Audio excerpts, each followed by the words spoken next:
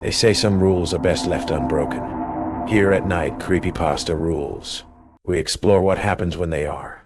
Welcome to your weekly fix of the finest, most unnerving Creepypasta Rules horror. This isn't just a video. It's a dare. And tonight's collection culminates in a twist so insidious you'll be replaying it in your mind long after the screen goes dark. Trust me, you need to see this one through to its chilling conclusion. What rules do you think are unbreakable? Let the shadows know in the comments. And if you're drawn to the darkness, if you seek thrills that linger, then subscribe. Become part of the night. Steel your nerves. The stories are waiting. And the ending is worth the feat. They say small towns are peaceful. They lied. Welcome to Millbrook County, Maine, a place where the past isn't just history, it's a predator. My name is Michael Thorne, a detective seeking to disappear. But I found myself living by 3 strange rules just to survive the secrets buried beneath the quiet surface. What's the creepiest small town you've ever visited? Tell me in the comments below. And if you're brave enough to ride shotgun with me, subscribe to Night Creepypasta Rules and ring that bell. Because in Millbrook, history doesn't just repeat itself. It demands an audience. The patrol begins now. The first lie Millbrook County told me was one of peace. It whispered it in the sigh of the wind, through the ancient pines that lined the scarred asphalt of Route 9, in the faded pastels of the clapboard houses, in the way the late afternoon sun bled honey gold across fields, already surrendering to the sea. Coming autumn, after the concrete canyons and the constant screaming thrum of Atlanta, Millbrook, Maine, felt like a different planet, a place where shadows held secrets instead of muggers, and the loudest sound was the cawing of crows. It was exactly what I thought I needed, a place to bury the man I'd been, alongside the ghosts I couldn't outrun. My name is Michael Thorne, badge number 489, formerly of the Atlanta PD, Major Crimes. Now, just Deputy Thorne, Millbrook County Sheriff's Department. The demotion was a quiet consequence, a paper-shuffling footnote to the real devastation. A little girl named Lily Carter, whose abduction case had shattered on the rocks of my misjudgment, her small, still face a permanent resident in the dark corners of my mind. That failure had cost me my marriage, my reputation, and any faith I had once had in the clear, clean lines of justice. Millbrook was supposed to be my penance, my quiet purgatory. Sheriff Dwayne Morrow met me at the station, a 2-story brick building that looked more like a historical society than a den of law enforcement. He was a man carved from New England granite and folksy charm. Handshake firm, eyes a clear, honest blue. Or so they seemed. He spoke of community, of looking out for one another, of the slower pace of life here. Here, we don't get much of your big city trouble up here, Thorne, he'd said, a comforting smile creasing the corners of his eyes. Mostly just keeping the peace, making sure folks feel safe. His words were a balm. Yet something in their practiced ease, in the way his gaze didn't quite linger, pricked at an old instinct. The station was quiet, smelling of floor wax and old paper. My assigned desk was tucked in a corner, already bearing a thin film of dust. As I was stowing the meager contents of my single cardboard box, a spare holster, a framed photo of a smiling woman and child I no longer truly knew, a dog-eared copy of a stoic philosopher, an older deputy ambled over. His name tag read Nathaniel Judge. His uniform was immaculate but hung loosely on his stooped frame, and his eyes, magnified by thick-lensed glasses, held a weary, knowing sadness. His voice was a dry rustle, like autumn leaves skittering across a forgotten grave. Welcome to the end of the line. He didn't offer it as a joke. He leaned in conspiratorially, the scent of pipe tobacco and something else, something vaguely medicinal, like old liniment, clinging to him. He slipped a small, folded piece of paper into my hand. It was worn, the creases softened with age, the paper itself yellowed and brittle. Sheriff Morrow. He runs a fine department. Official-like, but there's things unwritten. For your own good, son. Best you know. I unfolded the paper. The handwriting was a neat, slightly shaky cursive. The ink faded to a ghostly brown. 3 rules. My brow furrowed. This felt less like department policy, and more like some hazing ritual for the new guy from the city.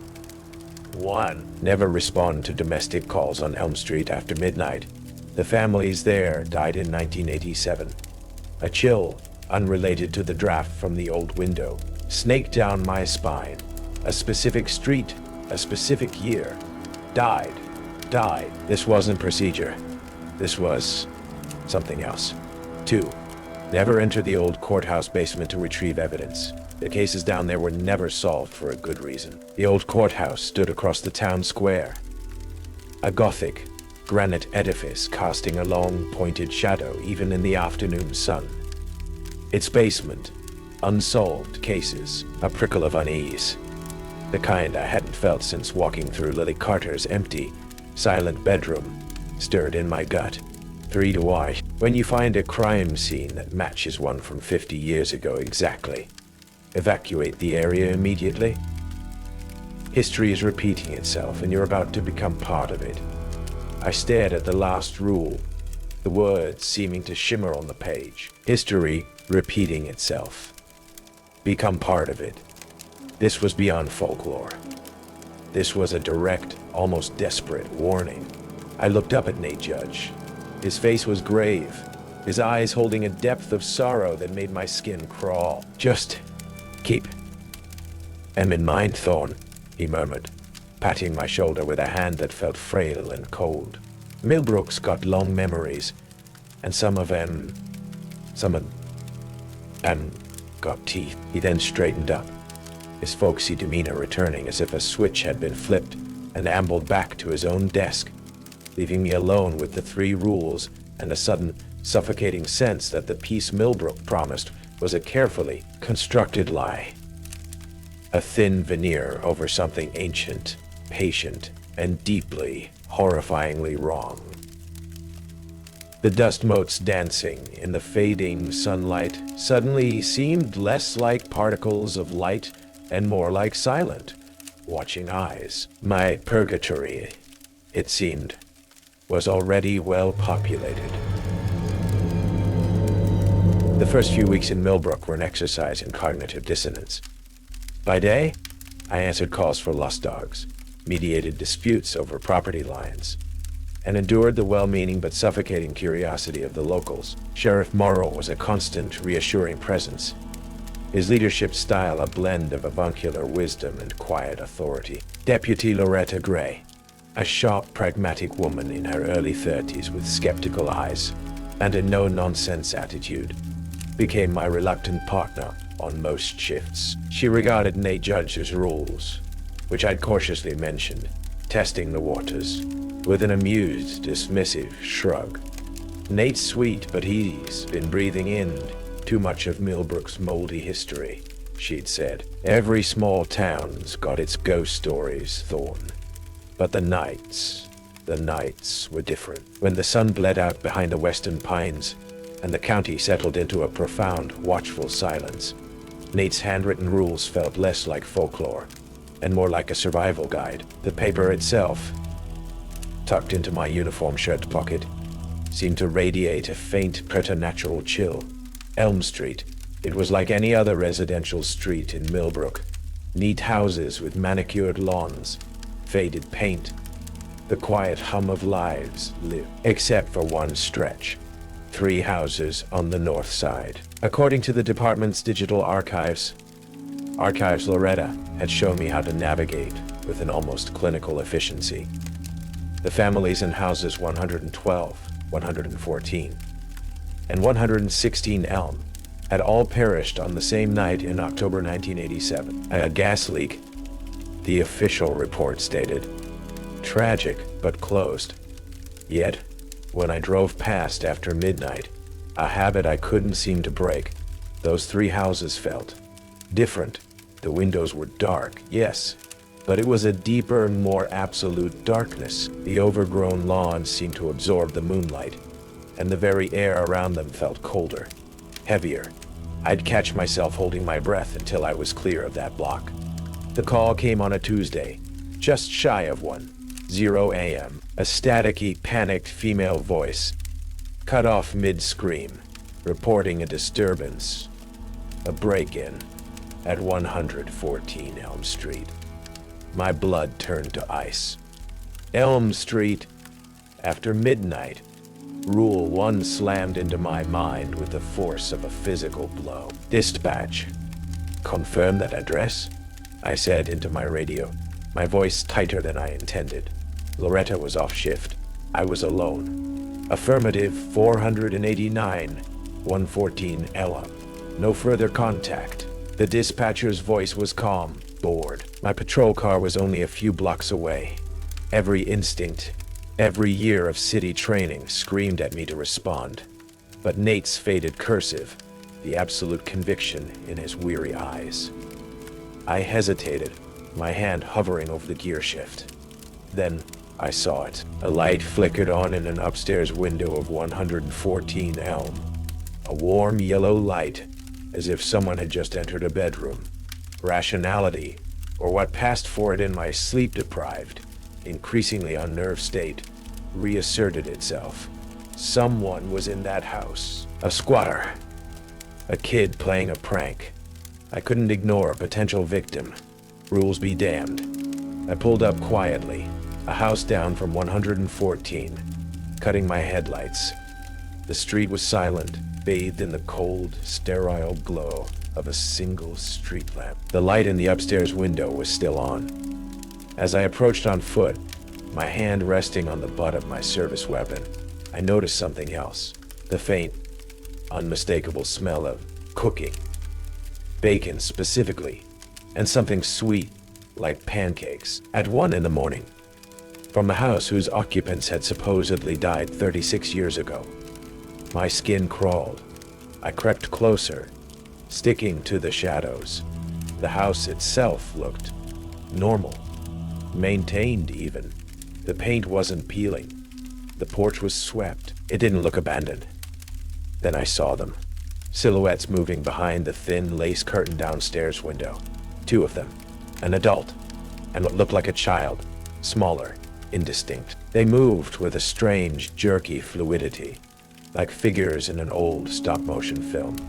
I reached the porch steps, my heart hammering against my ribs. The smell of bacon was stronger here, almost cloying, mixed with another, fainter scent, something coppery and decaying, hidden just beneath the sweetness. I peered through a gap in the curtains. The room inside was furnished in a style decades out of date.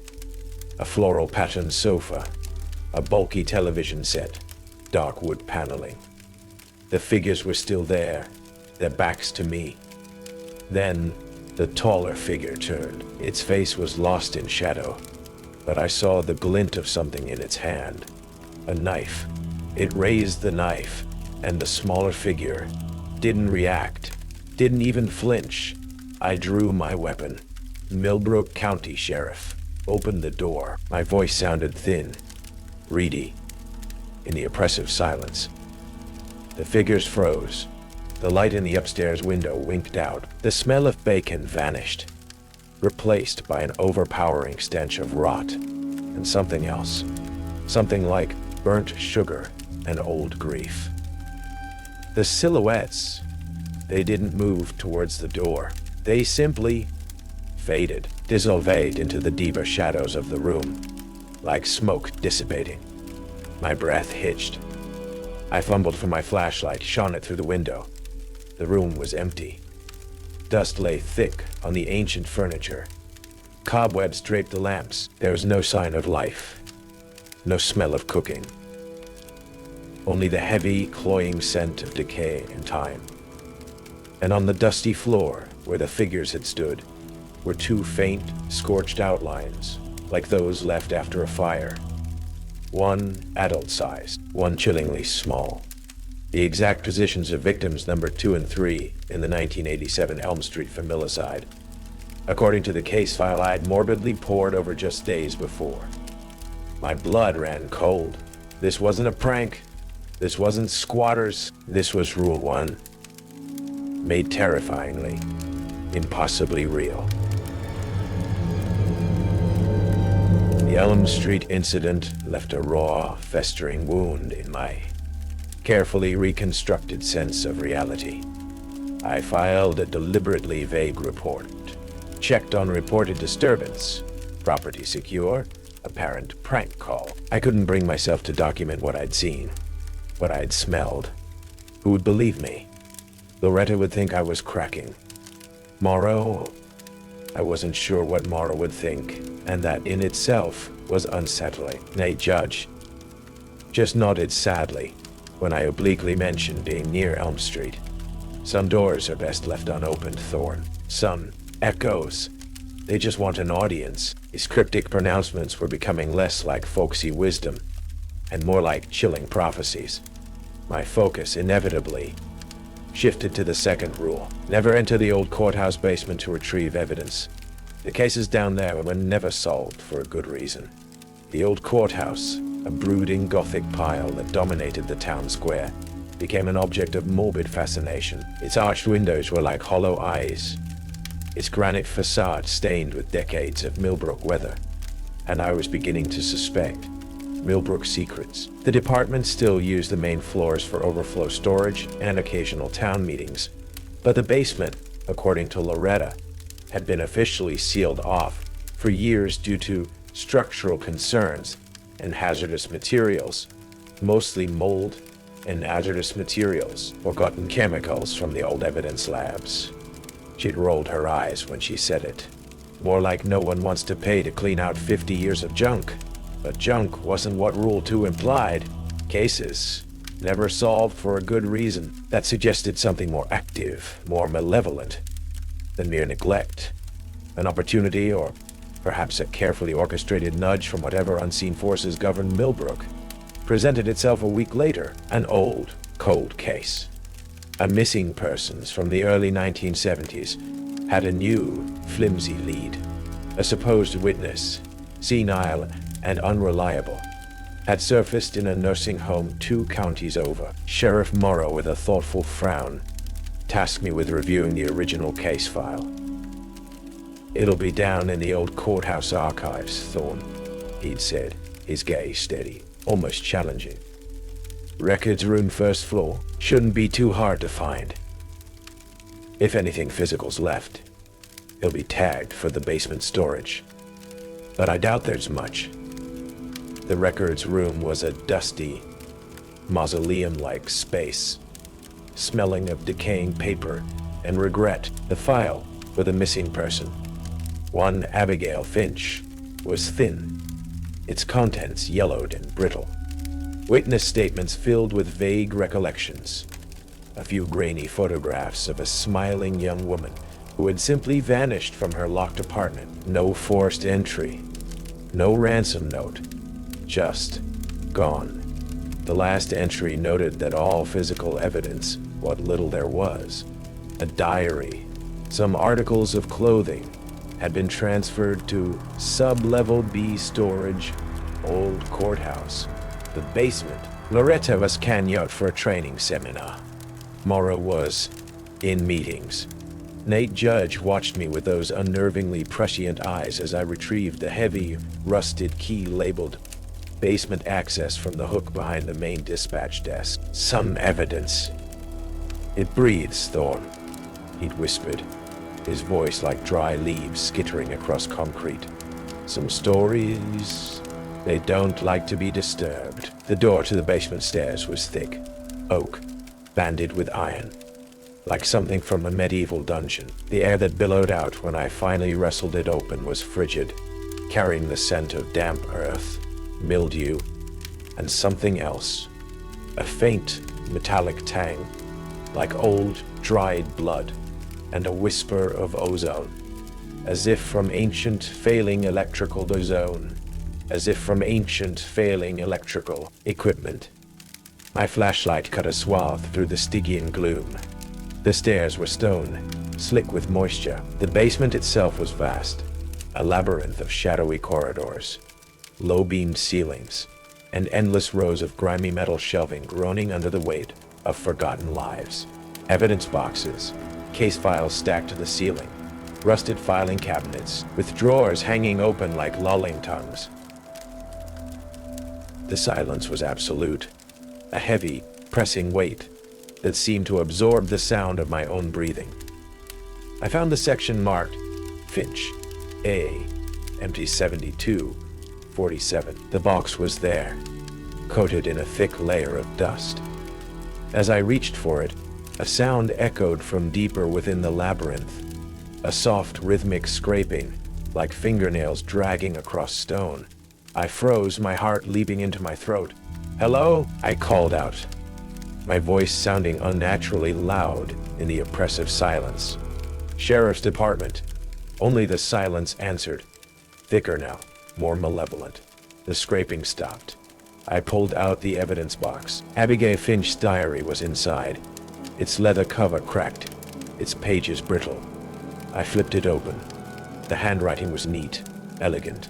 Mundane entries about work, friends, the weather. Then, the last few entries, dated just before her disappearance, changed. The handwriting grew erratic, panicked. She wrote of feeling watched, of hearing whispers in her apartment when she was alone, of seeing a pale face in her window at night, a face with no eyes. A sudden, icy draft swept through the basement, extinguishing my flashlight. I was plunged into absolute, terrifying blackness. The metallic tang was stronger now, overpowering, and the scraping sound returned. Closer this time, accompanied by a soft, wet chuckle that seemed to come from all around me, and from nowhere at all. The cold was bone-deep, unnatural. I fumbled for my lighter, my fingers numb. The cases down here were never solved for a good reason. And I was beginning to understand that reason was not of this world. The air around the farmhouse on Old Mill Road was thick with a palpable, ancient dread. It was more than just the scene of a potential homicide. It felt like stepping onto a stage where a gruesome play was already in progress, its script written in blood 50 years prior. The lights blazing from within cast stark, elongated shadows that danced with a life of their own, mimicking the frantic movements of the figures we could now glimpse through the windows. "Stay here, both of you," Sheriff Morrow commanded, his voice a low growl that brooked no argument. His earlier calm had evaporated, replaced by a tense, almost predatory focus. "Secure the perimeter. Wait for my signal." He drew his weapon and moved towards the porch with a grim, practiced determination that felt less like a lawman approaching a crisis and more like a director taking his place for a familiar, tragic performance. That flicker of his shadow, it wasn't a trick of the light. It was a premonition. "Perimeter," Loretta hissed beside me, her voice tight with a mixture of fear and disbelief.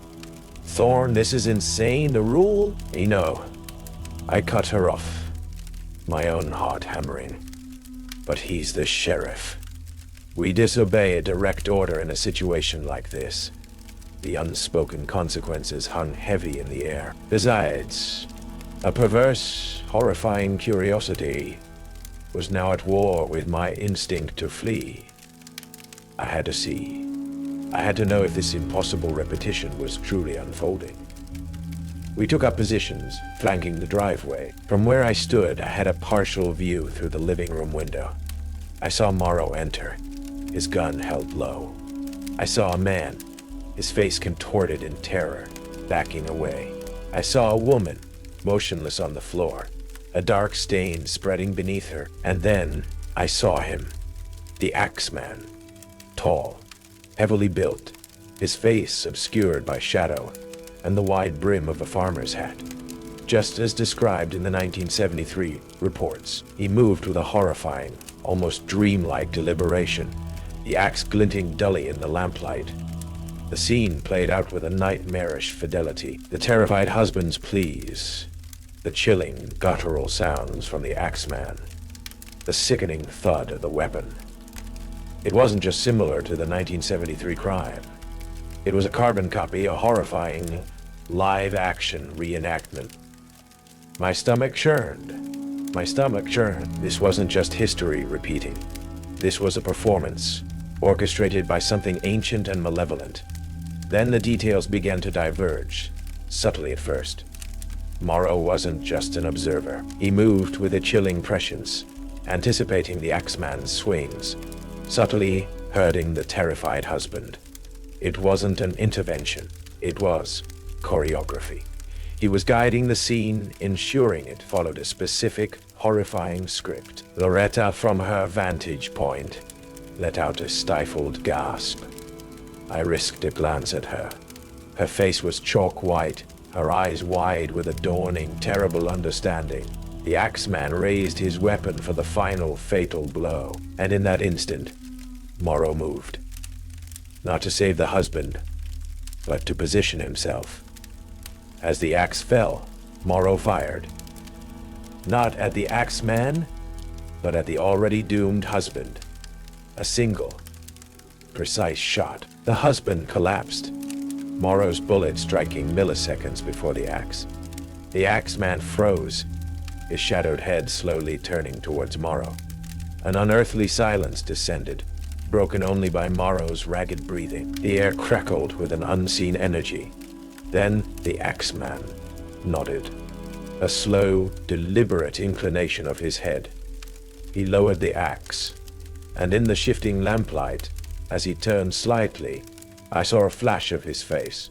Just for a second, it was Dwayne Morrow. Younger, harder, his eyes burning with a cold, familiar fire. The man from 50 years ago. The man whose shadow I had seen.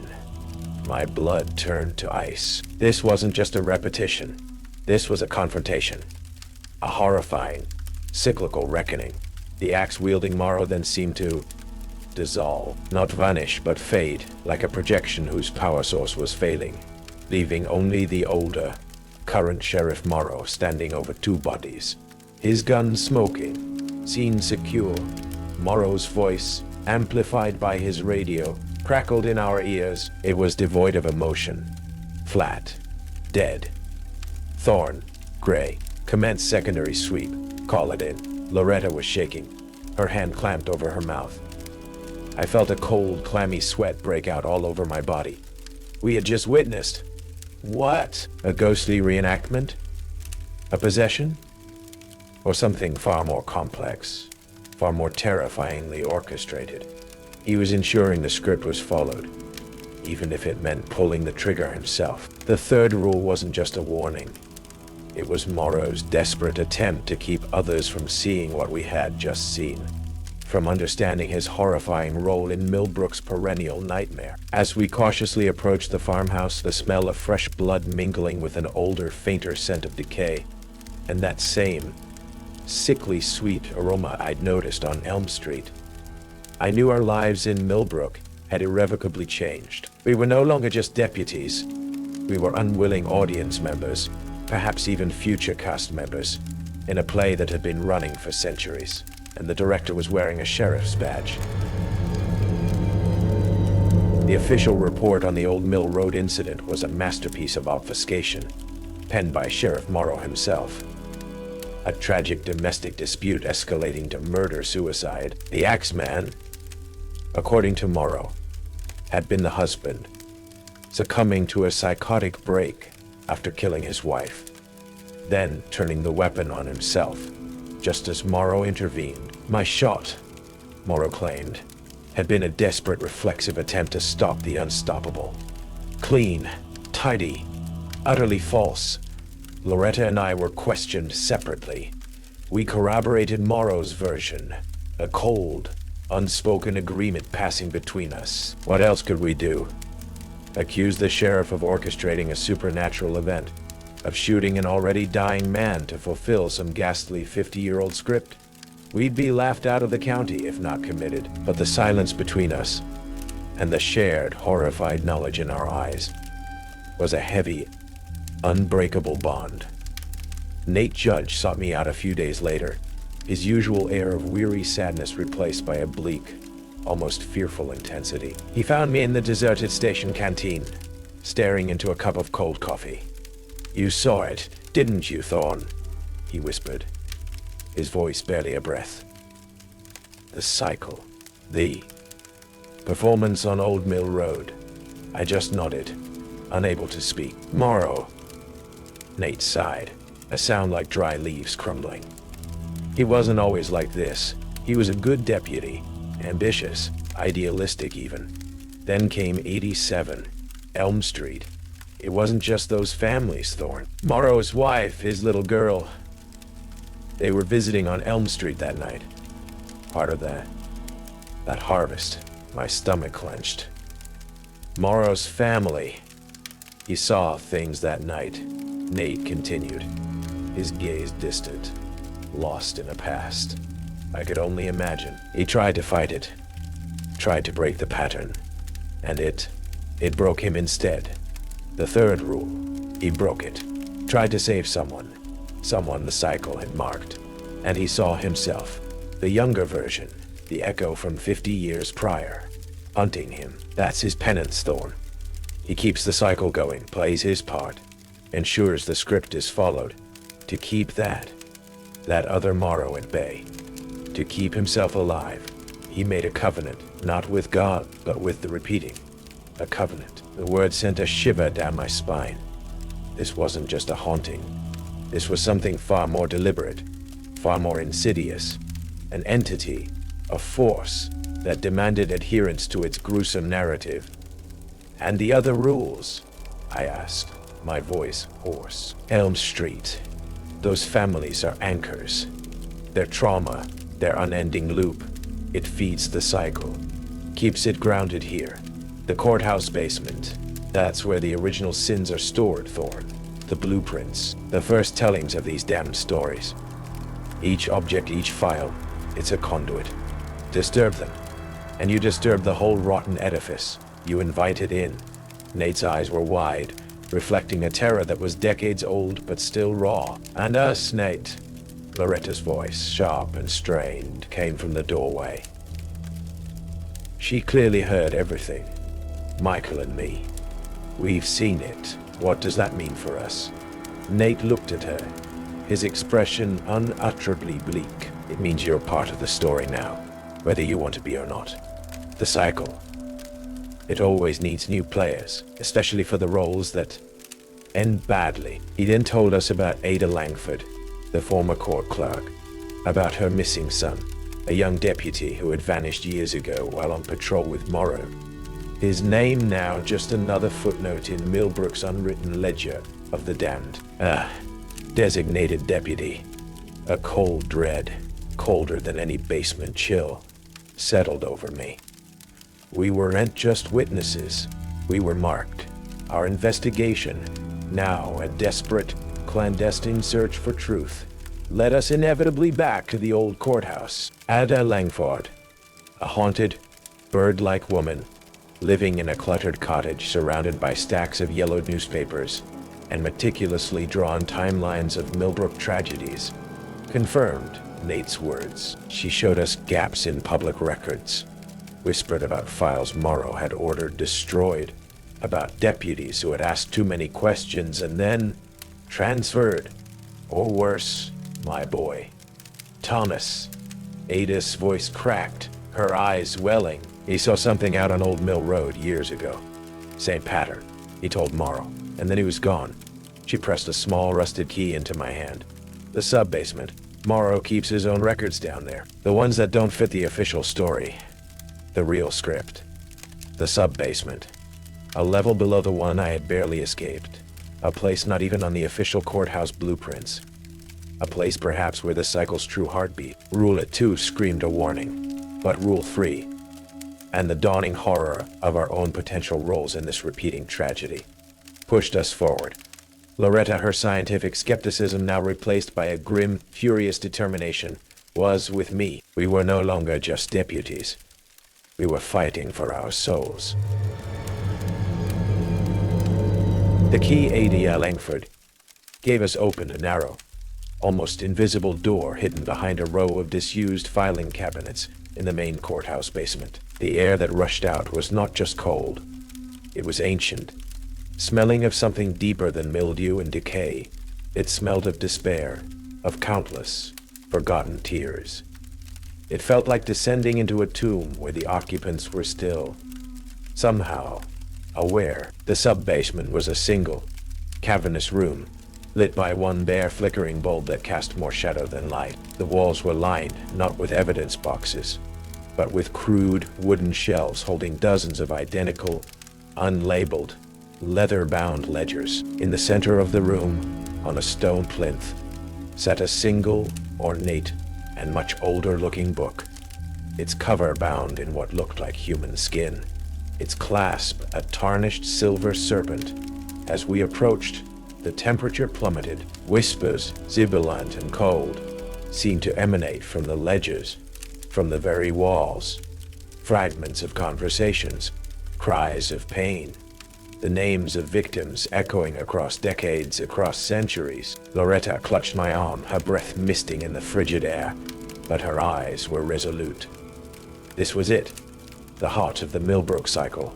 I reached for the ornate book on the plinth. As my fingers brushed its cold, strangely supple cover, a wave of nausea and dizziness washed over me. Images flooded my mind, flashes of the Elm Street houses, their windows like vacant eyes, the shadowy form of the Axeman on Old Mill Road, Abigail Finch's eyeless tormentor, countless other horrors all overlapping, all interconnected. Lily Carter's small, trusting face swam before my eyes, her silent accusation a fresh stab of guilt. The cycle was feeding on it, on my pain, on all the pain Millbrook had ever known. Loretta, her face pale but set, began pulling down the identical ledgers from the shelves. Each one detailed a 50-year cycle of Millbrook's history, meticulously handwritten. Each entry listed names, dates, and the specific roles individuals had played. Victim, perpetrator, witness, designated deputy. Page after page of sorrow, of lives stolen and destinies perverted. We found Thomas Langford's name under role, designated deputy, cycle terminated. Then I found the current ledger, and our names. Loretta Gray, witness, potential secondary victim. Michael Thorne, designated deputy. Cycle catalyst. My blood ran cold. Catalyst! A creak from the doorway. Sheriff Morrow stood there, his face an unreadable mask, but his eyes held a profound, weary sorrow, and something else, a chilling, almost paternalistic pity. The younger, spectral Morrow shimmered faintly behind him, an axe held loosely at his side, a silent, watchful guardian. I see you found the town's true history, deputies, Morrow said, his voice a low rumble. The script, as it were. It's not a story I wrote. I just manage the stage. Manage it. Loretta spat, her voice shaking with rage. You feed it! Morrow! You sacrifice people! Sacrifice! Morrow's lips twisted into a semblance of a smile, or maintain a delicate, terrible balance.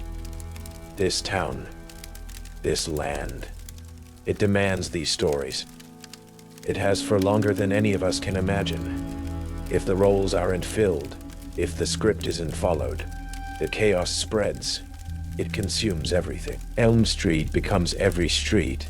The courthouse basement, it becomes every home. I saw it. I lived it. My family. His voice broke, the spectral Morrow behind him flickering violently.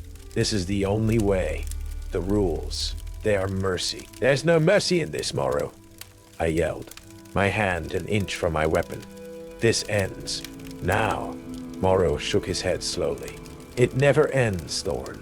It just recasts. And you, deputy, you have a starring role in this iteration. The catalyst. The one whose pain, whose past can truly ignite this cycle's finale. He took a step forward, the younger Morrow mirroring his movement, the axe now held with a terrifying purpose. Don't fight it. It's easier if you don't. The whispers in the room intensified, swirling around us. The names of the lost, the damned, the sacrificed. The single light bulb overhead flickered and died, plunging us into near total darkness, save for the faint, unholy luminescence that seemed to emanate from the spectral Morrow and the ornate, skin-bound book. I don't remember drawing my weapon. I don't remember Loretta screaming my name. I only remember the cold, the suffocating weight of history, and the absolute terrifying certainty that the Millbrook cycle had found its new leads. The official story, when it finally emerged after days of confused reports in sealed-off areas, would be muddled.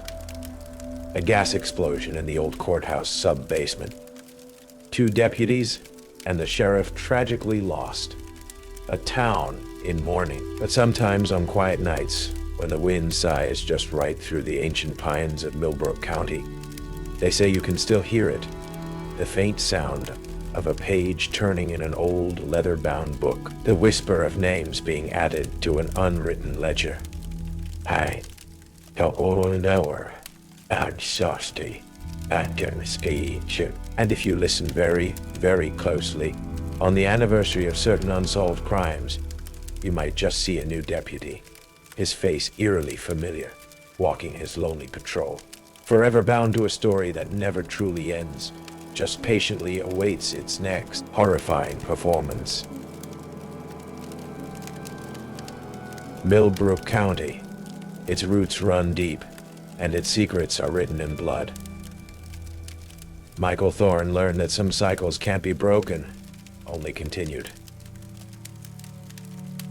The rules were just a script, and the performance is perennial. The Millbrook dirge may be over, but the chorus finds new voices. Seriously, if you didn't stay until the very end, you missed the terrifying final act, the twist that reveals the true, ongoing cost of living in Millbrook. The last few moments will leave you questioning who is truly in charge. What do you think the repeating is? What is the true nature of Sheriff Morrow's role? Share your theories in the comments below. And if you made it through the night in Millbrook County, if the past hasn't claimed you, then you're already a part of our story. Subscribe tonight, Creepypasta Rules, because some towns, they never let you leave, and the next performance is waiting. They say small towns are peaceful. They lied. Welcome to Millbrook County, Maine, a place where the past isn't just history, it's a predator. My name is Michael Thorne, a detective seeking to disappear. But I found myself living by 3 strange rules, just to survive the secrets buried beneath the quiet surface. What's the creepiest small town you've ever visited? Tell me in the comments below. And if you're brave enough to ride shotgun with me, subscribe tonight, Creepypasta Rules, and ring that bell. Because in Millbrook, history doesn't just repeat itself.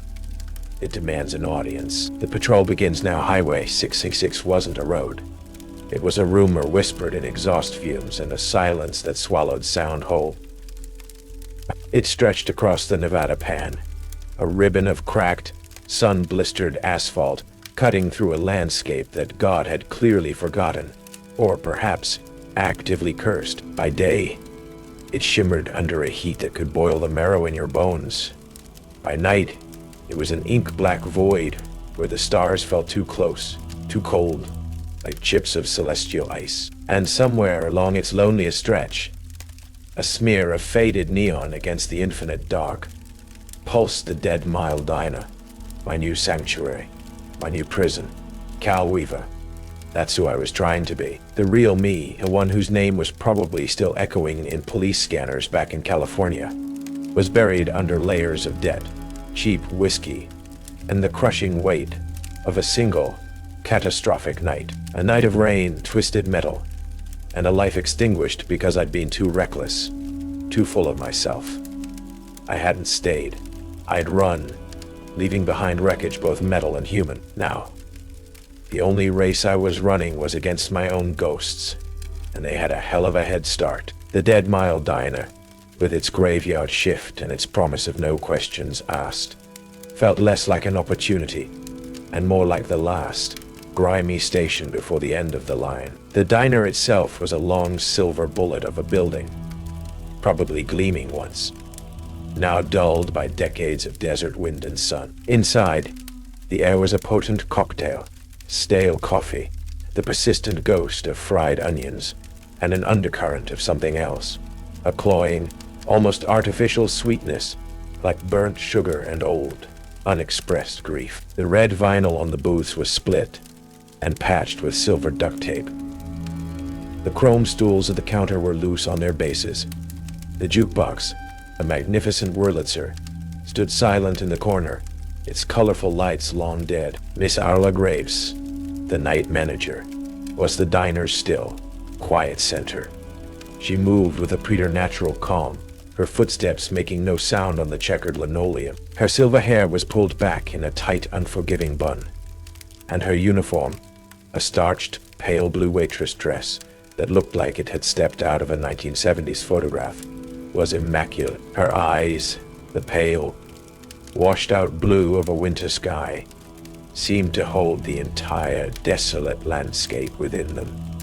They saw everything and revealed nothing. She'd hired me with a brief nod, her scrutiny more akin to a biologist observing a new specimen than an employer assessing a potential hire. On my first official night, as the sun plunged below the razor-sharp horizon, painting the desert in shades of blood and bruised purple, she approached my station by the coffee urns. In her hand, she held a small, folded piece of paper, yellowed and softened with age, stained with grease, and something that looked alarmingly like old rust. "The rules, Mr. Weaver," she said. Her voice was a mere whisper, yet it carried over the hum of the ancient refrigerator unit like a pronouncement. "They are not for negotiation. They are for continuance." I unfolded the paper. The script was neat, spidery, written in faded black ink. 3 rules. 1. Always count your customers if there are more people inside than came through the door. Don't serve anyone. A nervous tremor went through me. It sounded like the start of a bad joke, but Miss Arla's face was utterly devoid of humor. 2. Never trust customers who know your name without reading your name tag. I touched my chest instinctively. I hadn't been given a name tag. The sweet, cloying scent in the air seemed to intensify for a moment, catching in my throat. 3. When customers start screaming about seeing themselves in the windows, but their reflections show them decades older and dying, shatter every mirror and window in the diner. They're seeing their true fate, and it's contagious through reflective surfaces. My blood ran cold. This was no small-town quirk. The specificity, the sheer, unhinged horror of that last rule. I looked up at the vast panoramic windows that lined the front of the diner, now reflecting only the deepening darkness outside. They suddenly seemed less like portals to the desert and more like polished, waiting slabs in a morgue. "Any clarifications?" I managed, my voice hoarse. Miss Arla merely looked at me, her gaze unwavering. "The rules are clear, Mr. Weaver, as is the consequence of ignoring them." She turned and glided towards the kitchen, leaving me alone with the list, the oppressive silence, and the dawning, terrifying realization that the Dead Mile Diner was more than just a stop on a lonely highway. It was a place with its own grim, unwritten laws, the distant rumble of an approaching truck, its headlights cutting twin beams through the absolute blackness, signaled the true start of my shift, and perhaps the end of everything else. The first few nights at the Dead Mile Diner were a descent into a peculiar kind of madness, a slow erosion of the rational. By day, I'd sleep fitfully, in a stifling, rented trailer a few miles down a dirt track, the desert sun beating down like a blacksmith's hammer. By night, the diner became my world, a small, flickering island of questionable light in an ocean of primordial darkness. The silence out on Highway 666 was a living entity, broken only by the roar of the occasional 18-wheeler, its passage a brief, violent disruption before the oppressive quiet resettled.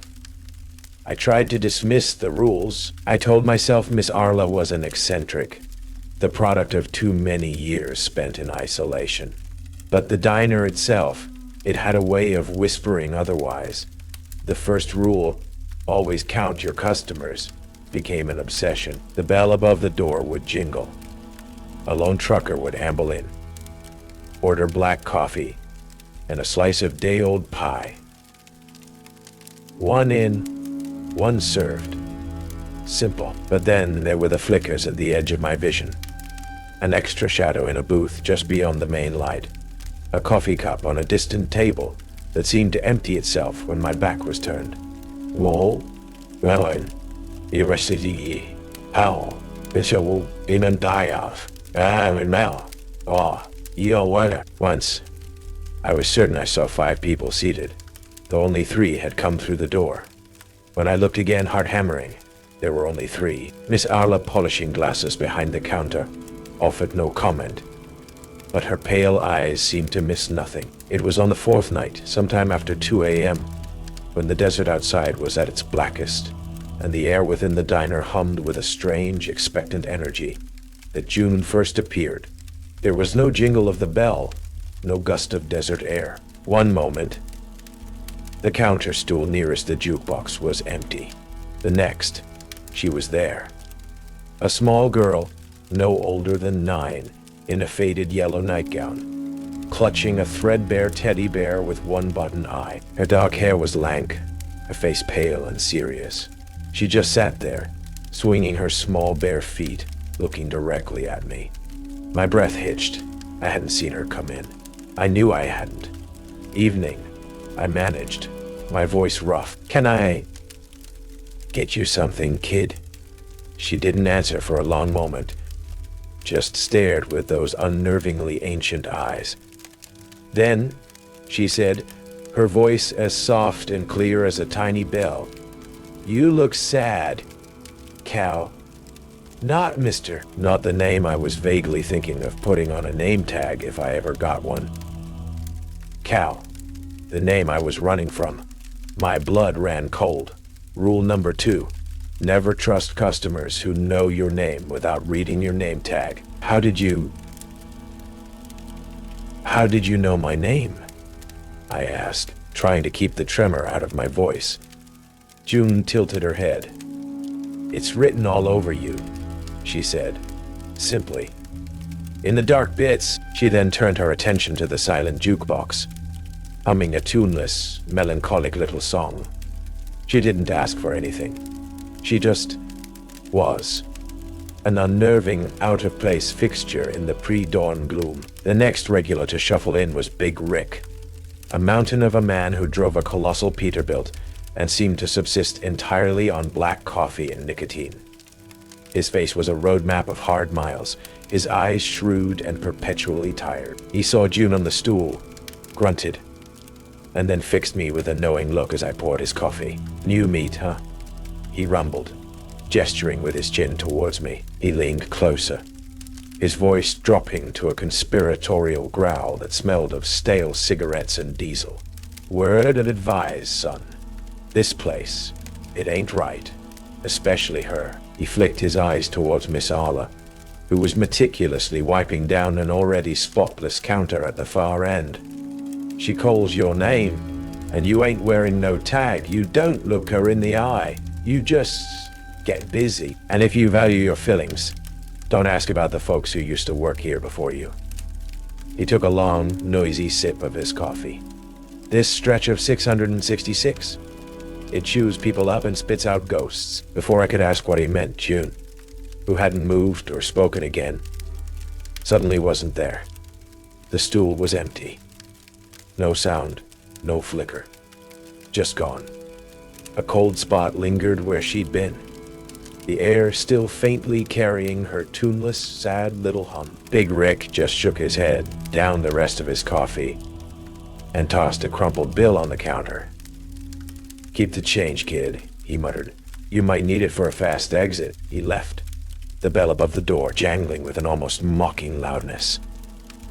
I had a chilling, certain feeling that his advice about a fast exit was more than just trucker bravado. The encounter with June and Big Rick's ominous warnings left an oily residue of fear on my already frayed nerves. The diner, during the long, silent hours between the graveyard shift's sparse customers, felt like a pressure cooker. The air was thick, the silence charged. I started noticing more discrepancies. A stack of menus would be on the left side of the counter 1 minute, and on the right the next, with no one having touched them. The old wall clock above the kitchen pass-through would sometimes stutter, its second hand jumping, or even, for a horrifying instant, sweeping backwards. That faint, sweet smell, the one like burnt sugar and sorrow, intensified during these moments, sometimes so strong it made my eyes water. Miss Arla remained an enigma. She moved through the diner like a ghost herself, her tasks performed with a meticulous, almost ritualistic precision. She rarely spoke, but when she did, her words were often laconic, yet freighted with an unspoken, unsettling significance. "Once, after I jumped at a sudden clatter from the kitchen when no one was in there," she'd simply said, without looking up from polishing a coffee pot. "The diner has its settling noises, Mr. Weaver. Best not to dwell on them." It was during a particularly dead stretch, around 3:30 a.m., that I found Lenny Brace's journal. I'd been tasked by Miss Arla with cleaning out the small, cramped staff locker room at the back, a space that smelled of mildew and forgotten dreams. Tucked behind a rusted, dented locker that looked like it hadn't been opened since the Truman administration, I found a beaten-up, spiral-bound notebook. The cover was stained, the pages warped, but the handwriting inside, though hurried and sometimes frantic, was clear. "Property of L. Brace. Do not touch, you vultures," was scrawled on the first page. Lenny Brace. Big Rick had mentioned him once in passing. Old Lenny. Owned this place before. Well, before Arla was the only one left. The journal was a descent into one man's private hell. Lenny had started out cheerful, optimistic about his new diner venture. Then the entries grew darker, more erratic. He wrote about the rules. Arla gave me the list today. Said if it was house policy, more like house haunting. He documented phantom customers, people who appeared and vanished, who knew things they couldn't possibly know. He wrote about June. The little girl in the nightgown was back. Asked me if I remembered her mother. I've never seen the kid before in my life. He wrote about the oppressive atmosphere, the temporal glitches. Clock ran backwards for a full minute today. Felt like I was drowning. The entries about Miss Arla were particularly chilling. Arla never seems to sleep. Never eats. Just watches. Been here since 71, she said once. Hasn't aged a day by my reckoning. What the hell is she? Lenny described trying to get answers from her, only to be met with her infuriating, placid silence, or with pronouncements that sounded like riddles from a sphinx. The later entries were filled with a mounting terror, especially concerning the third rule. Heard screaming from booth 4 last night. Man clawing at his own face, shouting about his reflection. Arla just handed him a tire iron, told him to tend to the windows. Didn't even flinch. Lenny wrote of his fear of the diner's large, panoramic windows, of catching glimpses of things in their polished surfaces that weren't there. The last entry was a single, jagged sentence, scrawled across the page. It's not just their fate you see. It's a door. The reflections are a door. Arla knows. She knows about the fourth flicker. The one that... The ink trailed off, as if his hand had been violently jerked away. I looked up, half expecting Miss Arla to be standing there, her pale eyes knowing. The locker room felt suddenly colder, the shadows deeper. Lenny Brace's ghostly ledger wasn't just a record of past horrors. It felt like a prophecy of my own. The faint, sweet smell of burnt sugar was suddenly, overwhelmingly strong. Lenny's journal became my secret obsession, a terrifying travelogue of the damned. I reread his entries during lulls in the non-existent rush, his fear becoming my own. The diner was no longer just a strange workplace. It was a trap, a carefully baited snare disguised with formica and flickering neon. The fourth flicker Lenny had mentioned haunted my thoughts. What fresh hell did that entail? The atmosphere in the Dead Mile diner grew heavier with each passing night. I started seeing things, or thinking I did, fleeting images in the polished surface of the coffee machine. A pair of eyes not my own, staring back, the reflection of a hand, skeletal and gray, reaching for a sugar dispenser. I'd blink, and it would be gone, leaving me with a racing heart and the acrid taste of fear in my mouth. June appeared more frequently now, her silence more profound, her gaze more unsettlingly perceptive. She'd hum her little tune, and the diner's temporal glitches would intensify, cutlery rattling in the drawers, the radio behind the counter crackling with static that sometimes, just sometimes, sounded like whispered names. Then came the night of the third rule. A battered sedan, its engine coughing like a dying man, pulled into the gravel lot around 1 a.m. A middle-aged couple emerged, looking pale and road-weary. They looked ordinary, almost disappointingly so. They slid into a booth by the large front window, ordered black coffee and pie, their voices hushed, tired. I served them, my hands surprisingly steady, trying to ignore the cold knot of dread in my stomach. Miss Arla watched from her usual station at the end of the counter, her expression as serene and unreadable as a desert sphinx. They ate in silence for a few minutes. Then the woman, Martha, let out a small, strangled gasp. She was staring at her reflection in the dark window, her coffee cup halfway to her lips. Her husband, Frank, looked at her, then at the window. His scream was a raw, tearing sound that shattered the diner's oppressive quiet. No, oh no, Martha, that's not us. Martha was clawing at her own face, her eyes wide with a primal terror. The wrinkles, Frank, the blood, my hair, it's white. I'm dying. I looked. My stomach heaved. In the dark glass, their reflections were not of a tired, middle-aged couple. Frank's reflection was ancient, skeletal, his eyes hollow sockets, a dark stain spreading across his chest. Martha's reflection was a hag, her skin like parchment stretched over a skull, her hair thin and white, her reflected lips drawn back in a rictus of agony, one hand clutching a chest that seemed to be caving in. They were watching themselves die, decades hence, in vivid, horrifying detail. Rule 3. Shatter every mirror and window. Panic, cold and sharp, lanced through me. Miss Arla hadn't moved. Her gaze was fixed on the screaming couple, a faint, almost imperceptible smile playing on her lips. It wasn't cruelty. It was detached interest, expectation. The tire iron, Miss Arla said, her voice a calm whisper in the ensuing chaos. She nodded towards the utility closet. It's traditional, Mr. Weaver. My mind reeled. This was insane, but the couple's screams were escalating, raw, animalistic, and I saw it. A flicker in Frank's real eyes. A terrifying vacancy, as if the horror of his reflection was actively pulling something out of him. Contagious. Lenny's words.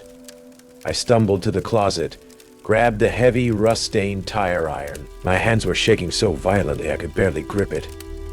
The sound of shattering glass was deafening as I brought the iron down on the first panoramic window. Then the next. Frank and Martha were on the floor now, writhing, their screams mixing with the splintering crunch of glass. Each window I broke felt like a violation, an act of madness, but the alternative, the sight of those dying reflections, was unbearable. The air filled with the smell of ozone, dust, and that sickly sweet scent, now overwhelming. When the last large pane exploded outwards onto the gravel, a sudden unnatural silence fell. Frank and Martha lay whimpering on the floor, their eyes vacant, staring at nothing. Their horrifying reflections were gone, replaced by the jagged, empty frames looking out onto the indifferent desert night. Then, from a remaining shard of glass still clinging to one of the window frames, a new reflection shimmered. A face contorted in a silent, eternal scream, gaunt, aged beyond belief, eyes wide with unending terror. Big Rick. He was trapped in the glass, his silent scream a permanent fixture in the diner's broken visage. The sweet smell in the diner was now cloying, suffocating. Miss Arla finally moved, stepping calmly around the debris. "Clean up, Mr. Weaver," she said, her voice still a soft, undisturbed murmur. "We'll be getting more customers soon. They always come." The aftermath of the shattered windows was a landscape of jagged edges and profound, unnatural quiet. The desert wind, no longer held at bay by panes of glass, sighed through the diner, carrying with it the scent of dust, creosote, and the faint cold tang of something ancient and disturbed. Frank and Martha, the couple whose reflections had triggered the cataclysm, were gone. Not in the sense of having walked out. One moment they were huddled on the floor, whimpering. The next, as I swept up the larger shards of glass under Miss Arla's placid gaze, they had simply ceased to be there. No sound, no shimmer, just an empty space where two terrified human beings had been. It was as if the diner, or whatever force animated it, had neatly excised them from reality once their role in the horrifying spectacle was complete. Big Rick screaming, aged face, trapped in that lone shard of glass, was a constant, silent accusation from the corner of my eye. It was a stark reminder of the diner's grim power, a testament to the third rule's brutal efficacy and its terrifying implications. The reflections weren't just visions. They were traps, snares for the soul. With the windows gone, the diner felt exposed, vulnerable. But it was a vulnerability that cut both ways. The barrier between the normal desolation of Highway 666 and the diner's peculiar pocket of temporal torment had thinned. The occurrences intensified. Phantom customers were no longer fleeting shadows. They were more defined, lingering longer, their whispered conversations just at the edge of intelligibility. June appeared almost every night now, her small, pale face more sorrowful than ever. She'd sit on her stool, humming her tuneless dirge, and sometimes she'd look directly at me and say things that made my blood freeze. "He's looking for you, Cal," she whispered once, her eyes fixed on a dark corner. "The man you hurt, he's always looking. My past, the hit and run. The diner was using it, weaponizing my guilt." The sweet, cloying smell, which I now associated with the peak of the diner's malevolent energy, would grow stronger whenever my thoughts strayed to that rainy California highway. Sometimes, in the reflection of a polished coffee urn or a greasy countertop, I'd see not my own face, but a fleeting image of shattered headlights, of a small, crumpled bicycle. Lenny Brace's journal, with its terrified scrawls, became my only confidant. His mention of a fourth flicker, a danger beyond the three rules, gnawed at me. What could be worse than what I'd already witnessed? I searched the diner, desperately, in the quiet pre-dawn hours, looking for something. Another journal. A hidden room. A clue to what this fourth horror might be, or how Lenny himself had ultimately vanished. Miss Arla watched my furtive searches with that same unnerving, tranquil amusement, as if I were a mouse scurrying in a cage of her own design. "You seek understanding, Mr. Weaver," she murmured one morning, as I was fruitlessly tapping at a loose floorboard near the kitchen. Her voice, as always, was a soft, rustling whisper. "Understanding is a heavy burden in a place like this. What is this place, Arla? I finally snapped, the fear and frustration boiling over. What are you? She actually smiled then, a slow, chilling curve of her lips that held no warmth, only an ancient, weary knowledge. This diner, Mr. Weaver, is a way station, a place of necessary reflection. For those who carry significant burdens on the devil's asphalt. For those whose accounts are overdue. Overdue for what? For penance, she breathed. The sweet smell suddenly, sickeningly, strong around her. For the balancing of scales, Highway 666 has always been a conduit for such things. It remembers every sin, every sorrow, every life cut short on its unforgiving length.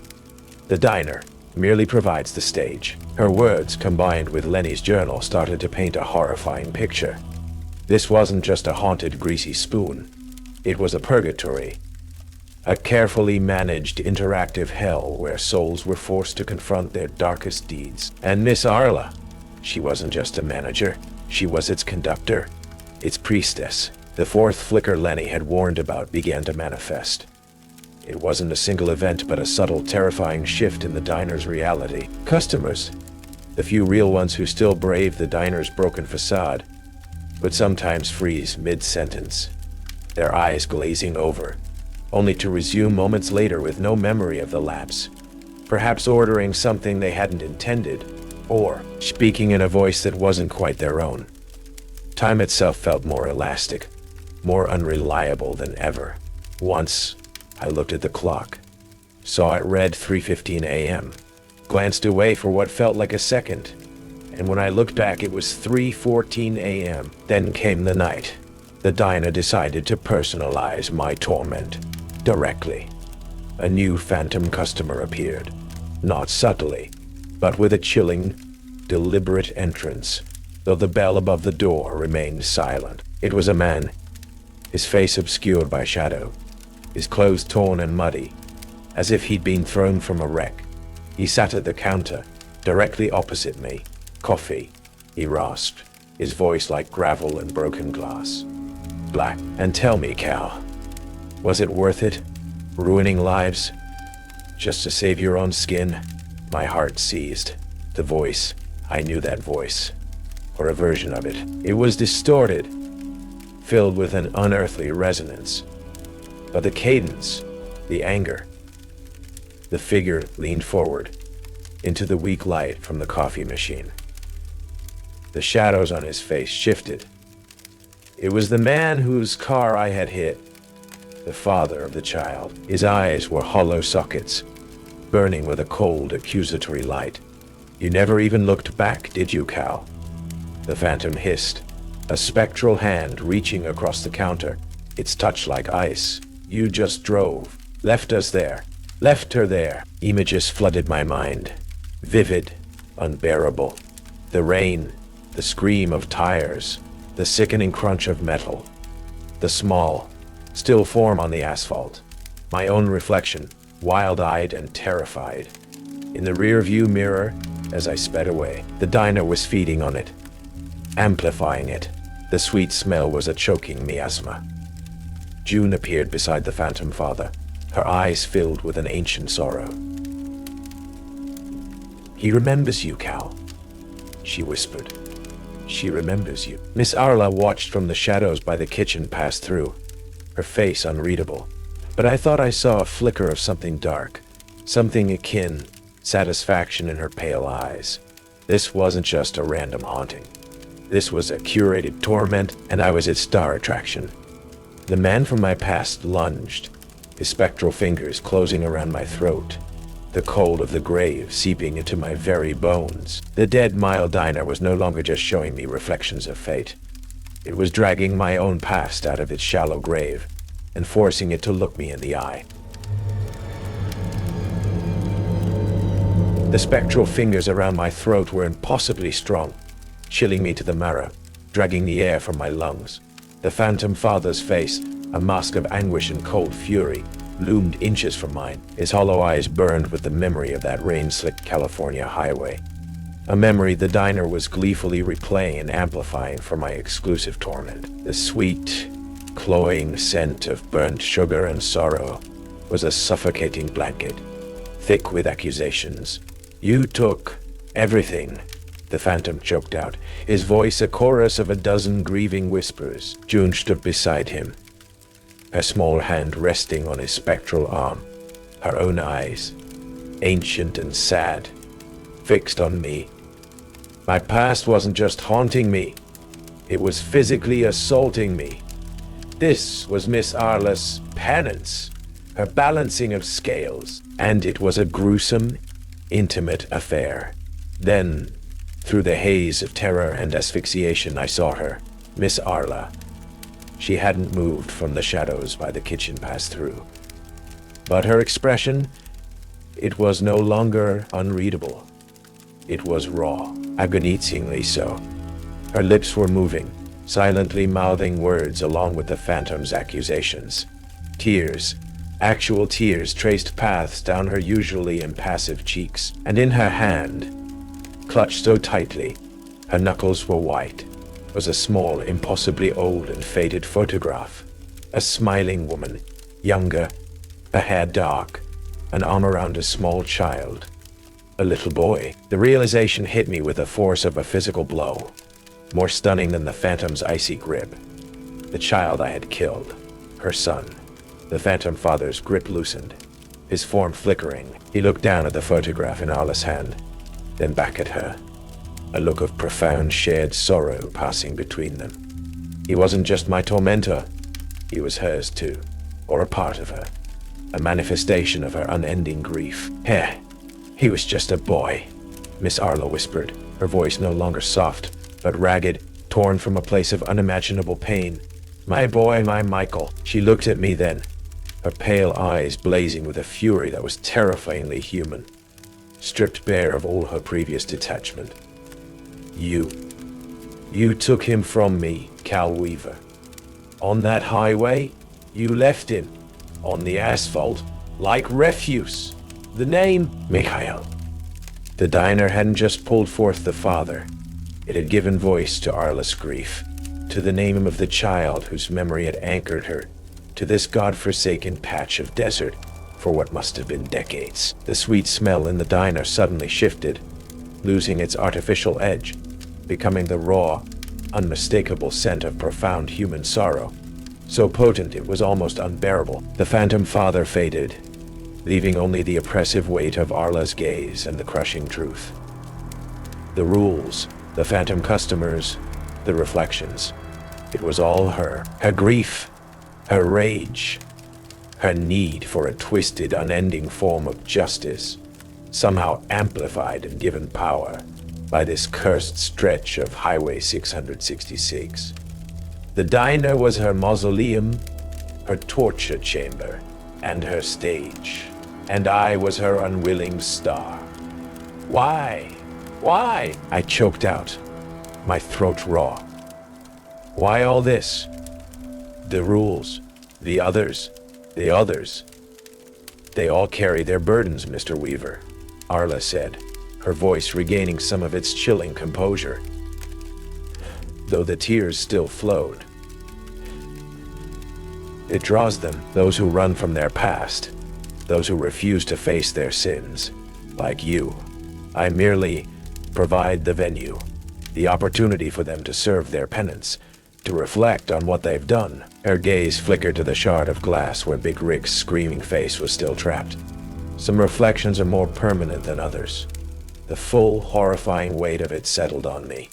Lenny Brace, Big Rick, Frank and Martha, June, all caught in Arla's web of grief and retribution, their own guilts perhaps making them susceptible.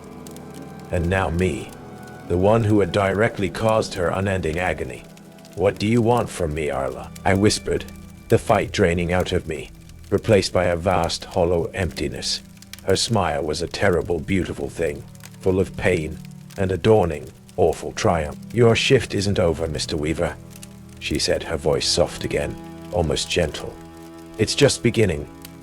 You get to serve them all, every soul you wronged, every memory you tried to bury. Here, forever. That will be your reflection. The diner seemed to sigh around us, a collective exhalation of all its trapped sorrows. The scent of burnt sugar returned, stronger now, almost ecstatic. From the silent jukebox, a faint, tinny melody began to play, a child's lullaby, sad and out of tune. June's song. Miss Arla slowly advanced, no longer a manager, but an angel of a very specific, very personal damnation. The lullaby from the jukebox swelled, filling the diner with its mournful, off-key notes. It was a sound that promised no comfort, only an eternity of sorrow. Miss Arla stood before me, her face a mask of terrible, righteous grief. The phantoms of the diner seemed to solidify in the shadows around her. June, her eyes ancient, the screaming, trapped face of Big Rick in the shard of glass. The faint outlines of Frank and Martha, their terror a permanent echo. And beside Arla, almost protectively, the spectral image of her son, Michael, his small hand reaching for hers. This was it, my penance, an unending shift in a purgatory of Arla's making, serving the ghosts of my past and the accumulated despair of Highway 666. There's no escape, Cal, Arla whispered, her voice now intertwined with the ghostly lullaby. Not from this place, not from what you did. But as I looked at her, at the raw, unhealed wound of her loss, something shifted within me.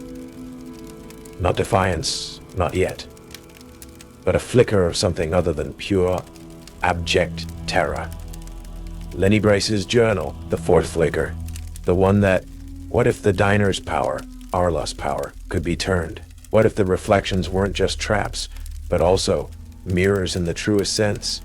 You're trapped too, Arla, I said, my voice surprisingly steady. This place, it feeds on your pain as much as mine, as much as theirs. I gestured to the silent, watching phantoms. You haven't been managing this diner. It's been managing you. A flicker of doubt, or perhaps just surprise, crossed her face. The spectral Michael beside her seemed to waver. This isn't justice, I pressed on, emboldened by that flicker. This is just more sorrow. More ghosts for Highway 666. Your son, would he want this for you? To be this conductor of misery forever? Arla recoiled as if struck. Don't you speak of my son, she hissed, her composure cracking, the phantom figures around her intensifying. I have to, I said, my gaze locking with hers, because I took him from you. And that will be my hell, Arla, whether I'm in this diner or not. But yours doesn't have to be endless. This place, these rules, they're built on your grief. What happens if that grief changes? I didn't know what I was saying, not really. The words were just coming, fueled by a desperate, insane hope. But as I spoke, something began to happen. The oppressive sweetness in the air lessened. The ghostly lullaby from the jukebox faltered, the notes becoming discordant, then fading into static. The phantom Michael beside Arla looked not at me, but at his mother, his small, spectral face filled with an unreadable emotion. Arla stared at me, her eyes wide, conflicted. Then she looked at the image of her son. The raw fury in her face began to crumble, replaced by a look of utter, desolating heartbreak, older and deeper than the vengeance. He just wanted to see the big trucks, she whispered, a single tear tracing a path down her cheek, not of rage this time, but of pure, unadulterated sorrow. And as she spoke those words, truly spoke them from the heart of her loss, rather than the heart of her revenge, the diner itself seemed shudder. The remaining shard of glass, holding Big Rick's screaming face, cracked, then shattered, his image dissolving into nothingness. June, the little girl in the nightgown, looked towards Arla, a faint, almost peaceful smile touching her lips, before she too began to fade, becoming translucent, then gone. The phantom Michael reached out a small ethereal hand and touched Arla's cheek. A look of understanding, of sorrowful release passed between them. Then he too began to dissolve, not into angry static, but into soft, fading light. Arla sunk to her knees, a choked sob escaping her, the sound of a dam finally breaking after decades of holding back an ocean of grief. The oppressive atmosphere in the diner lifted, not entirely, but significantly. The air felt lighter, cleaner. I didn't know what would happen next. Would I vanish like Frank and Martha? Would I be free to walk out? Or was this just another, crueler phase of my penance? Slowly, hesitantly, I walked towards the broken front of the diner. Outside, the first pale fingers of dawn were stretching across the eastern sky, painting the desolate landscape in hues of gray and fragile rose. It was the first sunrise I had truly seen in what felt like an eternity. I looked back. Miss Arla was still kneeling. But she wasn't looking at me. She was looking at the empty space where her son's phantom had been, her expression one of profound, exhausted peace. I stepped out onto the gravel. The desert air was cool, clean. I took a breath. Then another. Highway 666 stretched before me, empty, silent, no longer feeling actively malevolent, just old and tired. I don't know if the cycle of the Dead Mile diner was truly broken that night. I don't know if Miss Arla found her peace, or if she simply became another quiet ghost in its long, sorrowful history. I didn't stay to find out. I just started walking west, towards the rising sun, leaving the devil's asphalt behind. But sometimes late at night, when I'm alone in whatever cheap motel room I found, I'll catch a whiff of something sweet in the air, like burnt sugar and old sorrow. And when I look in the mirror, just for a fleeting second, I don't see my own reflection. I see a small, silver-haired woman, eternally polishing a countertop in a lonely diner, waiting. Always waiting. And I know that some shifts, some debts are never truly over. They just change venues. Millbrook County. Its roots run deep, and its secrets are written in blood. Michael Thorne learned that some cycles can't be broken, only continued. The rules were just a script, and the performance is perennial. The Millbrook dirge may be over, but the chorus finds new voices. Seriously. If you didn't stay until the very end, you missed the terrifying final act. The twist that reveals the true, ongoing cost of living in Millbrook. The last few moments will leave you questioning who is truly in charge. What do you think the repeating is? What is the true nature of Sheriff Morrow's role? Share your theories in the comments below. And if you made it through the night in Millbrook County, if the past hasn't claimed you, then you're already a part of our story. Subscribe tonight, Creepypasta Rules, because some towns, they never let you leave. And the next performance is waiting. Some places don't just have a past, they have a memory. Welcome to St. Bridget's, an old church on the edge of Salem, Massachusetts, where the silence is more than empty space. My name is Lucas Vance, and I came here investigating anomalies. But I found myself facing a history that refuses to stay buried. I was given 3 strange rules just to stay alive. What's the creepiest place you've ever been inside? What's the creepiest place you've ever been inside? Tell me in the comments below. And if you're brave enough to step into St. Bridget's, subscribe tonight, Creepypasta Rules, and ring that bell. Because in this church, the dead don't rest, they record. Let the service begin. The silence in St. Bridget's wasn't empty.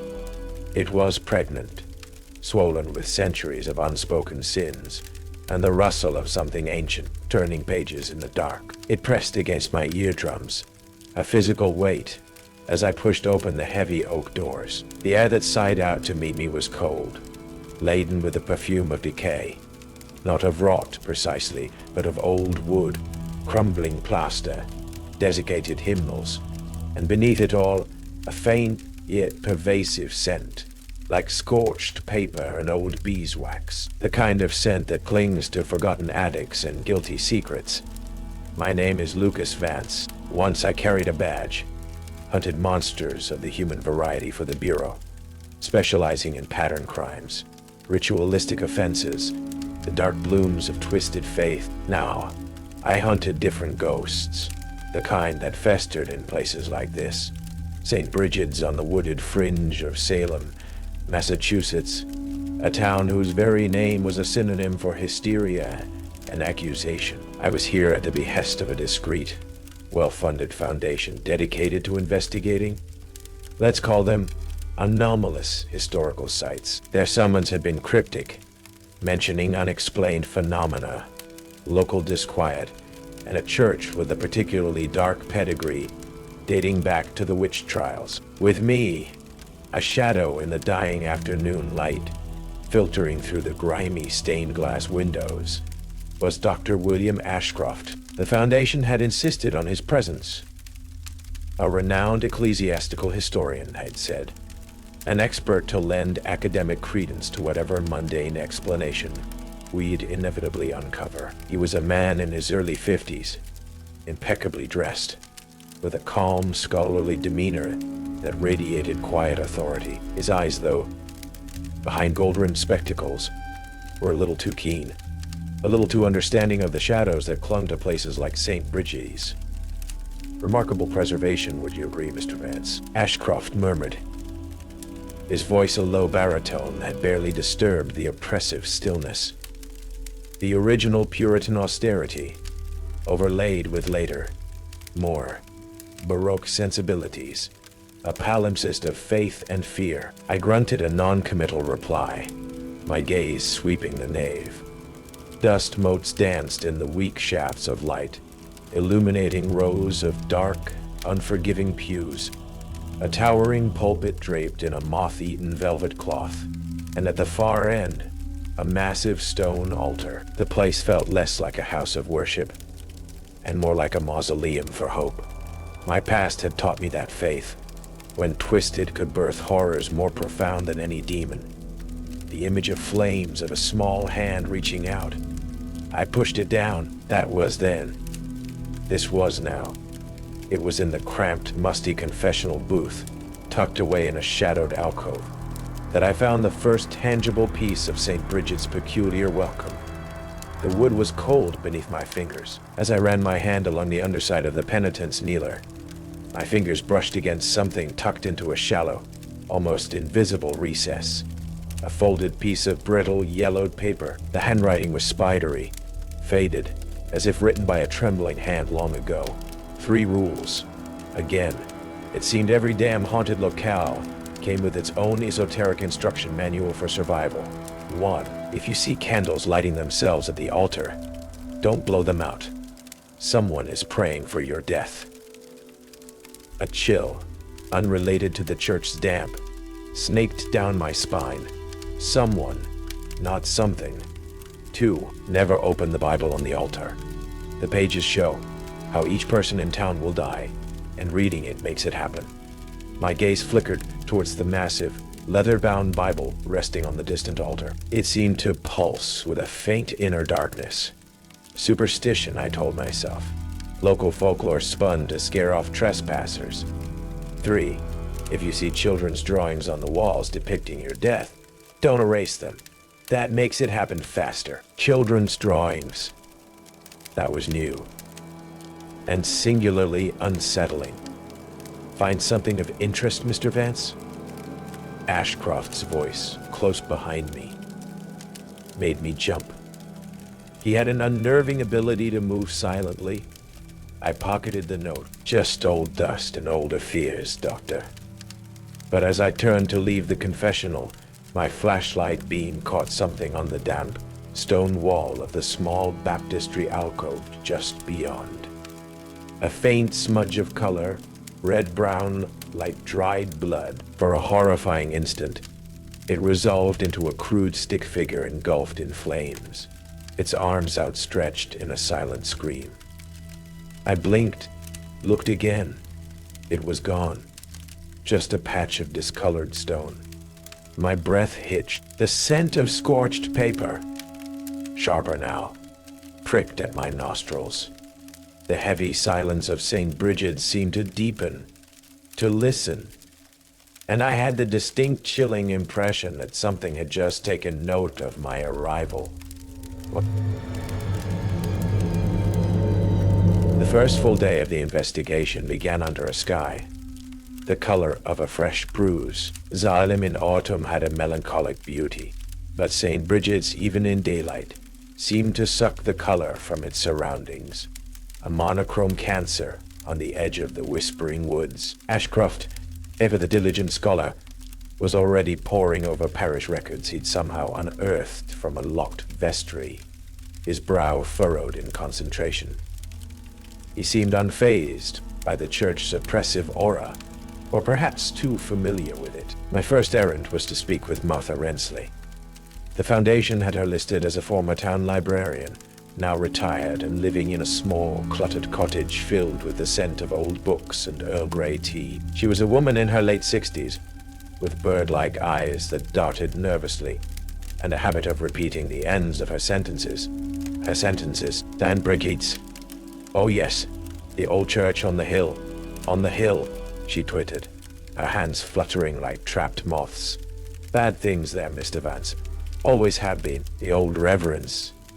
They weren't always praying to the one you'd think. She spoke of whispers in the night, of shadows that moved against the locked doors, of a hidden history the town preferred to forget. Her tales were rambling, laced with local superstition, yet there was a core of genuine fear in her voice that resonated with the cold knot in my own stomach. Later that afternoon, back in the chilling silence of St. Bridget's, the first rule made its presence known. I was examining the massive stone altar, its surface cold and unnaturally smooth. Faint, almost invisible scratches marred its surface, like fingernails dragged across it in agony. Ashcroft was in another part of the church, his quiet humming the only sound. Suddenly, a soft whoosh, then another, and another. The 6 tall beeswax candles in their heavy iron holders on the altar, unlit moments before, now blazed into life. Their flames were unsteady. They leaped and danced with an unnatural, vigorous energy, casting long, distorted shadows that writhed on the chancel walls. The scent of melting wax, heavy and cloying, filled the air. My immediate instinct was to blow them out, a rational response to an irrational event. But the words from that yellowed paper screamed in my mind. Don't blow them out. Someone is praying for your death. A profound coldness washed over me, unrelated to the church's damp chill. It was the chilling certainty of being watched, of being targeted. I could almost feel the weight of an unseen malevolence, focusing its intent upon me. Ashcroft appeared at my elbow, seemingly materializing from the shadows. Fascinating, he murmured, his gaze fixed on the wildly dancing flames. Spontaneous combustion of residual gases from the beeswax, perhaps, or a cleverly concealed draft. This old place is full of such theatrical tricks, Mr. Vance. His explanation was too smooth, his composure too absolute. There was a flicker in his eyes, something that looked chillingly like satisfaction. That evening, I met Tommy Ridge. He was young, barely out of his teens, with wide, perpetually startled eyes, and headphones permanently clamped over his ears. The Foundation had hired him to set up audio recording equipment, hoping to capture the anomalous vocalizations reported by locals. He looked thoroughly spooked. It's not right, man, he stammered, handing me a pair of headphones. This place, it sings to itself when no one's here, and it knows things. He queued up a recording. The initial sound was a low, multi-voiced Gregorian chant, undeniably beautiful but deeply unsettling in its disembodied perfection. Then, woven into the ancient Latin, another voice emerged, higher, clearer, speaking in modern English, reciting what sounded like a eulogy, my elegy. It detailed my past, my failures, the loss of my family, with an accuracy that made my blood freeze. Then, Tommy's own voice, clear as day, joined the spectral choir, repeating the final, chilling line. And so he came to St. Bridget's, seeking an end he did not yet understand. Tommy swore he'd never said those words, that his microphone had only picked up the ambient sound. As I handed back the headphones, my hand trembling, Martha Rensley appeared at the church door, looking more agitated than ever. She clutched a small, leather-bound diary, its pages brittle and brown. "Found this, Mr. Vance. Belonged to Reverend Theron from the 1700s. The 1700s. He wrote of a pact with something he called the Archivist, and a book that writes itself." Reverend Theron's diary was a descent into a Puritan's nightmare. The early entries were pious, filled with sermons and damnations. Then the tone shifted. He wrote of St. Bridget's being built on unhallowed ground, of a presence within its stones, an overseer of ends, an archivist of souls. It didn't demand worship, he wrote, only acknowledgement and offerings, not of gold, but of stories, specifically stories of death. The diary spoke of a great leather-bound Bible on the altar, a lexicon of last moments wherein the manner of every soul's demise connected to St. Bridget's would be inscribed. The ink, he hinted, was not always of this world. The pervasive scent of scorched paper and old ink intensified in the church whenever I read from Theron's diary. Several times, I heard a faint, dry rustling, like immense pages turning in an empty room, or the scratch of a quill on dry parchment. Though Ashcroft and I were the only ones present, he dismissed it as rats or the wind. His placid denials were beginning to feel less like skepticism and more like deliberate obfuscation. The great Bible on the altar became an object of morbid fascination. Its dark leather cover seemed to pulse with a faint warmth whenever I drew near, its heavy brass clasps like grim mouths guarding unspeakable secrets. The second rule, never open the Bible on the altar, was a constant, gnawing temptation. What horrors, what truths lay within those forbidden pages. Once, I reached out, my fingers brushing the cold metal of a clasp. "I wouldn't, Mr. Vance." Ashcroft's voice, velvet smooth, startlingly close. He'd approached soundlessly again. Antiquarian Bibles of this vintage are exceptionally fragile. The vellum can crumble at a touch. Best to leave it to the experts, eh? His smile didn't reach his eyes. His intervention felt less like concern for the artifact, and more like a warden guarding a cell door. It was then I first saw Charlotte Holloway clearly. During my initial sweep, I'd glimpsed a smudge of color. Now, she was a distinct, though translucent figure. A girl no older than 12, with lank, dark hair and eyes like pools of ink. She wore a simple, homespun dress, stained with what looked like dark wax or old blood. She didn't speak, didn't acknowledge me. She simply drew on the damp sacristy walls, using a shard of reddish-brown material. She sketched with an unnerving, focused intensity. Her first drawings were abstract, unsettling swirls and jagged lines. Then, they began to take on vaguely human forms. Tommy Ridge, despite his fear, had become obsessed with capturing definitive proof. He'd set up motion-activated cameras and more sensitive audio gear. The next morning, he didn't show up for our scheduled check-in. A cold dread, sharp and familiar, gripped me. Ashcroft and I searched the church. The silence was heavier than usual. The scent of scorched paper and something else. Something coppery and metallic, almost overpowering near the baptistry. And there he was, or what was left of him, pinned to the cold stone wall of the baptistry. His limbs splayed in a grotesque parody of the crucifixion. Was Tommy. His skin, from his torso and limbs, had been flayed, stretched taut and crudely stitched together to form a large parchment-like sheet. Upon this gruesome canvas, in glistening fresh blood, were inscribed archaic symbols, and a single horrifying sentence in Latin.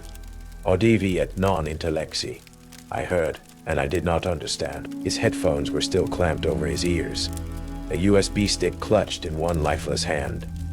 Nausea rose in my throat, hot and bitter.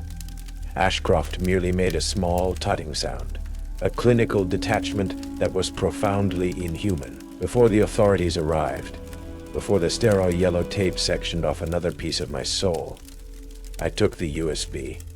Later, alone in my sterile motel room, I played the file. It was Tommy's voice, strained, terrified, reading aloud from what sounded like a very old, very specific text. Then, a choked scream, the sound of tearing fabric or flesh, and a final, wet, sibilant whisper, like a page being carefully, deliberately turned. Tommy Ridge's horrific demise stripped away any lingering pretense that St. Bridget's harbored mere superstition. This was active, malevolent, and terrifyingly real. The official investigation, hamstrung by the church's protected status and the sheer bizarreness of the crime, quickly stalled. They called it a ritual killing by an unknown cult. I knew better. This was the archivist and its human collaborator. The third rule: if you see children's drawings on the walls depicting your death, don't erase them, now loomed large in my mind. Charlotte Holloway had become a more frequent, more focused presence. The red-brown substance she used to draw now looked unmistakably like dried blood. Her new fresco, taking shape on the wall opposite Tommy's horrifying memorial, was chillingly detailed. It depicted a small, cluttered cottage, much like Martha Rensley's, engulfed in flames. A stick figure with bird-like features was trapped within, arms outstretched. My heart hammered against my ribs. I wanted to scrub it away, to deny its prophetic power, but the rules stayed my hand. I raced to Martha's cottage, Ashcroft following at a more sedate, almost leisurely pace, offering platitudes about not jumping to conclusions. We were too late. Flames, greedy and orange, were already consuming the little house, a column of greasy black smoke clawing at the gray sky. The heat was intense, the roar of the fire a hungry beast. I could hear faint, muffled screams from within. I tried to get closer, to do something, but the inferno was too savage. I was forced back, helpless, the stench of burning wood, books, and something sickeningly sweet, roasting flesh, filling my nostrils. The image of my wife, my daughter, consumed by a different, but no less malevolent, fire seared my mind. The old agony, fresh and raw. Ashcroft placed a hand on my shoulder, a gesture that felt less like comfort, and more like a proprietor admiring his handiwork. Tragic, he murmured, his eyes reflecting the dancing flames with an unnatural gleam. Faulty wiring, perhaps. These old houses, numb with grief and a rising cold fury. I returned to St. Bridget's later that night. The air was thick with the reek of burnt offerings, Martha's life, Tommy's sanity. Charlotte was there, in the baptistry, her small spectral form hunched over the wall where Tommy's remains had been. She was drawing again, her movements jerky, almost frantic. This new image was stark, unambiguous. A tall male stick figure, clearly meant to be me, stood before the stone altar of St. Bridget's. Flames, rendered in angry crimson strokes, engulfed him. Beside him, a taller, shadowy figure held aloft an open book, its pages glowing with an unholy light. As I stared, transfixed by my own depicted demise, the scent of burning beeswax intensified, joined by that familiar, acrid tang of scorched paper. And now, unmistakably, the phantom smell of my own flesh charring. A wave of heat washed over me, so real I flinched, though the church remained cold and damp. The drawing seemed to ripple, the flames to dance. My death, foretold, recorded, and waiting. The crude, blood-red depiction of my own immolation seared itself onto my retinas. It wasn't just a drawing. It was a pronouncement, a sentence handed down by an unseen, unspeakable judge. The phantom heat, the smell of my own burning flesh.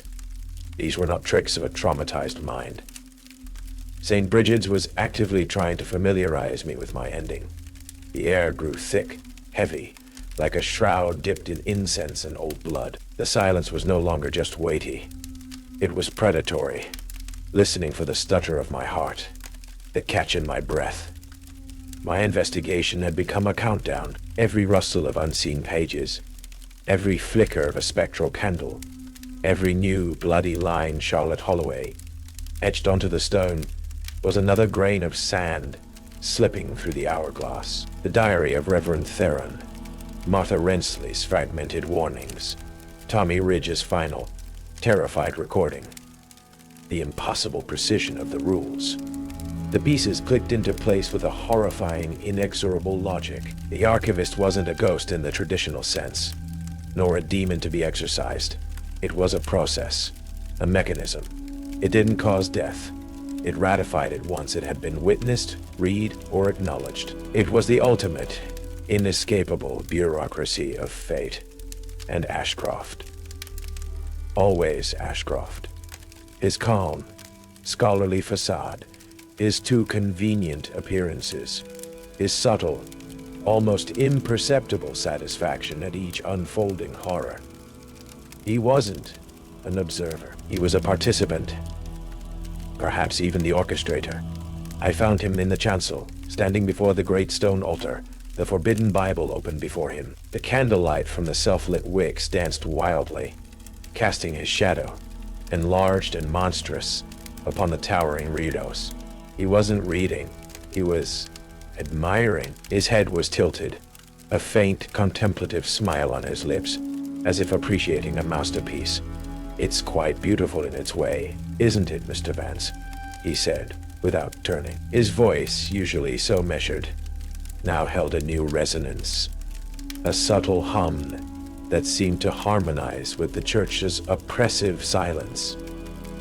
The intricate tapestry of endings, each one unique, yet all part of the same grand design, the design you're helping to weave, Ashcroft. I kept my voice level, a feat of will. My hand instinctively went to the heavy steel flashlight on my belt, a pitiful weapon against the forces amassing in this unholy place. He finally turned, and the mask of the benevolent scholar was gone. His eyes, behind the gold-rimmed spectacles, burned with a feverish, triumphant light.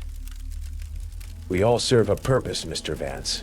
Mine is merely to facilitate, to ensure the records are kept accurately. The archivist is a stickler for detail, you see. It requires a human amanuensis, a living quill. You killed Tommy. You orchestrated Martha's death," I stated, the accusation flat and cold. "Orchestrated?" Ashcroft chuckled, a dry, rasping sound, like stones grinding together. A rather crude term. I simply opened their eyes to what was already written. Tommy heard his own requiem, and in his terror, confirmed its truth. Martha saw her appointed end, and in her defiance hastened it. "The rules, Mr. Vance, are not for your protection. They are part of the ritual. Your fear, your attempts to understand your inevitable transgressions, they all feed the narrative." He gestured towards the open Bible. Its pages, illuminated by the frantic candlelight, were not filled with scripture.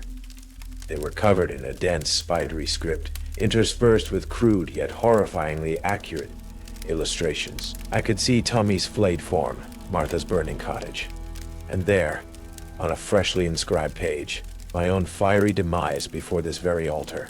The ink was a glistening dark crimson, still wet. 25 years ago, Ashcroft continued, his voice dropping to a conspiratorial whisper.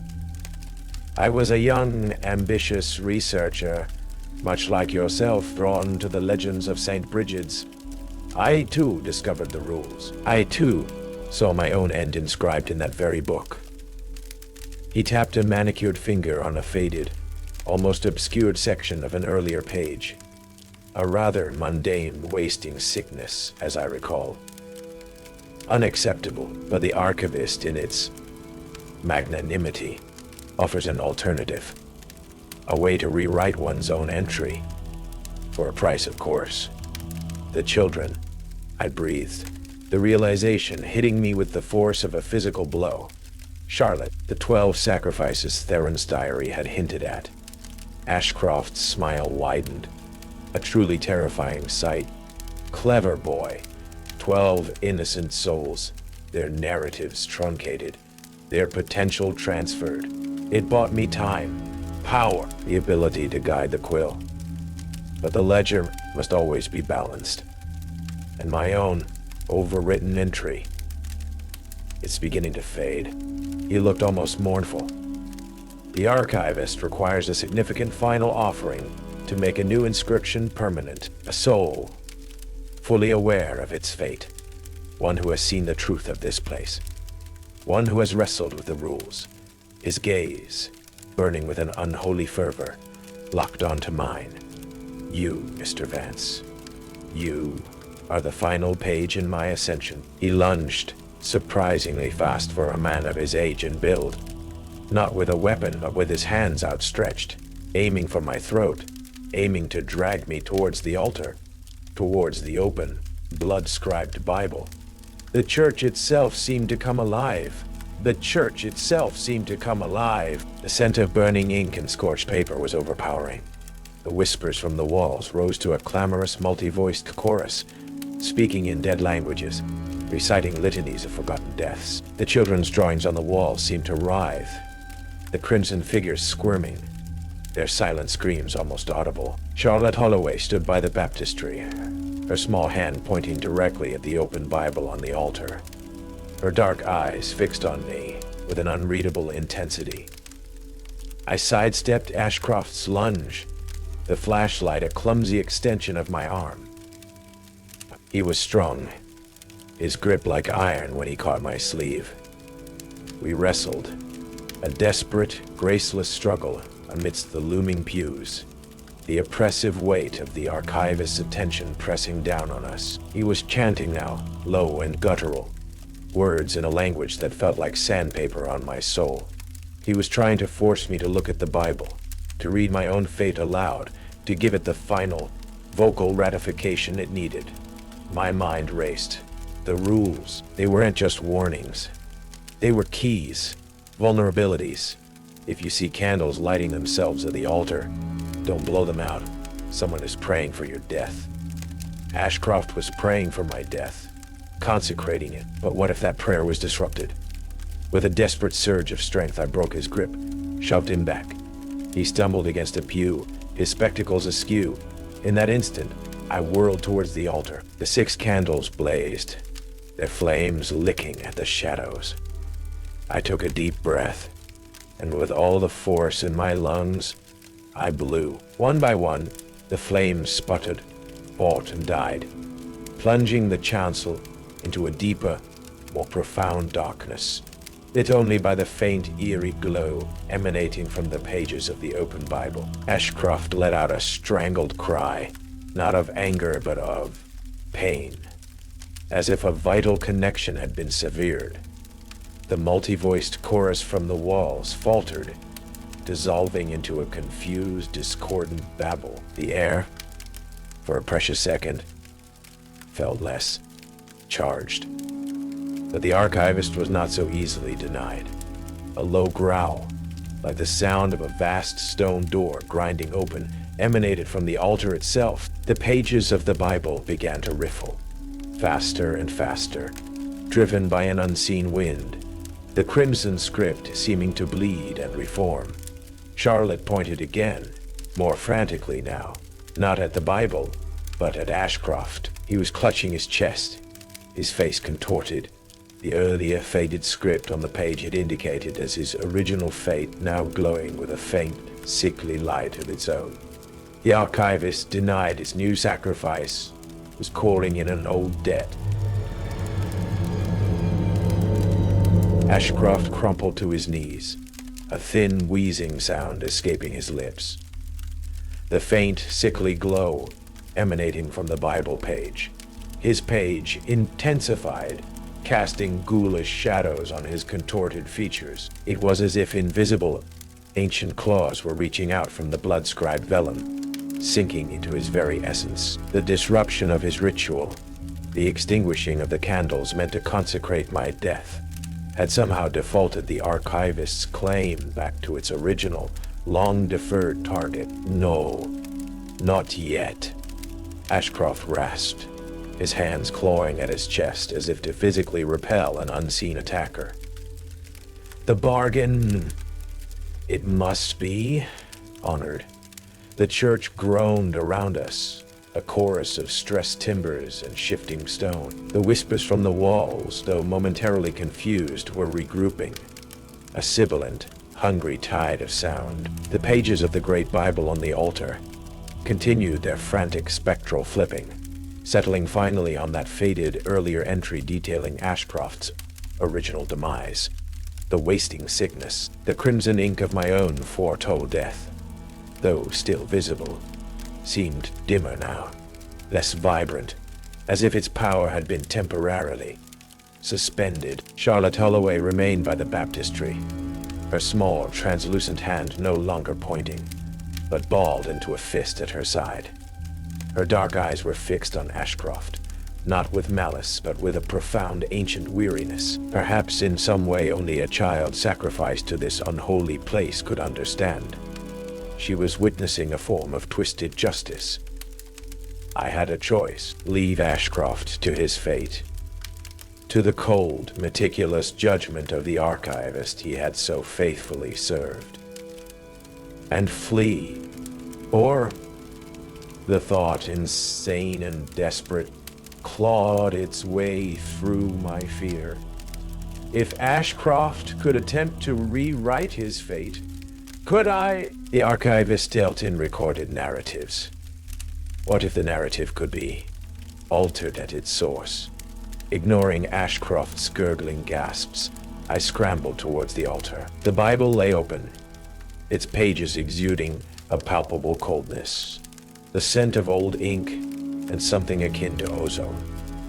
The script describing Ashcroft's wasting sickness pulsed with that sickly luminescence. My own fiery death was still there, a crimson threat, but subservient for now. I needed to act, but how? I couldn't write in the book. I had no ancient knowledge, no sacrificial power. Tarrant's diary had spoken of the archivist acknowledging offerings, of balancing the ledger. My blowing out the candles had disrupted Ashcroft's offering of my life. What if I offered something else? Something to decisively close Ashcroft's account? My eyes fell upon the heavy, ornate silver chalice resting beside the Bible, probably used for communion centuries past. It was tarnished, but solid. An idea, born of desperation, and a half-remembered detail from Theron's frantic scribblings about consecrated vessels and containment, sparked in my mind. With trembling hands, I snatched up the chalice. Ashcroft was writhing on the floor now, his breath coming in shallow, ragged gasps, his skin taking on a gray, almost translucent pallor. The sickly glow from the Bible page was leeching the very life from him. The archivist! I yelled, my voice unnaturally loud in the charged silence. Takes what is due. This debt is paid. I slammed the heavy silver chalice down, upside down, directly onto the illuminated page describing Ashcroft's wasting sickness. The effect was instantaneous and violent.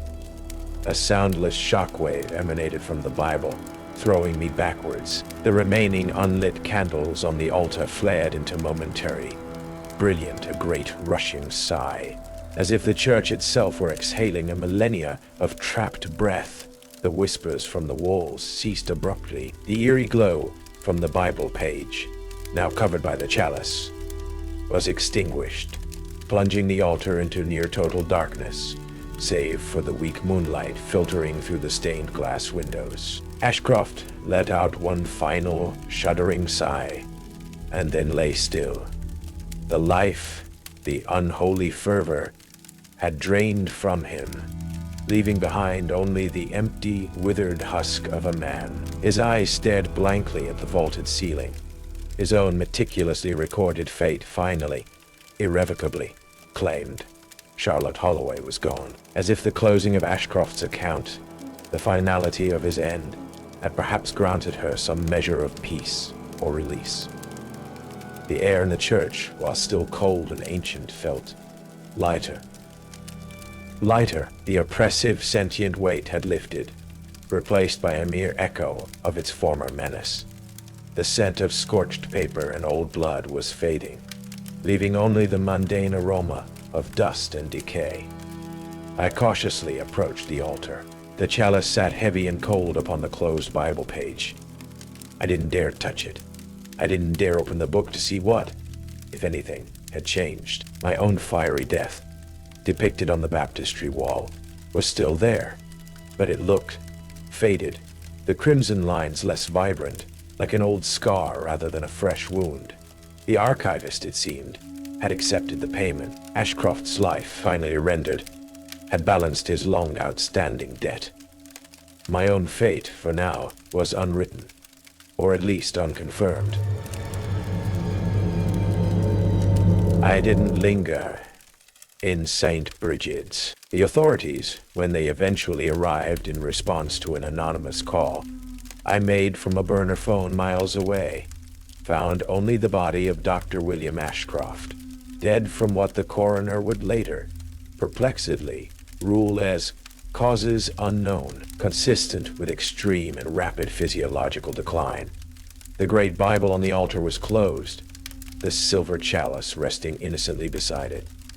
There were no signs of forced entry, no evidence of my struggle. The story of my involvement remained mine alone, a secret written in the cold sweat of terror and the lingering scent of burnt offerings. St. Brigitte's was cordoned off, deemed structurally unsound, another decaying relic for Salem's already crowded roster of haunted locales. The foundation that had hired me quietly dissolved its inquiry, their curiosity apparently sated, or perhaps their own private ledger balanced.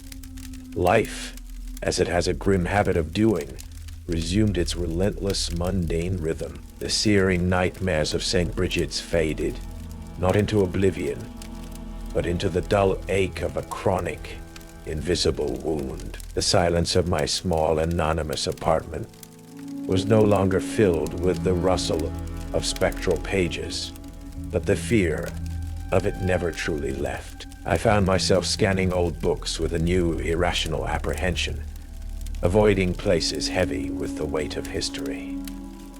The drawing of my fiery death on the baptistry wall. I never knew what became of it. I never went back to check. Some horrors are best left undisturbed, their potential unconfirmed. About 6 months later, a small nondescript package arrived at my post office box. No return address. Inside, nestled in plain brown paper, was a small, antique tin of drawing crayons, the kind children might have used a century ago. The colors were muted, save for one, a vibrant, startling crimson, the exact shade of the blood drawings in St. Bridget's. There was no note. I threw them away, of course, deep in a public dumpster, buried beneath bags of refuse. But sometimes, late at night, when the city outside is quiet and the shadows in my room grow long, I think I could smell them, faintly, the waxy, slightly sweet scent of old crayons. And then last week, I was browsing in a dusty second-hand bookstore, a habit I couldn't quite break. I picked up a forgotten volume of local New England folklore, its pages brittle and yellowed. As I idly flipped through it, a loose leaf of paper, clearly not original to the book, slipped out and drifted to the floor. It was a child's drawing, crude but unmistakable. A stick figure, tall, with my messy brown hair, standing before an office building, a speeding bus hurtling towards it. Beneath the drawing, in a small, shaky hand, were two initials. C.H. My blood ran cold. Charlotte Holloway. Still watching, still drawing. Still. Warning. I don't know if the archivist is truly gone, or merely dormant. I don't know if my fate is my own or simply deferred, waiting for a new scribe, a new set of rules, a new, unsuspecting reader. The terror of St. Bridget's is that its gospels are not confined to stone walls and ancient Bibles.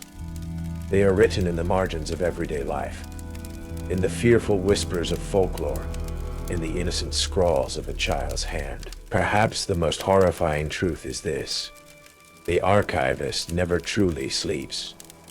It merely waits for the next story of an ending to be told, for the next page to be turned, for the next unwitting soul to read their own final, unwritten verse. And somewhere, always, a crimson crayon is poised, ready to sketch the inevitable. St. Bridget's holds its secrets close, written in ink that isn't of this world. Lucas Vance learned that some rules are not for protection, but for ritual. The archivist never truly sleeps. It merely waits for the next story to be told. The ledger is balanced, for now. Seriously, if you didn't stay until the very end, you missed the ultimate revelation. The twist that proves the archivist's reach extends far beyond the church walls. The final moments are a terrifying reminder.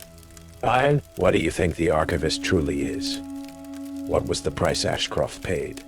Share your theories in the comments below. And if you made it out of St. Bridget's, if your name hasn't been written, then you're already part of our story. Subscribe to Night Creepypasta Rules, because some endings are still being written, and the ink is always wet. Some libraries aren't just repositories of knowledge, they're archives of regret. Welcome to Cobgrave Library at North Ashfield University, a place where the silence holds secrets and the stories don't always stay on the shelves. My name is Marion Clark, a librarian seeking order in a world gone chaotic.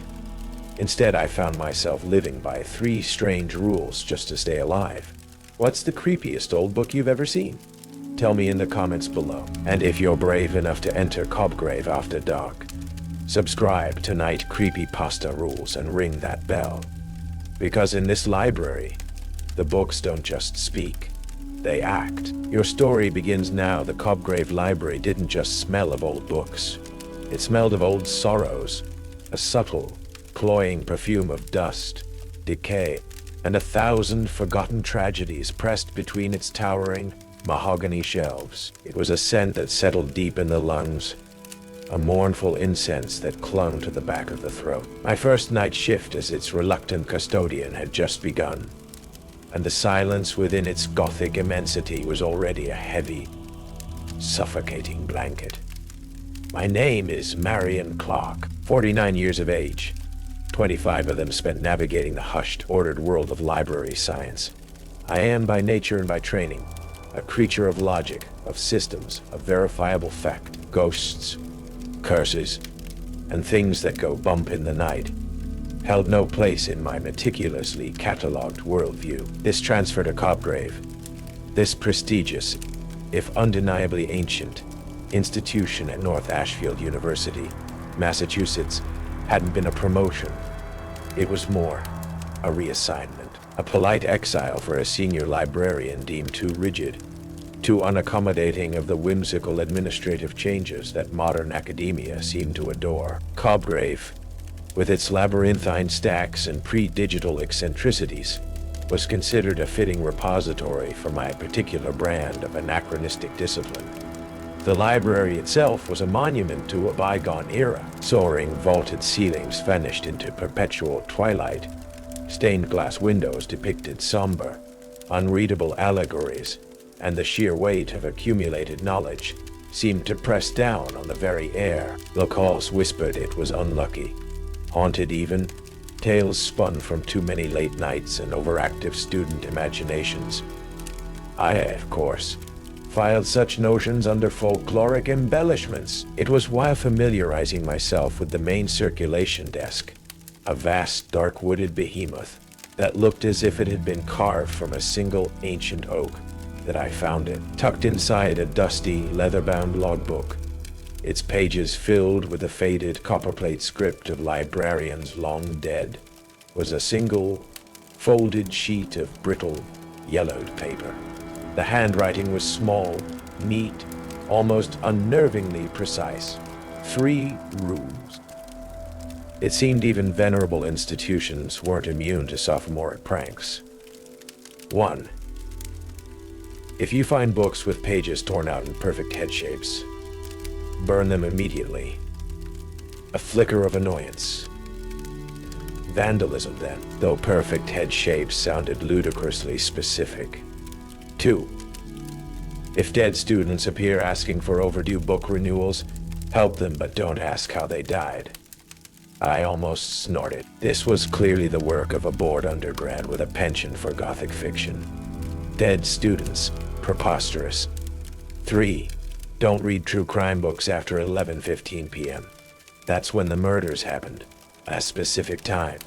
Now that was oddly particular. Still, I dismissed it.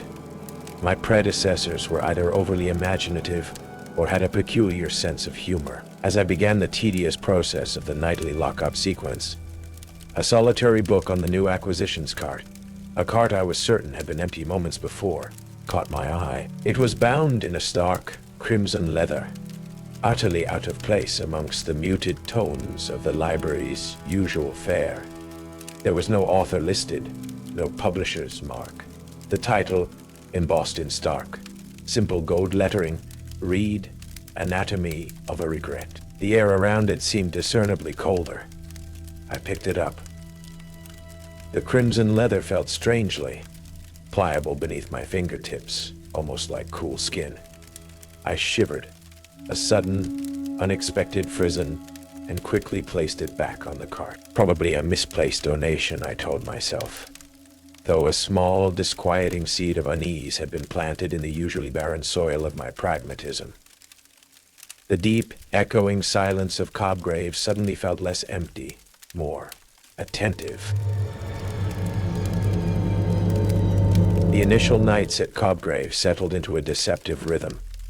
I patrolled the echoing halls, the click of my sensible heels a small, defiant sound against the cathedral-like silence. My attempts to impose modern library science upon its archaic systems were met with a passive, almost sentient resistance. Card catalogs defied digitization.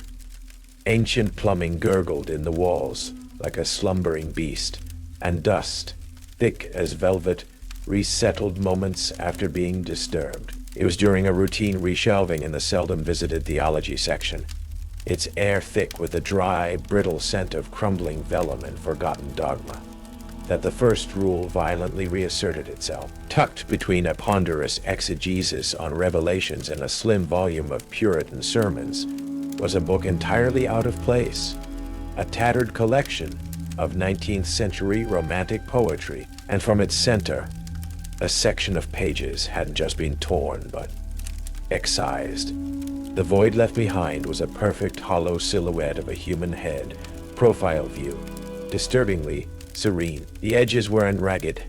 They were smooth, almost melted, as if something had consumed the paper from within.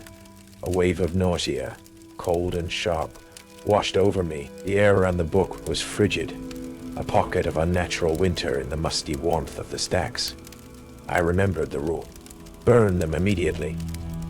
Ludicrous, and yet my hand trembled as I reached for it. The paper felt brittle, colder than the surrounding air, and a faint, almost inaudible whisper seemed to emanate from the head-shaped void, too wispy to be words, more like a sigh of profound, exhausted sorrow. Against every tenet of my professional training, against every rational instinct, I carried the defiled book not to the mending station, but down to the cavernous, cobweb-draped basement. There, as indicated on an ancient floor plan, was a disused incinerator chute, a relic from a time when book burning was a more pragmatic solution to library overstock. The act of consigning the volume to the darkness of the chute, the faint whoosh as it slid into the unknown depths, felt less like disposal and more like a grim, unwilling offering. I told myself it was a preventative measure against insect infestation. The light tasted like ash in my mouth, It was later that week I first encountered Elisa Ward. I'd heard the almost soundless shuffle of her approach, a characteristic I was beginning to associate with Cobgrave's more permanent residence. She was a slip of a girl, pale and unsmiling, her dark, lank hair obscuring half her face. She wore a faded, slightly out-of-style cardigan and clutched a stack of books to her chest. "These are due for renewal, Miss Clark," she said, her voice a monotone, barely above a whisper. Her eyes, when they briefly met mine, were like old, faded photographs, holding a distant, inaccessible sorrow. I processed the renewals. Her student ID, when I glanced at it, was smudged, the photo oddly indistinct. The head-shaped books began to appear with unnerving regularity. One in philosophy, another in obscure Eastern European history, a third in a dusty treatise on pre-Newtonian physics. Each one exuded that Nefsahun, and Mumitel Baruda Same deathly chill, each void a silent accusation. The whispers grew more distinct, not words, but emotions. Regret, fear, a chilling, hollow despair. I burned them all, the procession to the incinerator chute becoming a grim, nightly ritual. The scent of old paper, and something else, something faintly organic and unsettling, began to permeate the basement. I felt watched, not by eyes, but by the collective weight of unspoken, unread tragedies. One evening, after dispatching another such volume, I found a single excised page lying on the floor near the chute. A single sentence, written in a delicate, spidery script I hadn't seen before, adorned it. His final regret was the unanswered question. The ink was a rusted, brownish red, like old, dried blood. Cobgrave at night, transformed.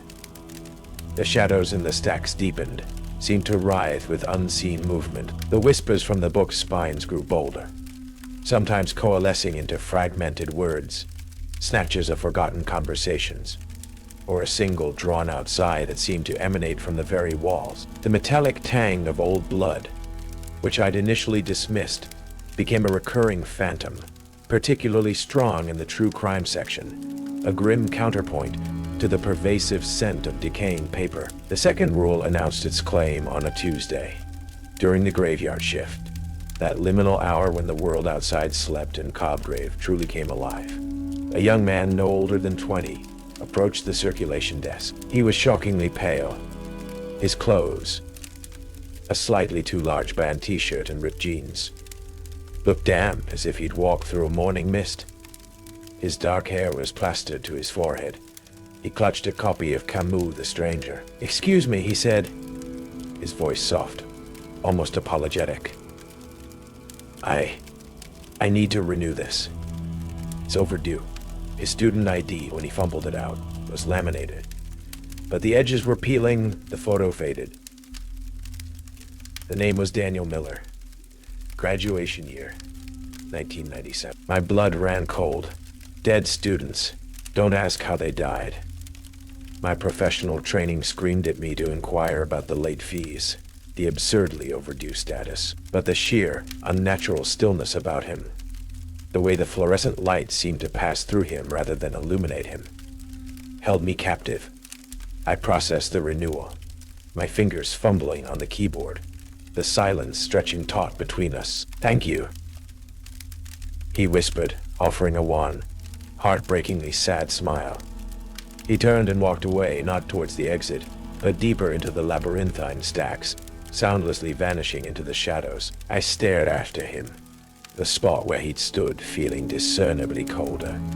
Later, driven by a compulsion I couldn't name, I looked up Daniel Miller in the university's digital archives. An obituary, brief and stark. Died in a single car accident on a rain-slicked road just outside Ashfield. Autumn, 1997.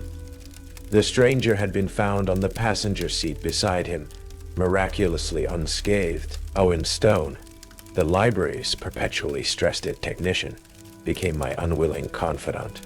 mostly because he was the only other person who seemed to acknowledge Cobgrave's eccentricities. "It's the servers, Miss Clark," he'd mutter, gesturing wildly at his bank of monitors.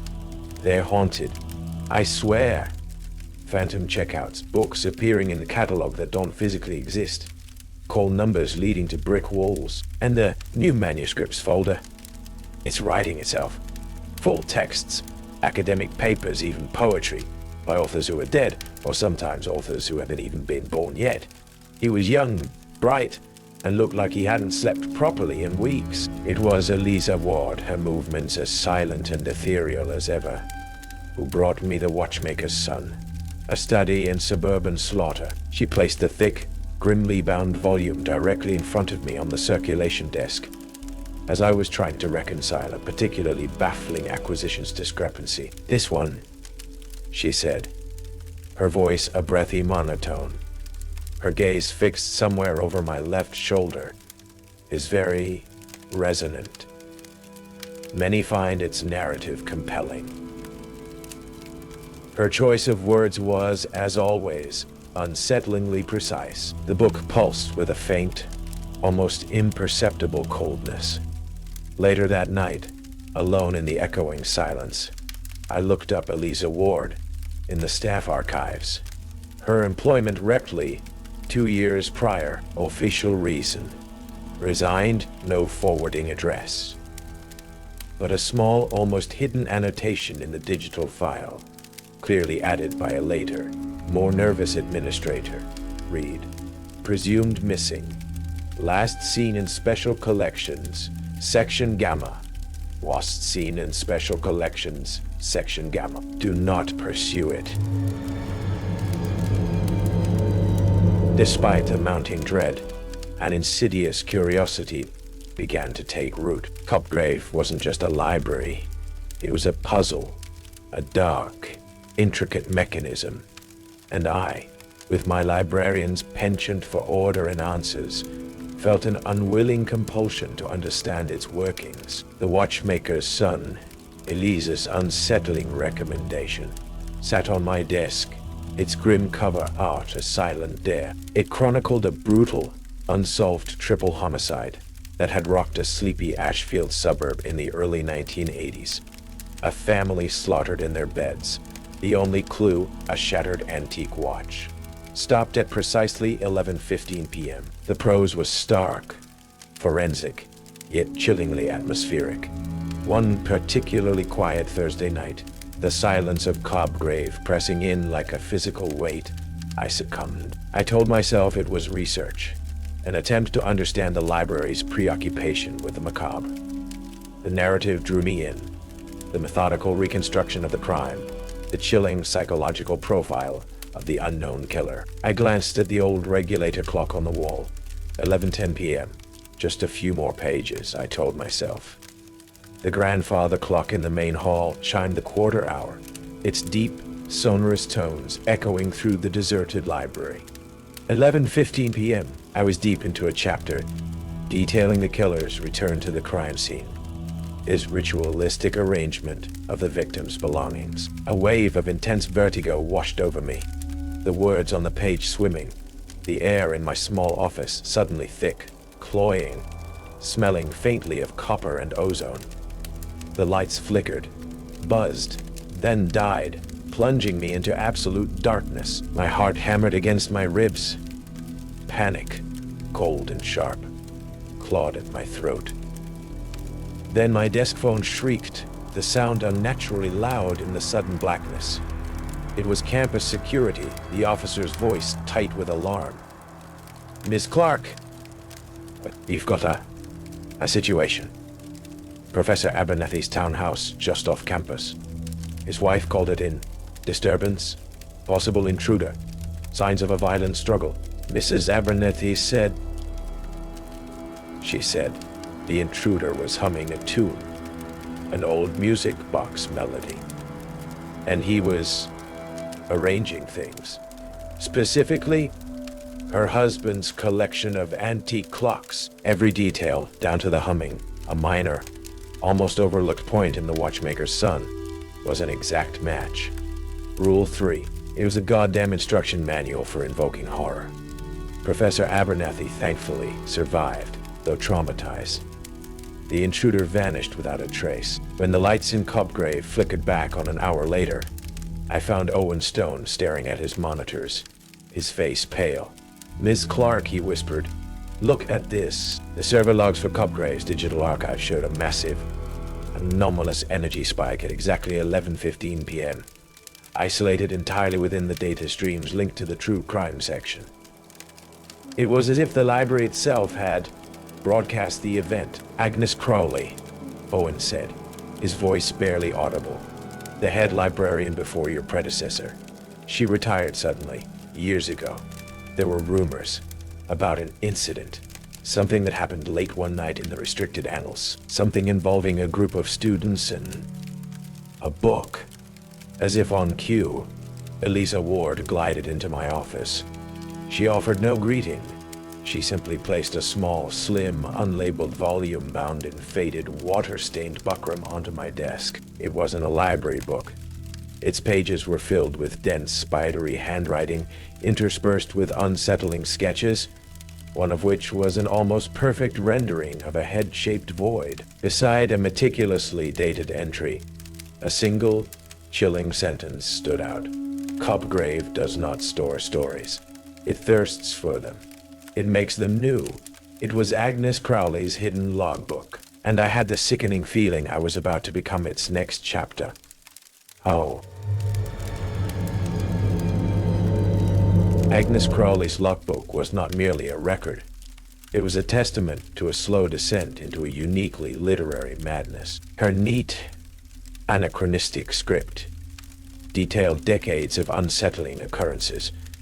The first appearances of the head-shaped voids, the spectral students with their overdue accounts, the subtle, terrifying ways Copgrave bent reality to mirror the narratives within its charged volumes. She wrote of the bibliophage, her name for the parasitic consciousness she believed vested within the library's core, an entity that didn't just archive tragedy, but fed on its reenactment, growing stronger with each sorrowful echo. There were chilling entries about the 1977 disappearance, an event barely whispered about in official university lore. 12 students, a late-night philosophy study group, huddled in a restricted alcove of the ancient languages section, all found vanished the next morning. The only thing left behind was a single obscure Hellenistic text on the nature of inescapable fate, open to a chapter describing a dozen souls consumed by an ephemeral, text-based void. Agnes had noted with a trembling hand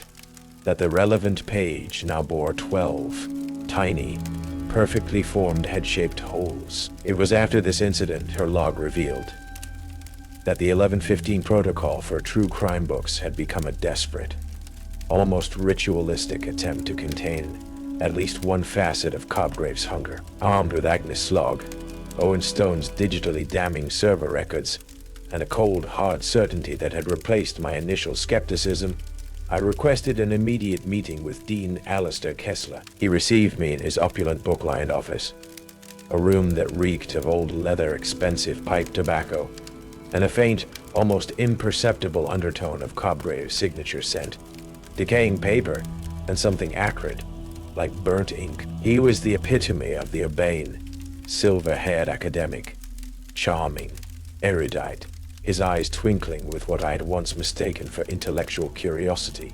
Now I saw a different light in them, a possessive, almost predatory gleam. "Marion, my dear," he began, his voice a soothing balm that no longer soothed.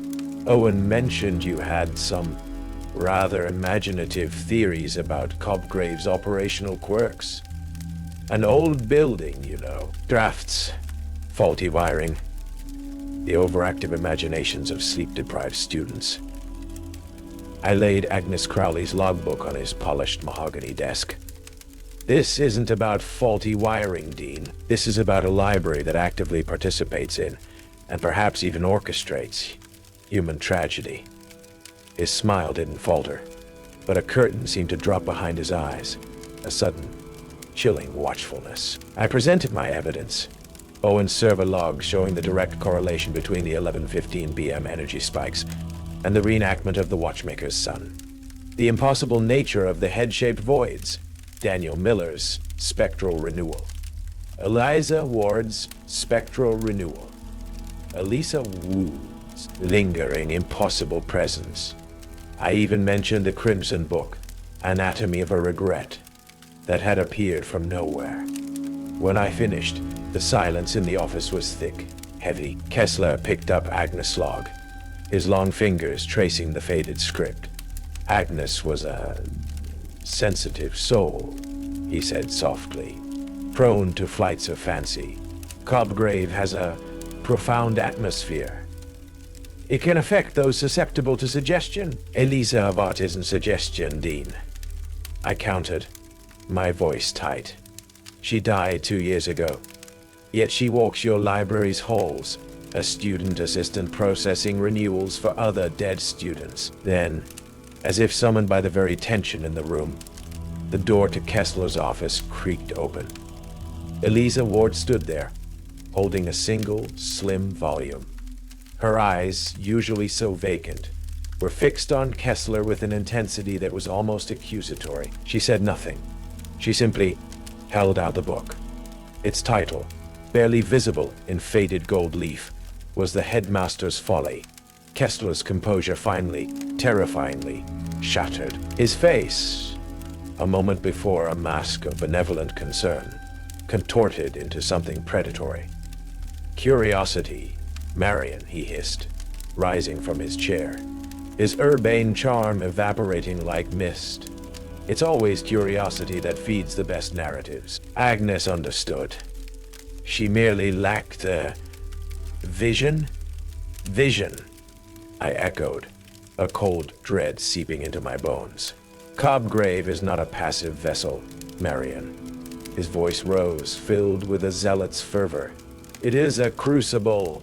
It is a crucible. A living archive where the raw, undiluted essence of human experience, sorrow, terror, regret, the exquisite poetry of a perfectly timed demise, can be not just preserved, but perfected. For over 40 years, I have curated this collection, nurtured the resonance.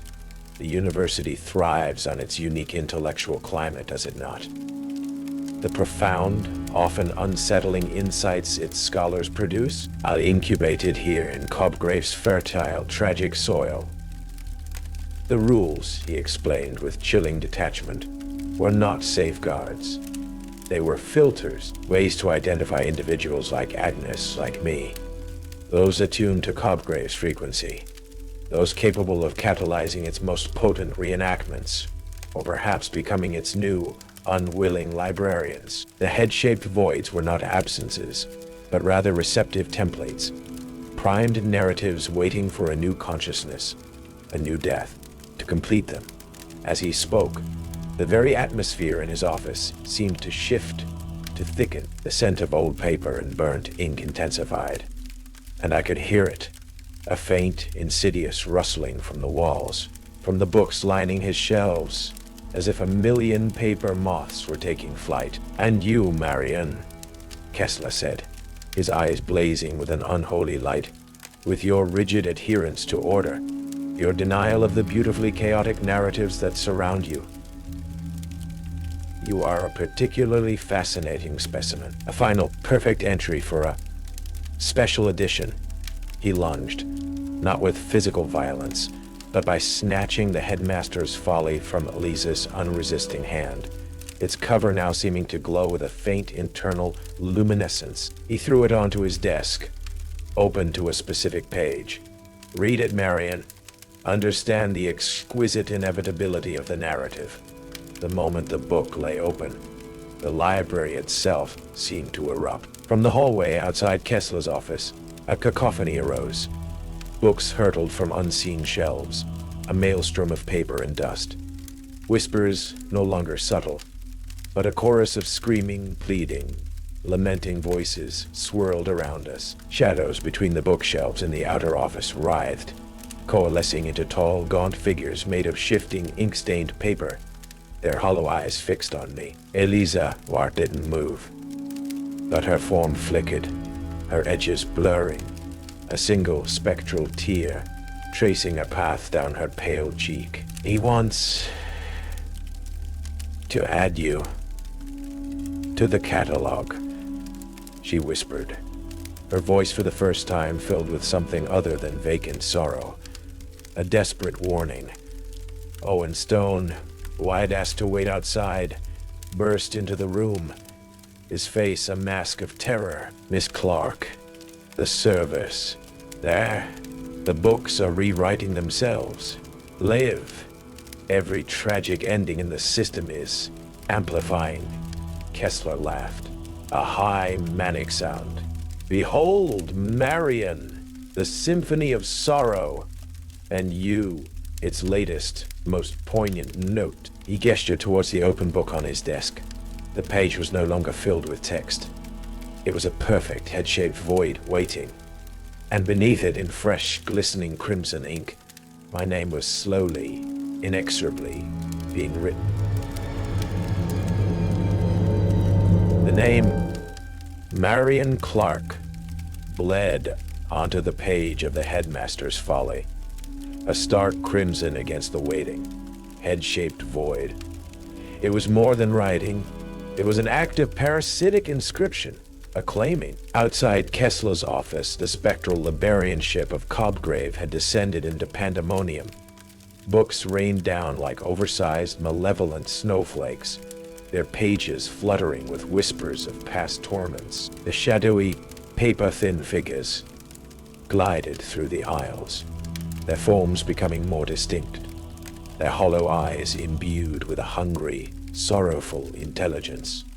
I could feel them, a psychic press, a collective yearning for my story, my fear, my ending. You see, Marion, Kessler's voice was ecstatic, his face flushed with a gruesome triumph. The exquisite inevitability. You cannot fight the narrative once it has begun. But Agnes Crowley's logbook, clutched in my trembling hand, offered a sliver of desperate hope. She hadn't just recorded the horrors. She'd theorized, experimented in her own terrified way. The bibliophage thrives on coherence, on the completed echo, one entry read. Disrupt the source, unravel the thread, and the echo falters. Fire purifies, fire erases, the incinerator chute, the head-shaped books. It wasn't just disposal.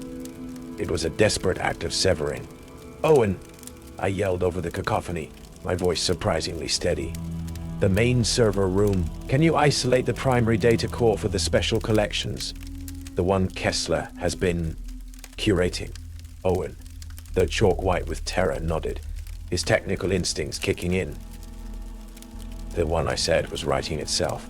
Yes, but it's going critical. Do it, I commanded. And Eliza, the spectral girl, looked at me, her translucent form flickering. Those books, the ones with the torn pages, where are the most potent ones stored? The oldest? Her voice, a ghostly whisper, barely audible above the din, directed me.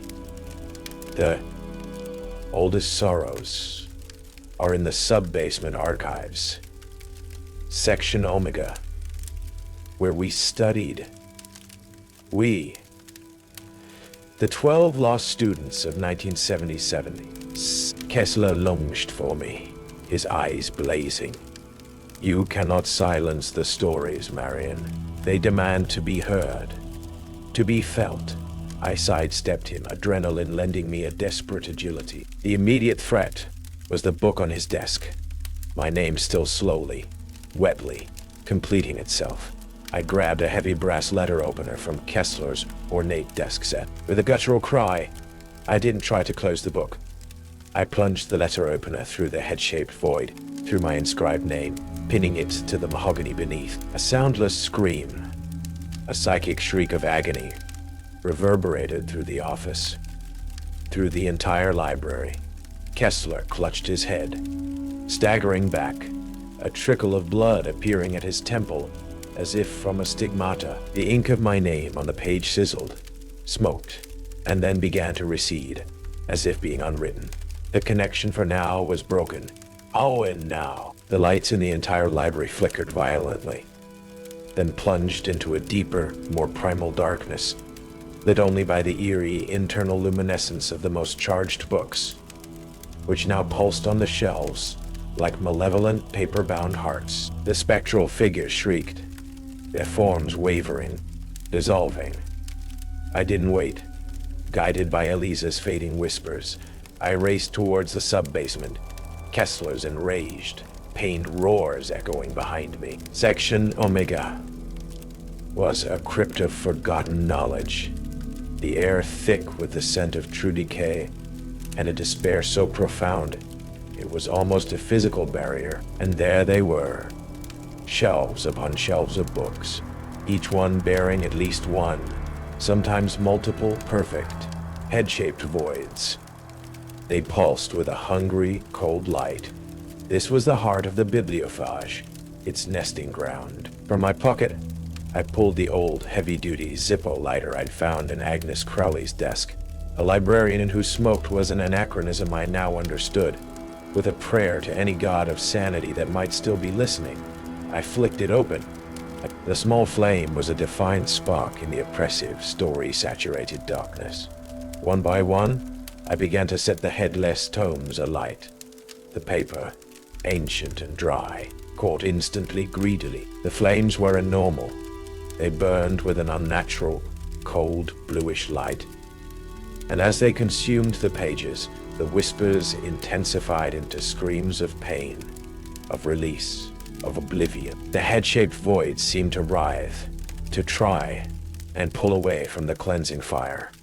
The scent of burning paper was mixed with something else, something indescribably foul, like the death of 1,000 bad dreams. The entire sub-basement began to shake. The remaining spectral forms wailed, their light dimming, their substance unraveling like scorched parchment. Eliza Ward appeared beside me, a form more solid than I'd ever seen it. For the first time, there was a hint of a smile on her lips, a fragile, heartbreaking expression of peace. She reached out a translucent hand, not to me, but to the flames, as if welcoming their searing embrace. Then, she simply faded, like morning mist. The fire spread, a conflagration of cursed narratives. I knew I had to get out.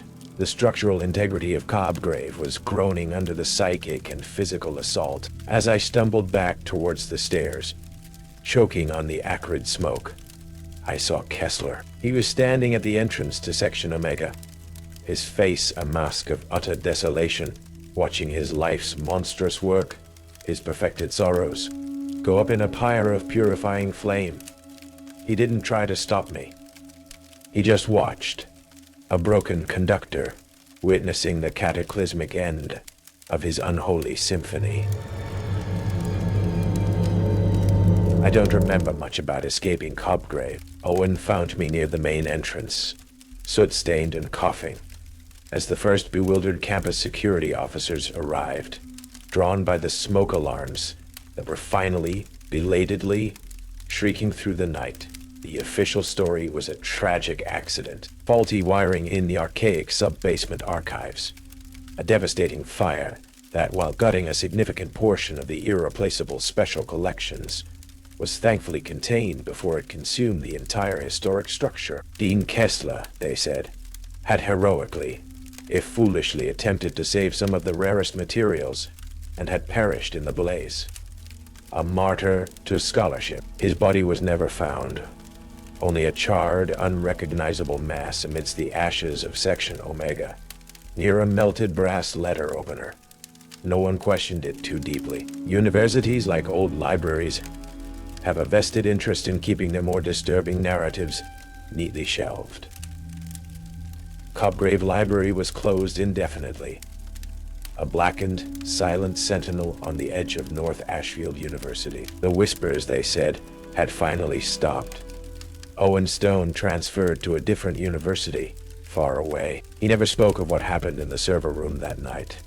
of the data streams that had screamed with a million dying voices before going blessedly, terminally, silent. I resigned, of course. My official reason was ill health due to smoke inhalation. The truth was, I could no longer bear the scent of old books without tasting ash and regret. I moved to a small coastal town, took a quiet job in a local historical society, one that dealt only in carefully verified facts, in births, deaths, and deeds, recorded with mundane, ambiguous ink, but Cubgrave and its bibliophage left their marks. Sometimes, when I'm shelving a particularly old town ledger, I feel a faint, familiar chill, a subtle dip in the room's temperature. My hand will hesitate before I touch the brittle pages. A few months ago, a package arrived. Small, nondescript, no return address. Inside, nestled on a bed of faded velvet, was a single, beautifully bound, completely blank book. Its crimson leather cover felt uncannily familiar, pliable and cool beneath my fingertips. Tucked inside the front cover was a small, antique silver bookmark, shaped like a quill. There was no note. I haven't opened it. I keep it locked in an old sea chest in my attic. Most days, I can almost forget it's there. Almost. But last night, as I was drifting off to sleep, the sound of the ocean a soothing murmur outside my window. I heard it, faint, almost imperceptible at first and growing stronger. The soft, dry rustle of turning pages. It wasn't coming from the attic. It was coming from the old second-hand nightstand beside my bed, from a book I hadn't touched in years. And as I lay there, paralyzed by a cold, familiar dread, I swore I could smell it, just for a fleeting instant, carried on the salt-laced air, the faint, cloying perfume of old sorrows, and a single, perfect, head-shaped void, waiting patiently, impatiently, in the darkness for a new story to begin. The catalog, it seemed, was never truly closed. It was merely under new management. Cobgrave Library holds its darkness close, bound in ink and sorrow. Marianne Clark learned that some stories don't want to be read. They want to be lived. The rules were a fragile defense against a hunger written in paper and regret. The fire may have cleansed, but the catalog is never truly empty. Seriously, if you didn't stay until the very end, you missed the ultimate twist, the final, chilling entry that proves the bibliophage's reach extends far beyond the ashes of Cobgrave. The last few moments will leave you questioning every book on your shelf. What do you think the bibliophage is? What was Dean Kessler truly trying to achieve? Share your theories in the comments below. And if you made it through the night in Cobgrave, if your story hasn't been claimed, then you're already part of our collection. Subscribe tonight, Creepypasta Rules, because some narratives are ongoing, and the next page is waiting. Malls aren't just places of commerce. They're cathedrals of consumerism, built on dreams that sometimes refuse to die. Welcome to Summit Square, a mall in Akron, Ohio. That's more mausoleum than marketplace. My name is Darren Cole, a food court employee seeking a paycheck. But I found myself living by 3 strange rules just to survive the night shift. What's the creepiest thing you've ever seen in a deserted place? Tell me in the comments below, and if you're brave enough to clock in, subscribe to Night Creepypasta Rules and ring that bell. Because out here, the past doesn't just linger, it orders dinner. Your shift begins now. Summit Square Mall wasn't just dying. It was already a ghost, exhaling the faint, cloying scent of stale popcorn, forgotten dreams, and something that might have been burnt plastic, or maybe childhood. Its vast, echoing halls, once vibrant with the thrum of commerce and teenage aspirations, were now mausoleums of failed retail, their darkened storefronts like vacant, accusing eyes. I, Darren Cole, 25 and comprehensively desperate, was its newest and possibly most temporary acolyte. The food court, My designated purgatory was a particularly grim diorama of neglect. A couple of struggling national chains clinging to life, surrounded by the husks of forgotten eateries, their faded logos promising tacos and noodles that hadn't been served in decades. My first shift began under the jaundiced buzz of flickering fluorescent lights. That's when I met Landon Bryce. He emerged from the shadows of a shuttered Sparrow, looking no older than myself, perhaps younger, with an unsettlingly bright, almost manic cheerfulness that felt wildly out of place in this cathedral of retail decay. He wore the standard, depressing food court uniform, but his was impeccably clean, his name tag, Landon, gleaming. Darren, right? Welcome to the square, man. His grin was wide. A little too wide. It's got its quirks, this place, but you get used to it. He leaned in, conspiratorially. Found this, tucked in the register at Burger Barn. Thought you should see it. Last guy, Phillips, he was a bit eccentric. Left it as a welcome. He handed me a creased, greasy slip of paper, the kind torn from a server's order pad. On it, in hurried, blocky capitals, were 3 rules. 1. Never serve food to customers who pay with coins from before 1985. The mall burned down that year. I frowned. A fire? I hadn't heard anything about that. And an arbitrary date for currency. 2. If someone orders from a restaurant that closed decades ago, take their order but don't ask questions. My gaze drifted to the ghostly facade of Walk This Way across the food court, its paper lanterns long since rotted away. Just take the order. 3. When you hear children laughing from the old arcade section at closing time, lock yourself in the freezer until morning. The old arcade. I had seen it on my way in. A cavernous, boarded-up section at the miles desolate west wing, plastered with faded coming soon. Posters from what looked like the mid-80s. Children laughing. Right, charming, I said, trying for a light tone. Philip sounds like a character. Landon just shrugged, that too bright smile still plastered on his face. He then proceeded to show me the ropes of the Burger Barn, my new station. His movements efficient, almost practiced. His chatter punctuated by obscure 80s pop culture references I barely caught. Nina Ray as the shift manager was a stark contrast. She was in her early 30s, her face etched with a permanent exhaustion that made her look older. Her eyes, dark and wary, seemed to carry the weight of every failed business and forgotten tragedy Summit Square had ever witnessed. When I casually mentioned the note, she just sighed, a sound like air leaking from a forgotten balloon. Just be careful, Darren. This place, it plays tricks. She wouldn't elaborate. The rest of the shift was uneventful, a slow trickle of weary shoppers and mall walkers as I was sweeping near the deserted carousel, its painted horses frozen mid-prance, their glass eyes staring blankly. My broom dislodged something from under a sticky, overturned trash can. A coin. I picked it up. It was a quarter, tarnished and dark. The date clearly visible, 1982. It felt warm. Not just room temperature, but genuinely, unnaturally warm, as if it had been resting near a heat source. I pocketed it. A faint, almost imperceptible scent of something acrid, like burnt sugar, clinging to my fingers.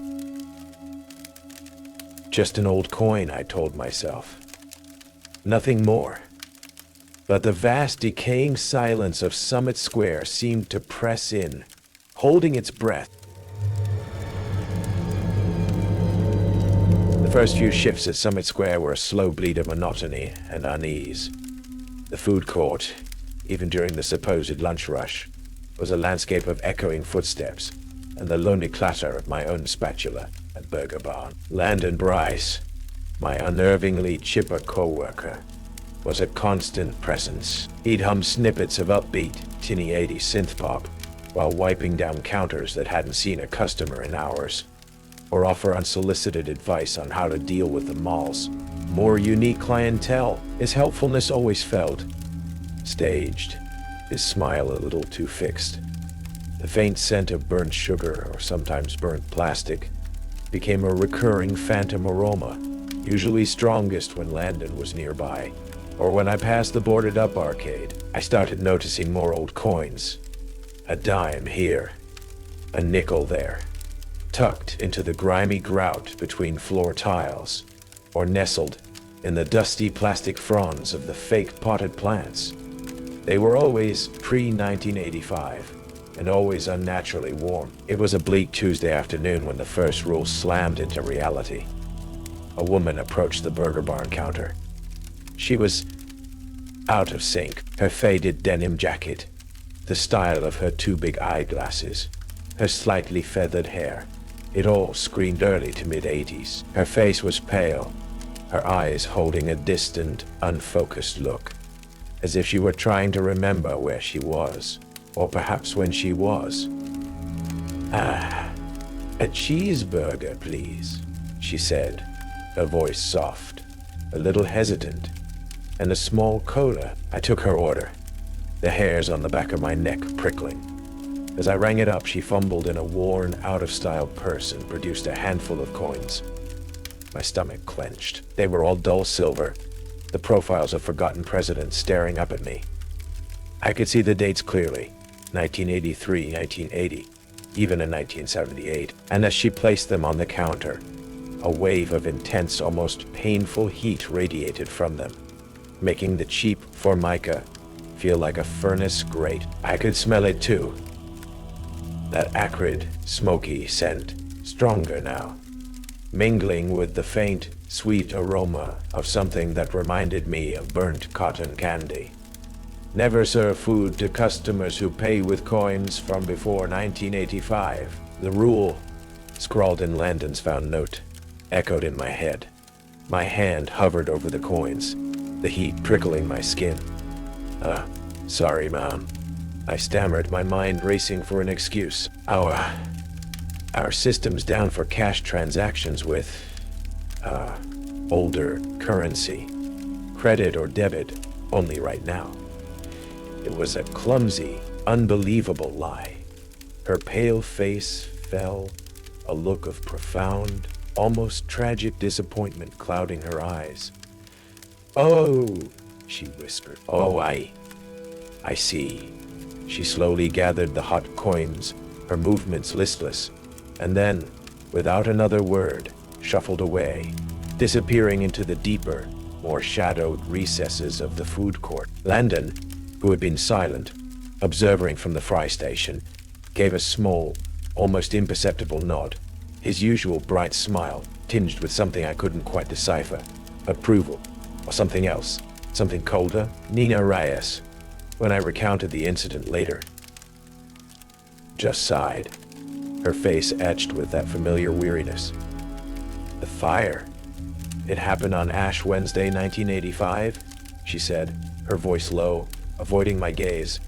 "Started in the arcade. Lots of bad memories here. The old Summit Square, it doesn't like to be forgotten."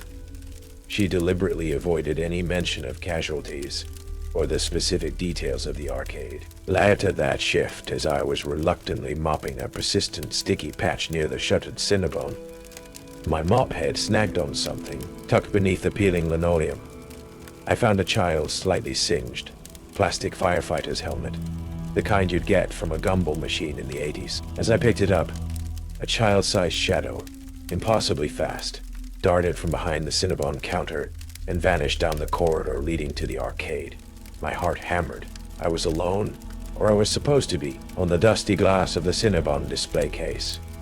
5 small, soot-stained finger marks were clearly visible, as if a child had recently pressed their hand against it. The nights at Summit Square were worse.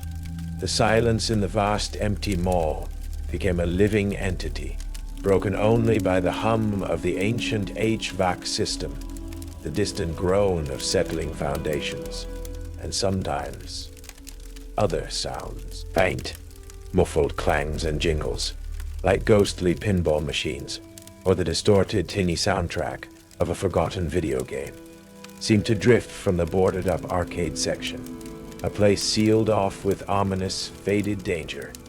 Asbestos contamination signs.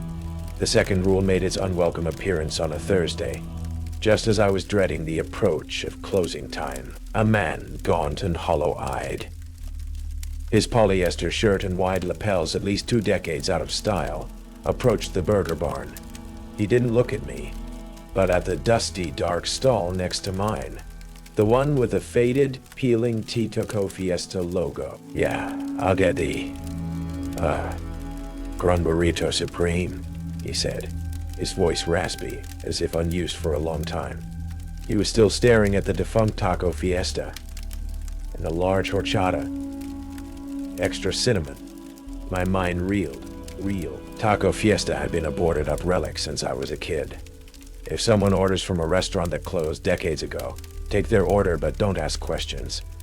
This was insane. Before I could have formed a word, Landon materialized beside me, his smile dazzlingly out of place. "Coming right up, sir," he chirped, nudging me with an elbow.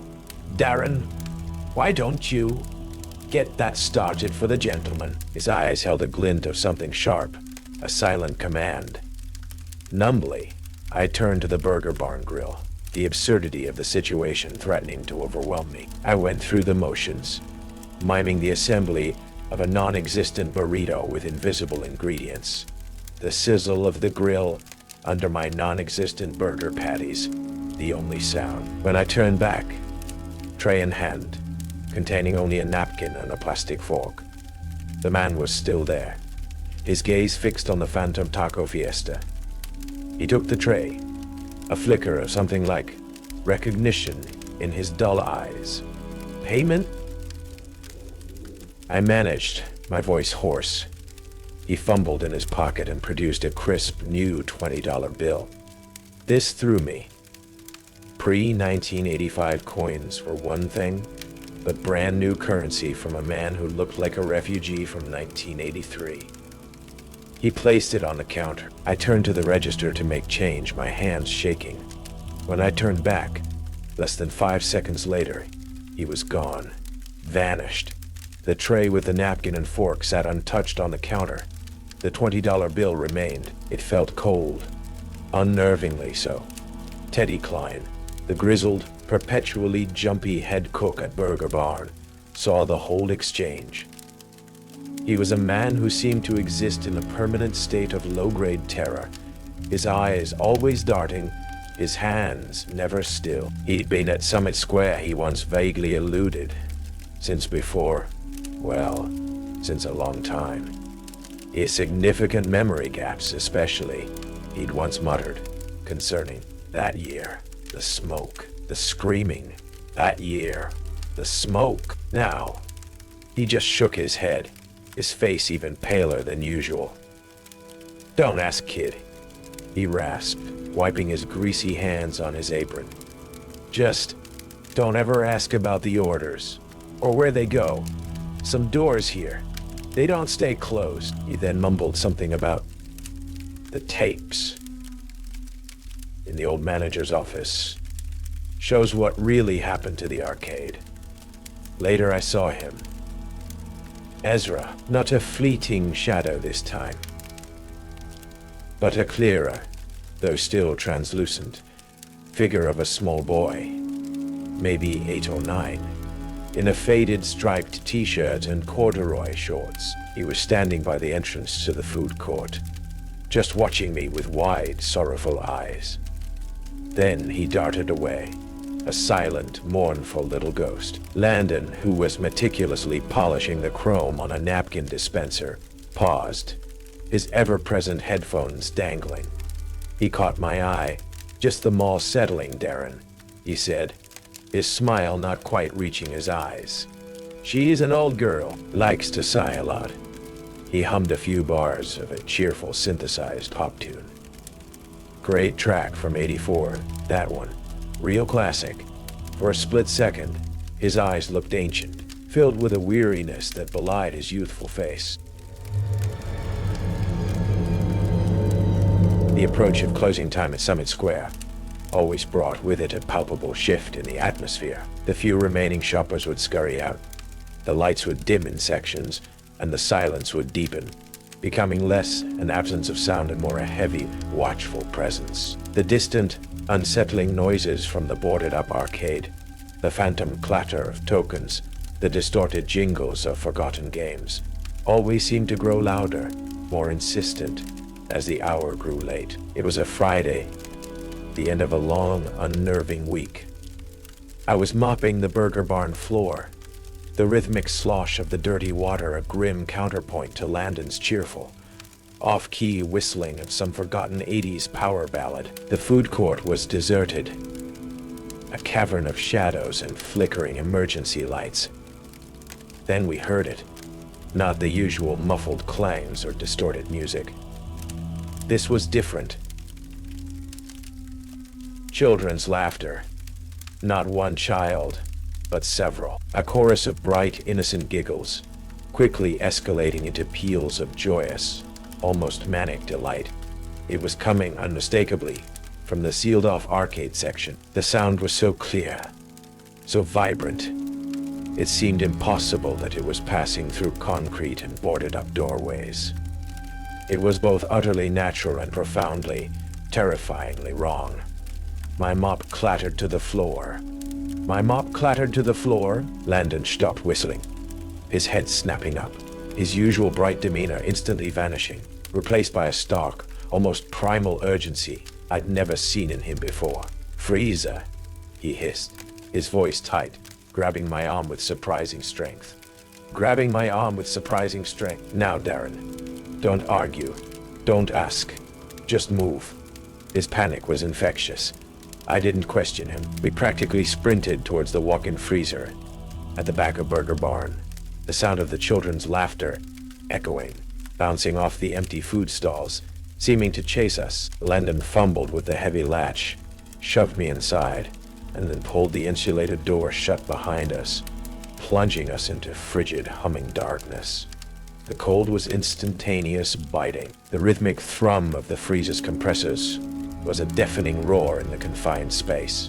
But even through the thick door, we could hear them. The laughter outside intensified, growing wilder, less innocent, tinged with a desperate, almost hysterical edge. Then the sound of small, running footsteps, pattering on the food court tiles, the distinct, unmistakable jingle of the old Space Marauders arcade game, playing at full volume, then abruptly cutting off into a distorted, screeching whine. And then, a scream. A child's scream, high-pitched, terrified, full of an agony that no child should ever know. It was cut short with a sickening wet thud. Silence. A silence more terrifying than all the noise that had preceded it. We stayed in that freezer for what felt like an eternity, huddled together in the frigid darkness, the cold seeping into our bones, our breath misting in the dim emergency light. Neither of us spoke. When Landon finally, cautiously, cracked the door open hours later, the first pale light of dawn was beginning to filter through the mall's grimy skylights. The food court was silent, undisturbed. There was no sign of chaos, no indication of the terrifying sounds we'd endured. But the air was thick, almost unbreathable, with the acrid, unmistakable smell of burnt plastic, scorched wiring, and something else. Something sickeningly sweet, like torched sugar. Nina Reyes arrived for her morning shift, her face even paler and more drawn than usual. She took one look at our shivering forms emerging from the freezer, at the haunted look in my eyes, and simply nodded curtly. "Long night," was all she said, her voice devoid of surprise. She didn't ask for an explanation. She didn't want one. Later, as I was numbly trying to make coffee, Teddy Klein shuffled over, his eyes bloodshot. He looked at me, then at the boarded-up arcade, then back at me. "The old security office," he rasped. his voice barely a whisper. It's next to the arcade entrance. Still got power, some of it. They never cleared out all the tapes from before, from the fire. As I absorbed this, Ezra appeared. He was standing by the mall directory near the food court entrance, no longer a fleeting shadow, but almost solid. He didn't run this time. He just stood there, looking directly at me, his small face a mask of unutterable sorrow. He slowly, deliberately, shook his head. Then he raised a small, translucent hand and pointed, not at me, but at Landon, who was now cheerfully wiping down the burger bomb counter, as if nothing had happened, humming another forgotten 80s tune. Ezra's Gaza held a warning so profound it made the freezer's chill seem like a summer breeze. Then he simply faded like a bad dream at sunrise. In my apron pocket, my fingers closed around something small, metallic. I pulled it out. It was an old brass arcade token, slightly blackened around the edges as if by fire. Stamped on its surface was the Summit Square Arcade logo, a grinning cartoon rocket ship, and beneath it, the year, 1984. I had no memory of picking it up. It felt warm in my palm, terribly, unnaturally warm. Ezra's silent, sorrowful accusation, his insubstantial finger pointing at Landon, lingered in my mind long after the spectral child had faded. The warm, fire-kissed arcade token in my pocket felt like a brand. The rules, the phantom customers, the ghostly laughter, Landon's unnerving cheerfulness, his encyclopedic knowledge of 80s ephemera. It was all beginning to coalesce into a horrifying, unbelievable picture. Teddy Kleiner, emboldened perhaps by my visible terror, or his own long-suppressed memories, became my reluctant guide. He led me, not during our shift, but in the dead hour just before the mall officially opened for its handful of geriatric mall walkers, to the old management wing. It was a dust-choked labyrinth of forgotten offices, peeling wallpaper, and calendars permanently frozen on March 1985. The security office adjacent to the boarded-up arcade was locked. But Teddy, with the surprising dexterity of a seasoned safecracker, jimmied the rusted mechanism with a bent spoon from the burger bar. The air inside was thick with the smell of stale cigarette smoke, mildew, and something else. That faint, persistent aroma of burnt plastic and old sorrow. A bank of antiquated monitors sat dark and silent. And there, on a dusty shelf, was a stack of Betamax and VHS tapes, their labels faded and water-damaged. Teddy fumbled with an old hulking VCR unit, his hands shaking. This is it, kid," he rasped. The raw footage from the security cameras. Ash Wednesday. They tried to bury it. The tape, when it finally lurched to life on a flickering monitor, was a descent into grainy, monochrome hell. The arcade, once vibrant, packed with children, then the first wisps of smoke, the confusion, the panic, and then the fire. It spread with an unnatural, horrifying speed, a hungry orange beast consuming the flashing games and the bright, innocent laughter. I saw them. Small, fleeting figures, their faces contorted in terror, swallowed by the smoke and flames. It was almost unbearable to watch. And then the camera angle shifted, focusing on a corner near the Galaxy Blaster pinball machine. Amidst the swirling smoke and encroaching fire, a small figure stood, almost preternaturally calm. A boy, no older than 10, with wide, terrified eyes. But he wasn't screaming, wasn't running. He was looking at the fire, his small hands clenched, his lips moving, though no sound could be discerned over the roar of the inferno. It was Landon, a younger, smaller Landon, yet unmistakably him. As the flames licked closer, something seemed to shift in the grainy footage. A faint, almost invisible shimmer surrounded him, and the fire, for a split second, seemed to recoil from him, to part around him like water around a stone. Then the camera feed dissolved into static. "He walked out," Teddy whispered, his voice hoarse with a decades-old awe and terror. "Walked right out of that hell. Not a scratch on him. They called it a miracle, or something else." I confronted Landon later that day, during the lull, before the non-existent dinner rush. I didn't accuse. I just asked, "Landon, what really happened in the arcade that day, the day of the fire?" His cheerful facade didn't just crack. It shattered. The bright, vacant smile vanished, replaced by an expression of such profound ancient weariness that it made my blood run cold. His eyes, for the first time, looked their true, impossible age. "They were my friends," he said, his voice a hollow whisper that seemed to echo from a great distance. "Billy, Sarah, Mikey, Ezra." He gestured vaguely towards the food court where the spectral child so often appeared. "We were all there for Billy's birthday. The fire. It came so fast." He looked down at his hands, young hands that had somehow cheated time. "I didn't want it to end. I didn't want it to end. To be gone. Forgotten. So I wished." I screamed it at the fire, at whatever was listening in the smoke, and the fear. "Don't let it be over. Let us stay." His voice broke, and something in the mall, in the fire, it listened. It made a deal. We could stay.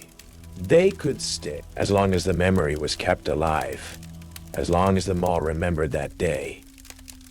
As long as I remembered the children of the fire, not just echoes, but fragments of his friends, tethered to him, to this place, by his desperate childhood pact. "The rules," I breathed, the full, horrifying truth dawning. "You write the notes. You leave them for the new employees." He nodded, a single, tired movement. "The loop needs anchors, new experiences, new fear. It keeps them present. It keeps me present, here, now, young."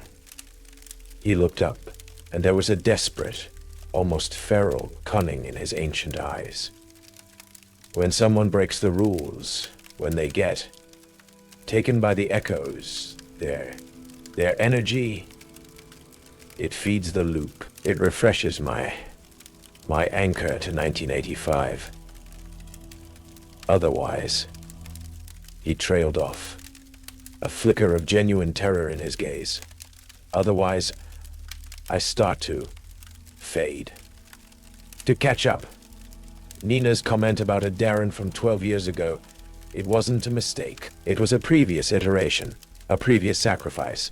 My confrontation, my understanding, was a disruption, a dangerous one.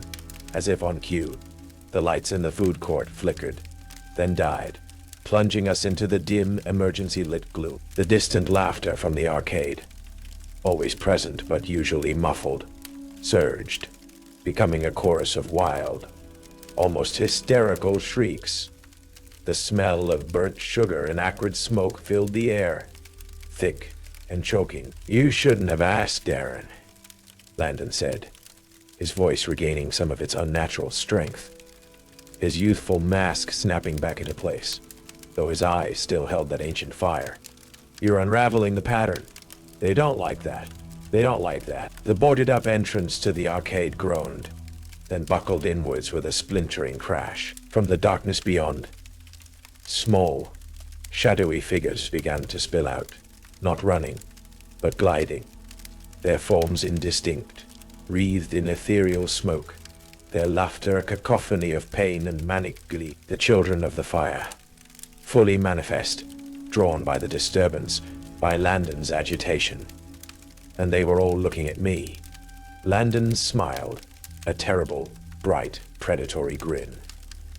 "Looks like playtime, Darren, and you're the new favorite toy." The mall itself seemed to groan.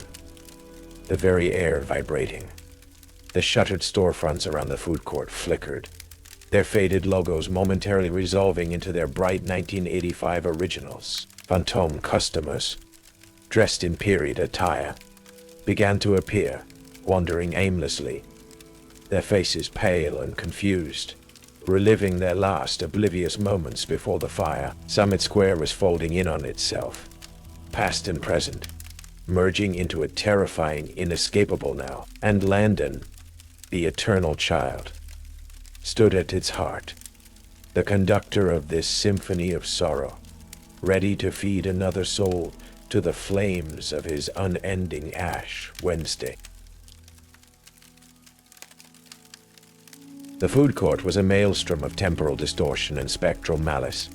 The children of the fire, no longer just fleeting shadows, swarmed around me, their laughter a discordant, terrifying chorus. Their touch, when their smoky, indistinct forms brushed against me, was either bone-chillingly cold or searingly hot, like residual heat from the inferno that had claimed them. Phantom shoppers from 1985 drifted through the chaos, their translucent faces masks of blissful ignorance, oblivious to the nightmare unfolding around them. Landon stood amidst it all, a horrifying parody of youthful innocence, his eyes blazing with a possessive, almost gleeful light. He was the anchor, the nexus, and as long as he remained, this loop of sorrow would continue, feeding on new souls, new fears.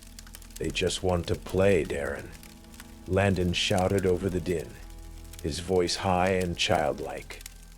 They've been so lonely. But Ezra, the most distinct of the child spirits, flickered into existence beside me, his sorrowful eyes fixed on Landon. He didn't speak, but he tugged at my sleeve, his small, translucent hand surprisingly strong, pulling me towards the shattered entrance of the arcade. He pointed a trembling finger into the smoky, flickering darkness within, towards the mangled remains of the Galaxy Blaster pinball machine I'd seen in the security footage. The spot where young Landon Bryce had made his desperate, world-altering wish. The core, the point of origin. Teddy Klein, who had been cowering behind the Burger Barn counter, seemed to be jolted by Ezra's gesture. A flicker of horrified recognition crossed his face. The circuit breaker panel, he stammered, pointing towards a maintenance door near the arcade. The main one for the arcade? It was inside the arcade. Faulty wiring. That's what they said started it all. If you could cut the power at the source. It was a desperate, insane idea. But it was the only one I had. Landon saw my intent. His smile vanished, replaced by a snarl of pure, childish rage. No, you can't. They need it. I need it. He gestured, and several of the shadowy children lunged at me, their small hands ending in sharp, charred points.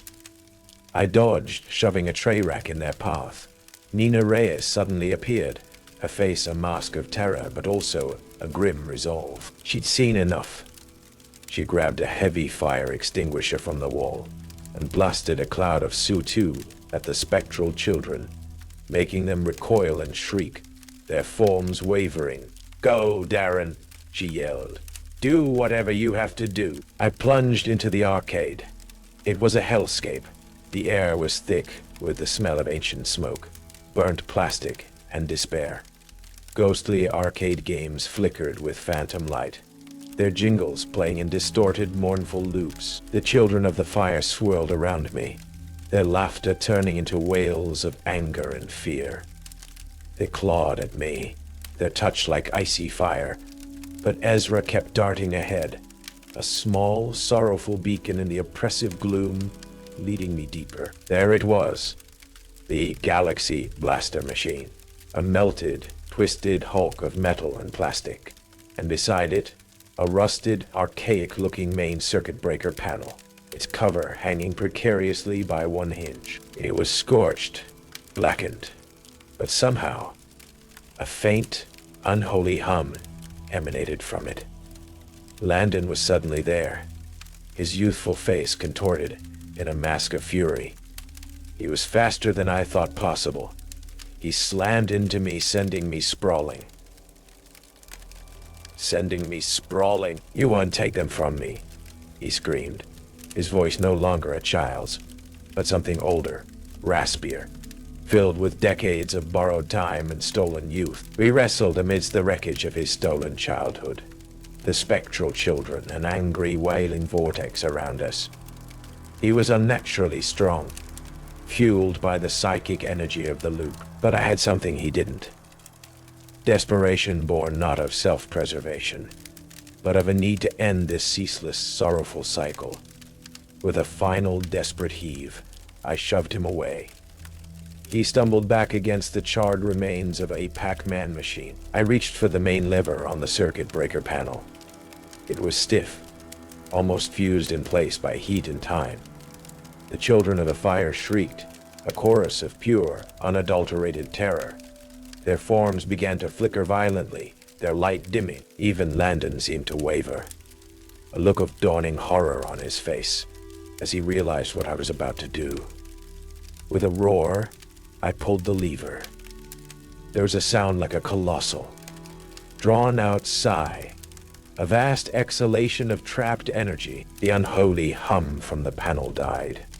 The flickering lights in the arcade, the ghostly game jingles, the swirling, smoky forms of the children, all snuffed out in an instant. A profound, almost deafening silence fell. Landon Bryce stood frozen for a moment, his face slack with disbelief. Then a horrifying transformation began.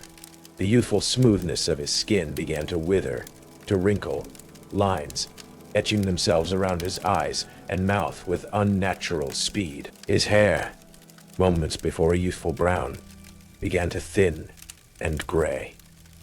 He was aging, decades in seconds, the borrowed time violently, mercilessly reclaimed. He let out a thin, reedy wail, the sound of a very old, very frightened man, before collapsing into a heap of outdated clothing, a small, desiccated husk amidst the ashes of his eternal playground. The oppressive atmosphere in the arcade, the weight of decades of sorrow lifted. The air, while still smelling faintly of old smoke, felt clean, empty. Ezra stood before me, for the first time, a faint, genuine smile on his translucent lips. He gave a small nod, a gesture of gratitude, then slowly, peacefully faded away, along with any lingering traces of the other children. The loop was broken. The official story was a pre-dawn electrical fire, isolated to the long-condemned arcade section of Summit Square Mall, likely caused by a deteriorating ancient wiring. The heroic actions of two night shift employees, myself and Nina Reyes, prevented it from spreading. Teddy Kleiner found disoriented nearby, was treated for smoke inhalation but had no clear memory of the event, his existing memory gaps conveniently deepening. No mention was made of Landon Bryce. He had simply ceased to exist in any official record after 1985, a tragic victim of the original Ash Wednesday fire. His miraculous survival, a misremembered local legend. Summit Square Mall didn't last much longer. The fire was the final nail in its coffin. It was condemned, demolished, and eventually replaced by a soulless big box superstore with no history, no echoes, no ghosts. Nina Reyes transferred to a mall on the other side of the state. We never spoke of what truly happened that night. But sometimes when I saw her in those last few weeks before Summit Square closed for good, there was a shared, haunted understanding in her eyes. Teddy Kleiner retired, moving in with his sister, content to forget. I left Akron. I couldn't stay. Malls, especially older ones, now held a particular kind of dread for me. The scent of stale popcorn, the distant jingle of a children's ride, the sight of a boarded-up storefront, all stirred a cold, familiar unease. I found a quiet job in a small town, working the night shift at a 24-hour gas station. The silence there was different, punctuated by the hum of refrigerators and the occasional rumble of a passing truck, not by the ghosts of lost childhoods. Most days, I can almost convince myself it was all a hallucination, a shared psychosis brought on by the decaying grandeur of Summit Square and the weight of its forgotten tragedy. But then, sometimes late at night, when I'm alone under the flickering fluorescent lights of the gas station, I'll find a coin in the till, old, tarnished, pre-1985, and it will feel warm, unnaturally warm. And last week, a new kid started working the day shift. Young, cheerful, always humming a tune I can't quite place, but that sounds vaguely synthesized. He introduced himself, nice kid. His name tag reads Billy. He told me he loves working in places with a bit of history, you know. Places with stories. He smiled then, a bright, wide, almost dazzling smile. And for a terrifying, heart-stopping instant, his eyes, just for a flicker, looked impossibly, anciently old. The loop, it seems, doesn't always break clean. Sometimes, an echo finds a new arcade, a new game to play, a new set of rules waiting to be found. And the Ash Wednesday fire, I fear, is a tragedy that simply refuses to be forgotten. It just waits for the next closing time. Summit Square holds its tragedies close, written in smoke and fire. Darren Cole learned that some rules are not for your safety, but for perpetuating a cycle. The Ash Wednesday fire may have been extinguished, but the echoes remain. Seriously, if you didn't stay until the very end, you missed the ultimate chilling twist, the final, terrifying reveal of how the loop continues. The last few moments will leave you questioning every familiar face. What do you think happened to the children of the fire? What was Landon's true bargain? Share your theories in the comments below, and if you made it through the night at Summit Square, if the mall hasn't claimed you, then you're already part of our ghost story. Subscribe to Night Creepypasta Rules, because some closing times are just the beginning, and the arcade is always open. Some places aren't just built on land, they're built on pain. Welcome to the Dreisbach farmhouse outside Wautoma, Wisconsin. A place where sorrow isn't just an emotion, it's a foundation. My name is Elias Drea, a pastor, an exorcist, called to confront a darkness woven into the very walls. I was given 3 strange rules, just to stay alive. What's the most unsettling place you've ever been? Tell me in the comments below. Me in the comments below. And if you're brave enough to step across this threshold, subscribe to Night Creepypasta Rules and ring that bell. Because in this house, the dead don't rest, they build. The assignment begins now. The old Dreisbach place, outside Wautoma, didn't just stand on the Wisconsin soil. It festered, an architectural chancre bleeding a quiet, unseen sorrow into the crisp autumn air. It squatted on a low rise, dark against a gunmetal sky, its windows like vacant eyes staring out from a face ravaged by time and an unspeakable, internal decay. Even from the county road I could feel it. A cold, psychic pressure. The distinct miasma of a place where profound trauma had not just occurred, but had become part of the very mortar and wood.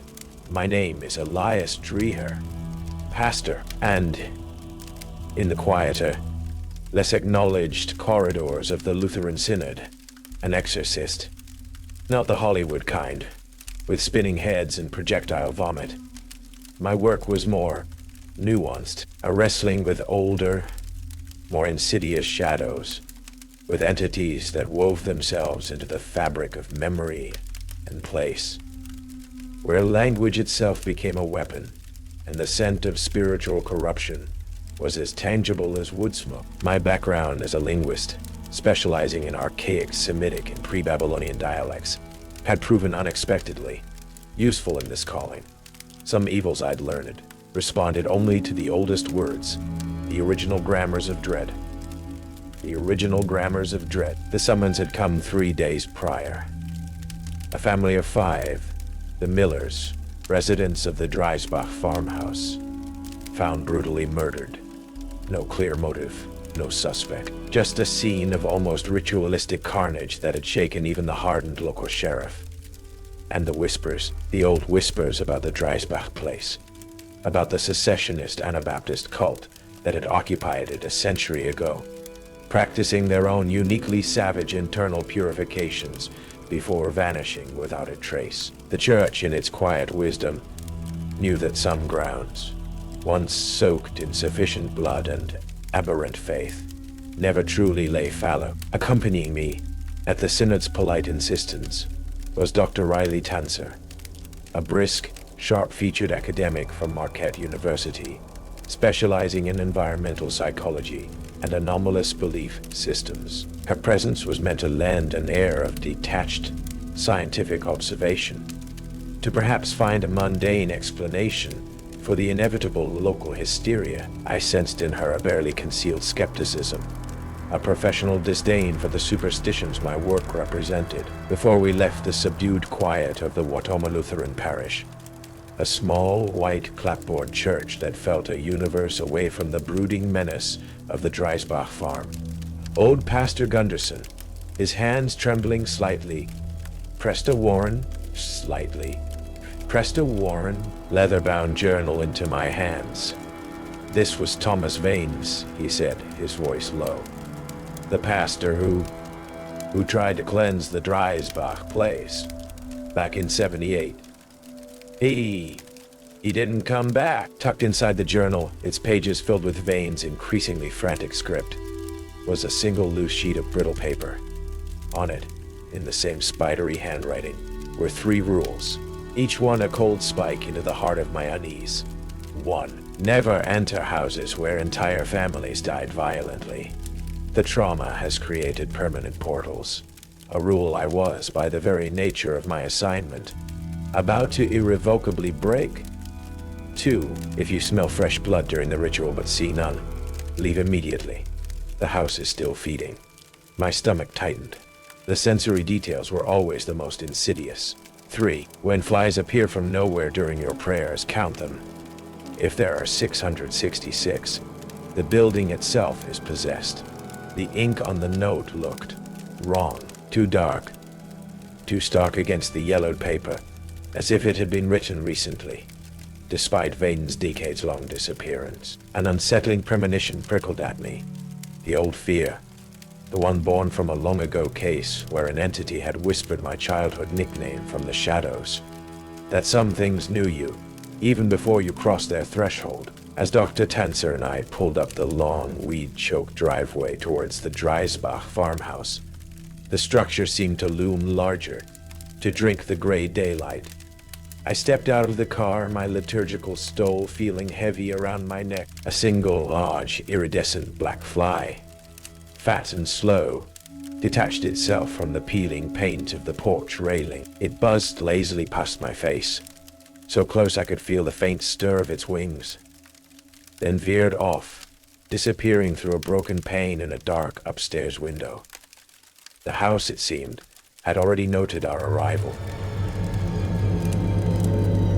The front door of the Dreisbach farmhouse creaked open with a sound like a dying breath, revealing a dim, dust-choked hallway. The air inside was heavy,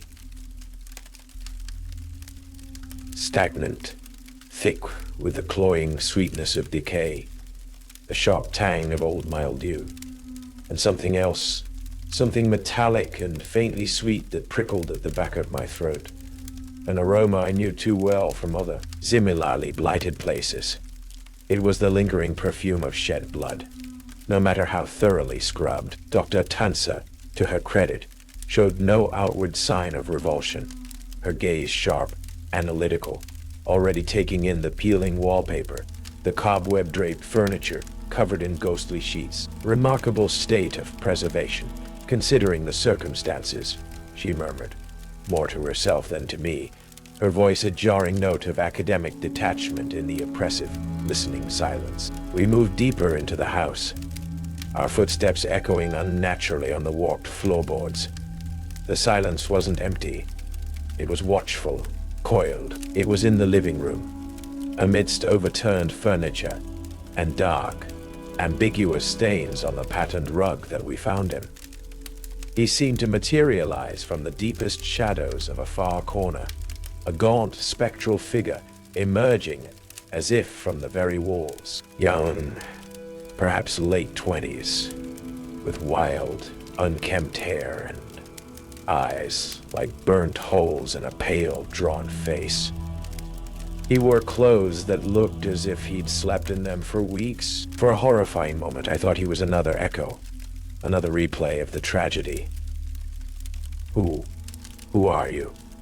He rasped, his voice thin, brittle, like dry leaves skittering across pavement. Pastor Elistre, I said, keeping my voice calm, steady.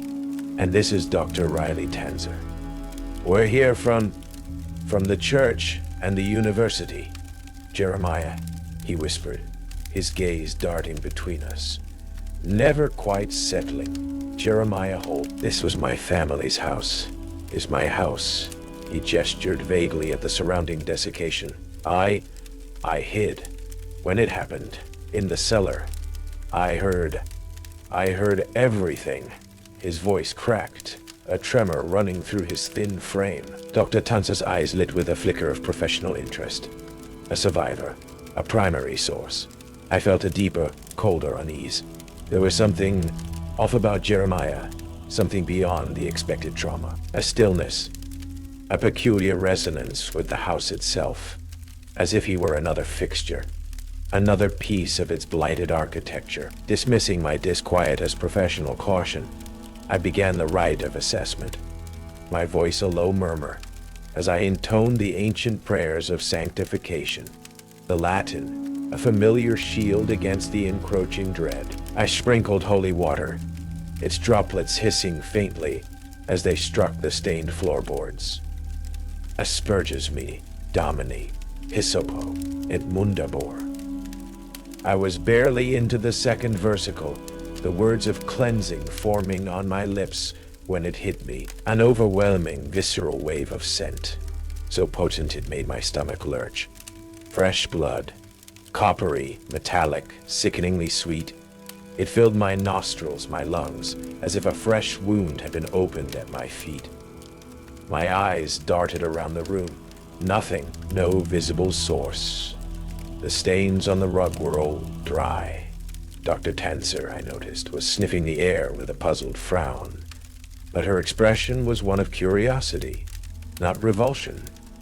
She smelled only dust, perhaps a dead rodent in the walls. Jeremiah watched me, a single, almost imperceptible muscle twitching at the corner of his eye, a flicker of something dark and knowing in the depths of his hollow gaze. If you smell fresh blood during the ritual but see none, leave immediately. The house is still feeding. Pastor Vane's rule, stark and urgent. The house hadn't just noted our arrival. It had tasted my presence, my intent. It was already feeding on the essence of the rite, perhaps on my own spiritual signature. Every instinct screamed at me to retreat, to heed Vane's desperate warning. But there was Dr. Tanzer, her notebook already out, and Jeremiah, a supposed victim needing solace, and my own stubborn, ingrained sense of duty. I pressed on, my voice faltering only slightly, the scent of unseen blood, a nauseating counterpoint to the sacred words. As I continued, the house began to respond more overtly. A faint, childish lullaby, achingly sweet and sorrowful, seemed to drift from an unseen heating vent near the ceiling. A door at the far end of the hallway creaked open, slowly, deliberately, revealing only deeper darkness within. The temperature in the room plummeted, a damp, grave-like chill that had nothing to do with the autumn air outside. And on the peeling wallpaper beside the mantelpiece, a patch of faded roses seemed to writhe, the pattern for a horrifying instant resolving into a silent, screaming human face before blurring back into innocuous floral design. The house was awake, and it knew my name. The rite of cleansing was a battle fought in whispers and shadows. As I moved through the blighted rooms of the Dreisbach farmhouse, each prayer, each invocation was met with a subtle, insidious resistance. The air grew heavy, like wool soaked in grave water. Cold spots drifted like unseen entities. The shadows in the corners no longer just lurked. They stretched, elongated, mimicking grotesque, fleeting tableaus. A raised arm, a falling blow, a silent, contorted scream. The house was replaying its trauma, forcing its horrors upon us. It was in the master bedroom, a place of particular desolation where the bloodstains were darkest, that she first appeared clearly. Rebecca Holt. Or rather, a mournful, translucent echo. She flickered into existence near a shattered vanity mirror. A young woman, her spectral face a mask of terror and an unutterable sadness. She wore a simple nightgown, torn and stained with phantom blood. She didn't speak, but her eyes, wide and pleading, fixed on me, and she gestured with a desperate, anemic hand towards a dark, ominous stain on the far wall, beneath a crudely boarded-up window. The unsettling part, the detail that wormed its way under my skin like a maggot, was her face. She bore an uncanny, almost painful resemblance to Sarah, a young woman from my seminary days. A bright, kind soul I had failed in a different, more mundane, but no less tragic way. The house, it seemed, had already delved into my private lexicon of regrets. Dr. Tanzer beside me shivered, rubbing her arms. "Remarkable thermal variance in this area, Pastor," she muttered, scribbling furiously in her notebook. "And the infrasound. It could certainly induce feelings of unease, paranoia even." She saw nothing but science. I saw a targeted psychological assault. Jeremiah's behavior grew more alarming. He trailed us through the house like a gaunt shadow, his silence punctuated by fits of muttering. Sometimes, the words were a jumbled, traumatized recollection of that night. Other times, they weren't his own. He'd lapse into an archaic, guttural dialect, phrases I recognized from my linguistic studies as belonging to the long-vanished Anabaptist cult. He would describe, with chilling accuracy, rituals of blood sacrifice and sacred union with the soil that predated the Miller family by a century. He seemed to anticipate the house manifestations, flinching just before a door slammed, or staring intently at a blank wall, moments before a shadow play of violence erupted upon it. He was not just in the house. He was of it. It was Rebecca's apparition, her sorrowful gaze guiding me, that led me to Pastor Vane's fuller journal. Not the one Gunderson had given me, but another, more private, more desperate volume. It was hidden beneath a loose floorboard in what had clearly been the children's nursery, a room still cloyingly sweet with the phantom scent of baby powder and something else: fear. This journal was a raw, unfiltered chronicle of Vane's descent. He wrote of the house as a sentient trap, of its ability to warp perception to feed on memory. He detailed his attempts to understand its language, its architecture of dread, and he wrote with increasing terror of the voice, a voice that whispered from the vents, from the cracks in the walls, a voice that knew his secret sins, his deepest shames, a voice that promised to restore what he had lost, if only he would cooperate. As I read Vanny's frantic, spidery script under the weak beam of my flashlight, a profound unease settled over me. The ink on certain pages seemed darker, the handwriting subtly different from one paragraph to the next. I reread a passage I was certain I'd just absorbed, a chilling account of the house breathing. The words were no longer there. In their place was a new sentence, one that hadn't existed moments before. It tests the new shepherd, Elias. It seeks the cracks in his faith. The journal was not a static record. It was alive, and it was learning. The house malevolence was no longer subtle. It was an open, festering wound. Objects flew from shelves with violent force. Doors didn't just slam. They buckled in their frames as if struck by an invisible battering ram. The disembodied lullaby that drifted from the vents had become a mocking, discordant dirge, its melody punctuated by wet, tearing sounds and the choked sobs of a child. I felt the house actively sifting through my mind, my memories, projecting images from my past onto the decaying walls. Faces I'd forgotten, failures I'd tried to bury, all resurrected, recontextualized into new insidious threats. My faith, my sanity were under siege. It was during the litany of supplication, my voice raw as I desperately invoked names of power, of protection, that the third rule made its horrifying manifestation. Flies, they appeared as if conjured from the very air, from the pores of the rotting wood, from the shadows themselves. Not a few, not dozens, but a living, buzzing, crawling carpet of them. They swarmed the windows, obscuring the weak daylight, their multifaceted eyes glinting. They landed on my crucifix, on the open pages of my ritual romanum, on my skin, their tiny, tickling legs a torment. Dr. Tanzer, who had been attempting to set up EM detectors, let out a choked gasp, swatting at the air, her scientific composure finally shattering. This is impossible. Some sort of mass insectile hysteria? A pheromonal trigger? Count them. Vane's rule. My heart hammered against my ribs.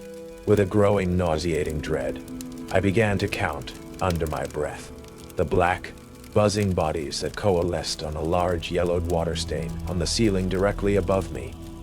10, 50, 200. The number climbed with terrifying speed, a black tide of filth and corruption. 400, 550. The air was thick with their buzzing, a sound like a million tiny, profane prayers. 600, 6, and more. Many more. The building itself was not just possessed. It was pestilence. It was legion. This is untenable. Dr. Tanzer stammered, her face pale, her voice trembling. I need proper samples, controlled conditions. Her academic curiosity, however, was a stubborn, resilient thing. She fixed on the sealed door in the cellar, the one Jeremiah had warned us against with such frantic, almost animalistic terror. Anne's journal, too, had marked it with a symbol, denoting a place of primal foundational corruption. The heart of the anointed, the cult had called it. That room, Pastor, she said, her voice regaining a sliver of its former authority, though her eyes were wide with a new, unfamiliar fear. The atmospheric pressure, the particulate matter. I must get readings from in there. It could be the source of these environmental anomalies. Doctor, no, Aya cried. But she was already moving, her scientific imperative overriding common sense, overriding the palpable aura of dread that pulsed from behind that sealed door. Jeremiah let out a low, guttural moan, shrinking back against the wall as if physically struck. Tanzer ignored us both. She pried at the crude wooden planks Jeremiah or someone had nailed across the cellar door. With a splintering crack, the seal broke. She pushed the door inward. A rush of air, impossibly cold, impossibly rank, smelling of damp earth, spoiled meat, and something else, something ancient and utterly alien, billowed out.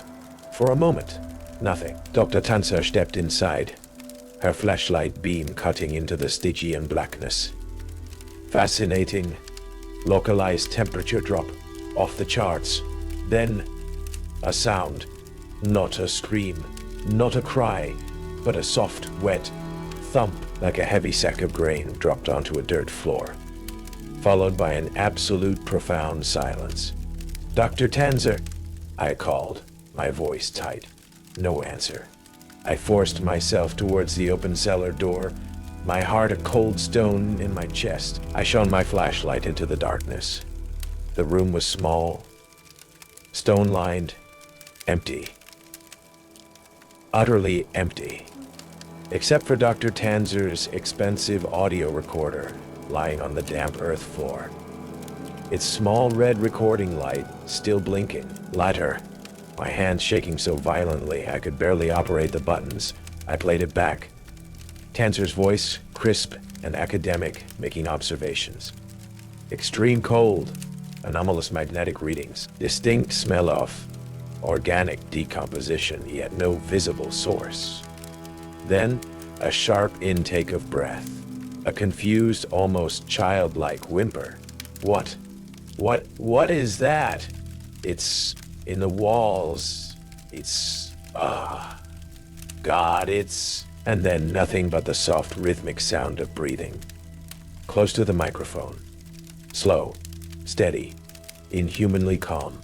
And beneath it, so faint I almost missed it, a whisper, the voice in the vent, softly, patiently, repeating Riley Tanzer's full, given name over and over, like a catechism of the damned. Dr. Tanzer's disappearance was not a vanishing. It was an absorption. The house had consumed her. Her curiosity, her skepticism, her very name now, a whispered litany in its dark internal corridors. Any lingering shred of doubt I might have harbored about the nature of this place, about the literal truth of Pastor Vane's desperate warnings, was obliterated, leaving only a cold, hard certainty. This was not a haunting. It was a hostile takeover, an ancient, architectural intelligence methodically deconstructing reality and everyone in it. And Jeremiah was no longer just a traumatized survivor in my eyes. He was a key, a conduit, perhaps even a willing accomplice in this unholy symbiosis. His reactions, his fragmented utterances in the cult's dead language, his unsettling resonance with the house's rhythms, it all painted a picture far more disturbing than simple possession. Rebecca Holt's apparition became a near-constant companion in the ensuing hours.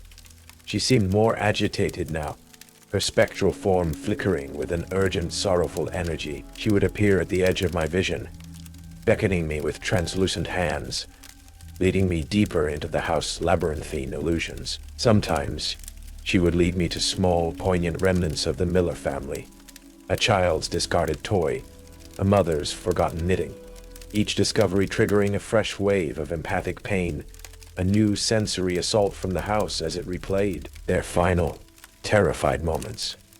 Other times she seemed to be guiding me towards something else, something hidden. But each step deeper into the house was a step deeper into its psychic mire, the walls themselves seeming to whisper my own forgotten fears, my most private shames, the names of those I had failed. The names of those I had failed. The house was not just showing me its history, it was excavating mine. The altered passages in Vane's journal became my unstable compass. Half of it felt like the desperate jottings of a man losing his mind to an unimaginable horror. The other half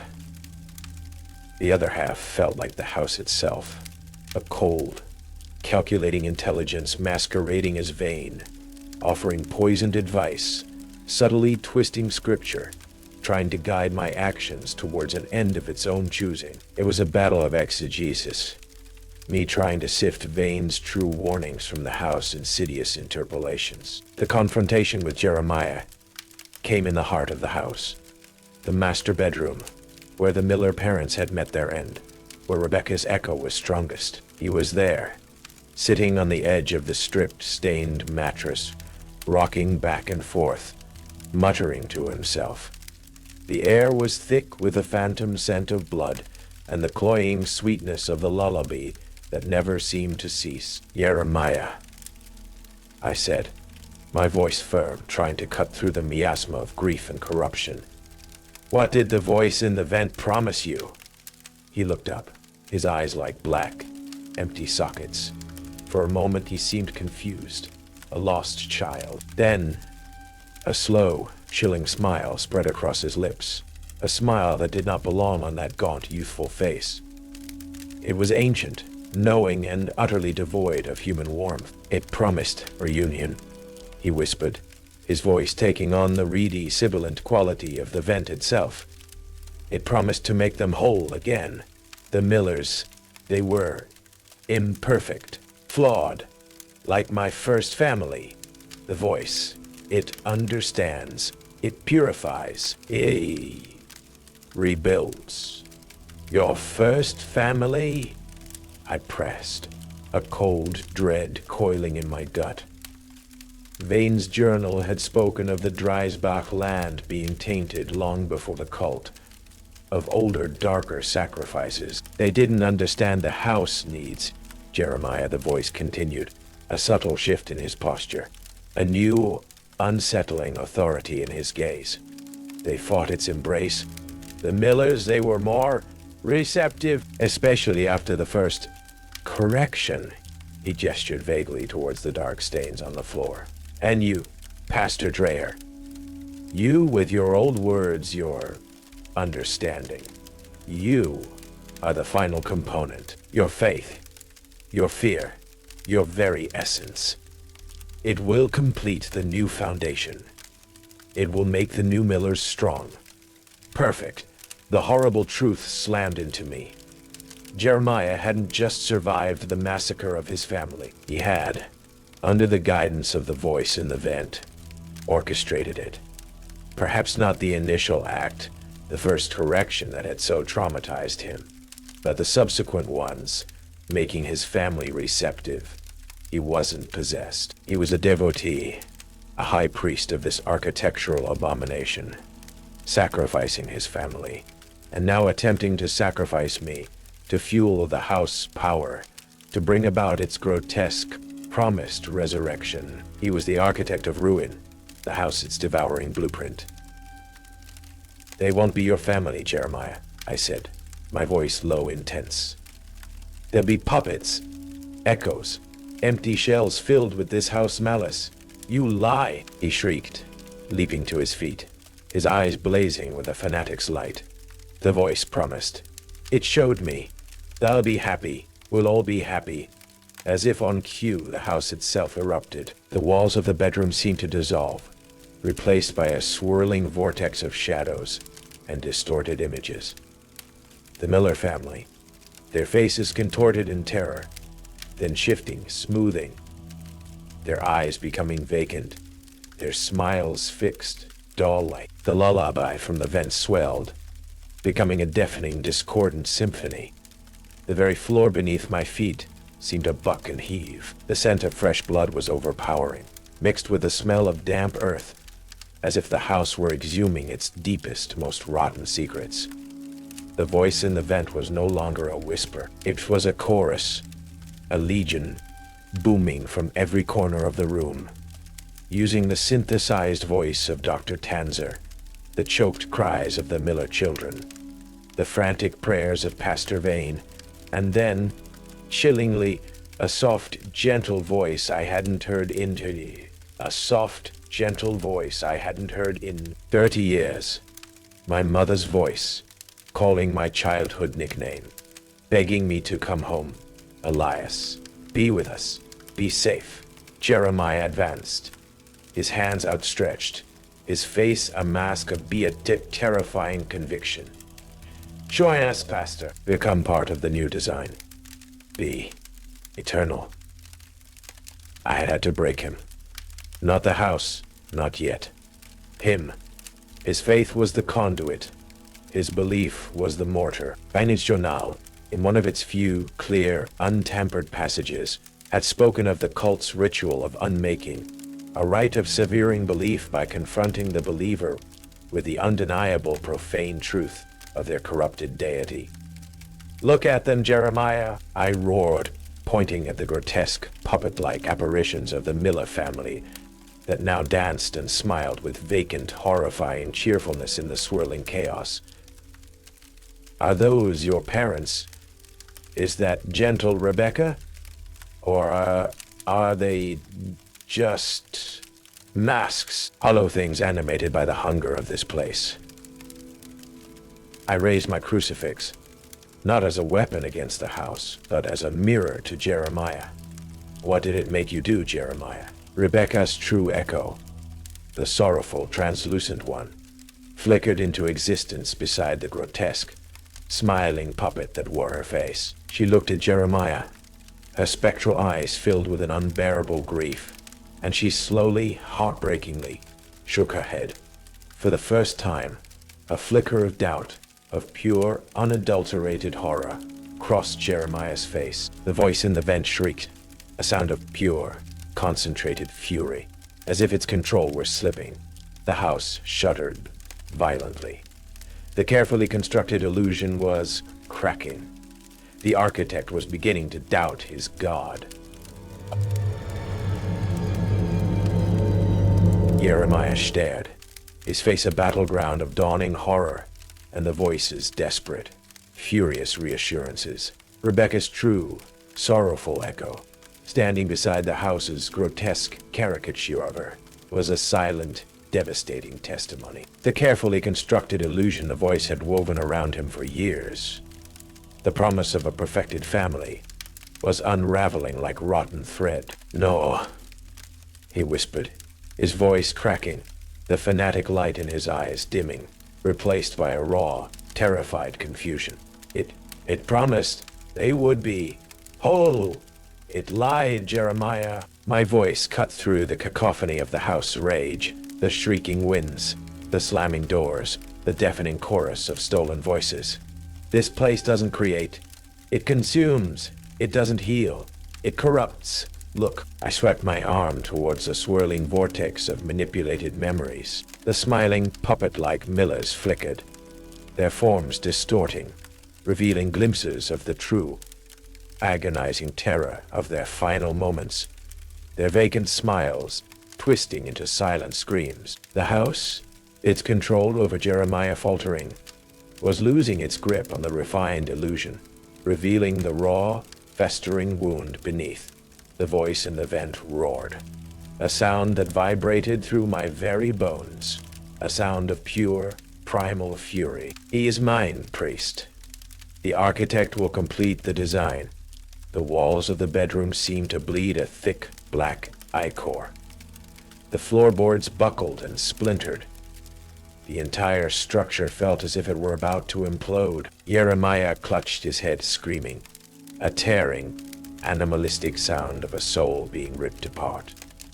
The symbiotic link, the twisted faith that had bound him to this malevolent architecture, was shattering. And as it shattered, the house recoiled as if from a mortal wound. Its power, so intrinsically tied to Jeremiah's belief and participation, was violently, catastrophically disrupted. "The cellar!" I yelled, grabbing Jeremiah's arm. He was limp, almost catatonic, his eyes wide and vacant, staring at the unraveling horrors. "The heart of it," Vane called it. "The anointed place. We have to sever it there." Rebecca's true echo, her form now faint but resolute, pointed urgently towards the floor, towards the path leading downwards. She was urging us on, dragging the near-comatose Jeremiah. I plunged into the swirling chaos of the house death throes. Hallways twisted and changed. Stairs lengthened into impossible descents. The faces of the dead, the Millers, Vane, even Tanza, flashed from the walls, their voices begging, pleading. The flies, thousands of them, swarmed. A buzzing, biting cloud of despair. But something had changed. The house's attacks felt unfocused now, more reflexive, like the thrashing of a dying beast. Its connection to Jeremiah, its primary conduit and interpreter, was broken. It was lashing out blindly. We reached the cellar door, the one Tanzer had breached. It hung ajar, a black maw exhaling a stench of ancient earth and profound corruption. Inside, the small, stone-lined room was no longer empty. In its center, where Tanzer's recorder had lain, the very earth seemed to pulse with a faint, sickly luminescence, and from a gaping, jagged hole in the far wall, a section of the house stone foundation, something like a vast, dark root system, or a congealed mass of solidified shadow, throbbed with a slow, malevolent rhythm. This was it. The physical nexus, the heart of the devouring structure. Vaina's journal, in a final, desperate, almost illegible scrawl. One I now knew to be truly his, had mentioned an unmaking rite from the cult's own blasphemous texts. Not an exorcism to cast out, but a ritual to dissolve, to return the corrupted elements to their primal, unformed state. It required a focus, a sacrifice of corrupted faith, and the invocation of names of desolation, of undoing. Jeremiah was the sacrifice, not his life, but his belief, already shattered. Jeremiah. I shook him, forcing him to look at the pulsating horror in the room.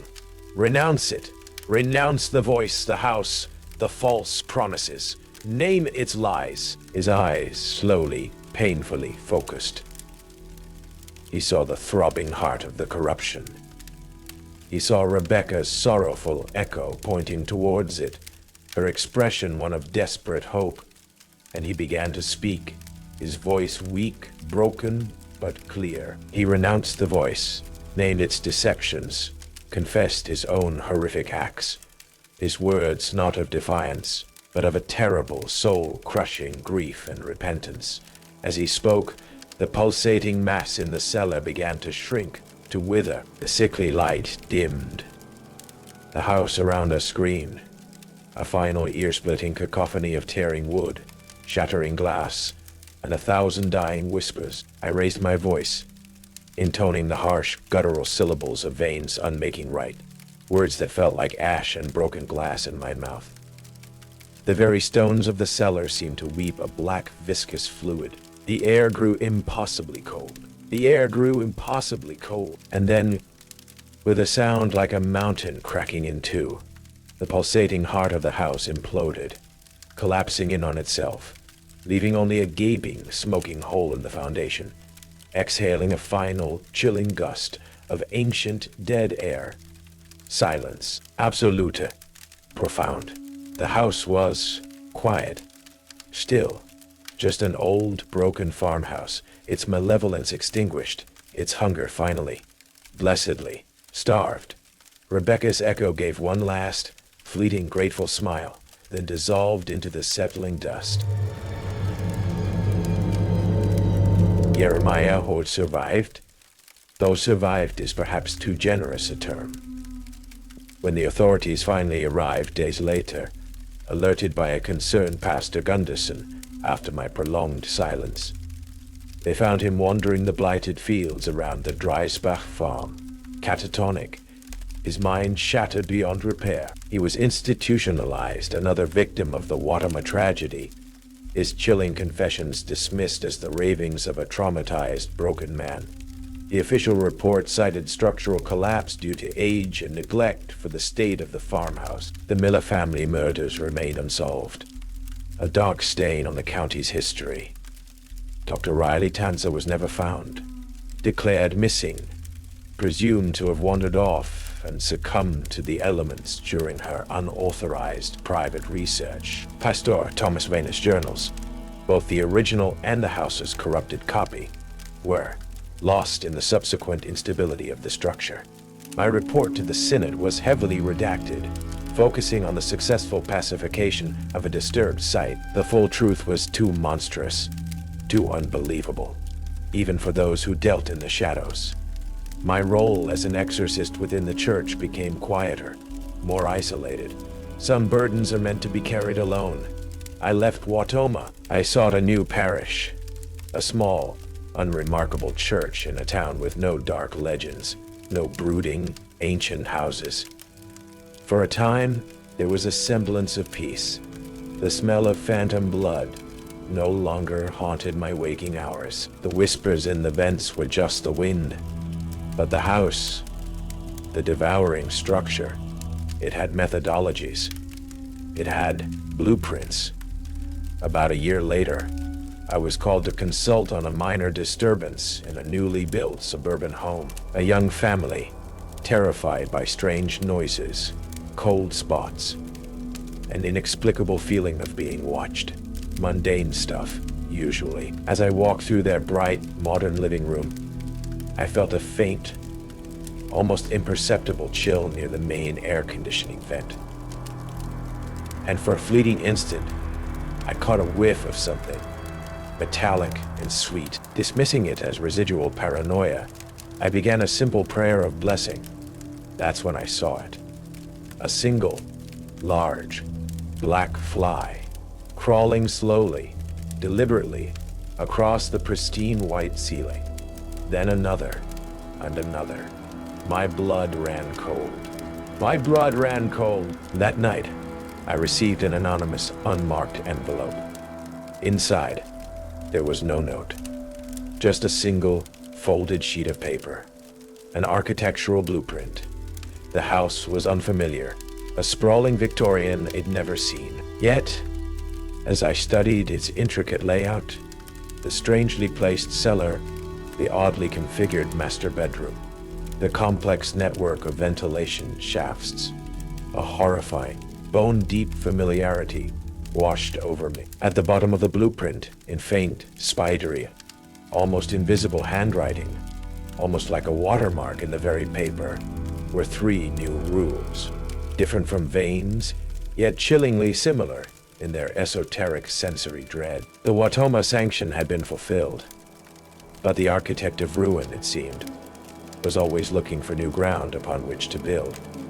And its blueprints, I now understood with a certainty that settled like ice in my soul, were infinite. The work was never truly done. The house was not a place. It was a design, and it was still feeding. The Dreisbach farmhouse holds its darkness close, its architecture a blueprint of despair. Elias Dreyer learned that some rules are not just warnings, but battle maps in a war against a living structure.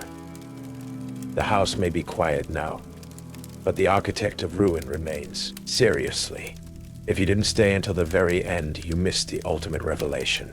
The twist that proves the horror of Watoma was not unique.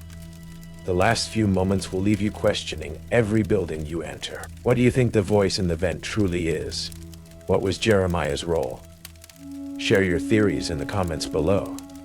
And if you made it out of the Dreisbach farmhouse, if the flies haven't counted you, then you're already part of our story. Subscribe to Tonight Creepypasta Rules, because some homes are built on hell, and the blueprints are infinite.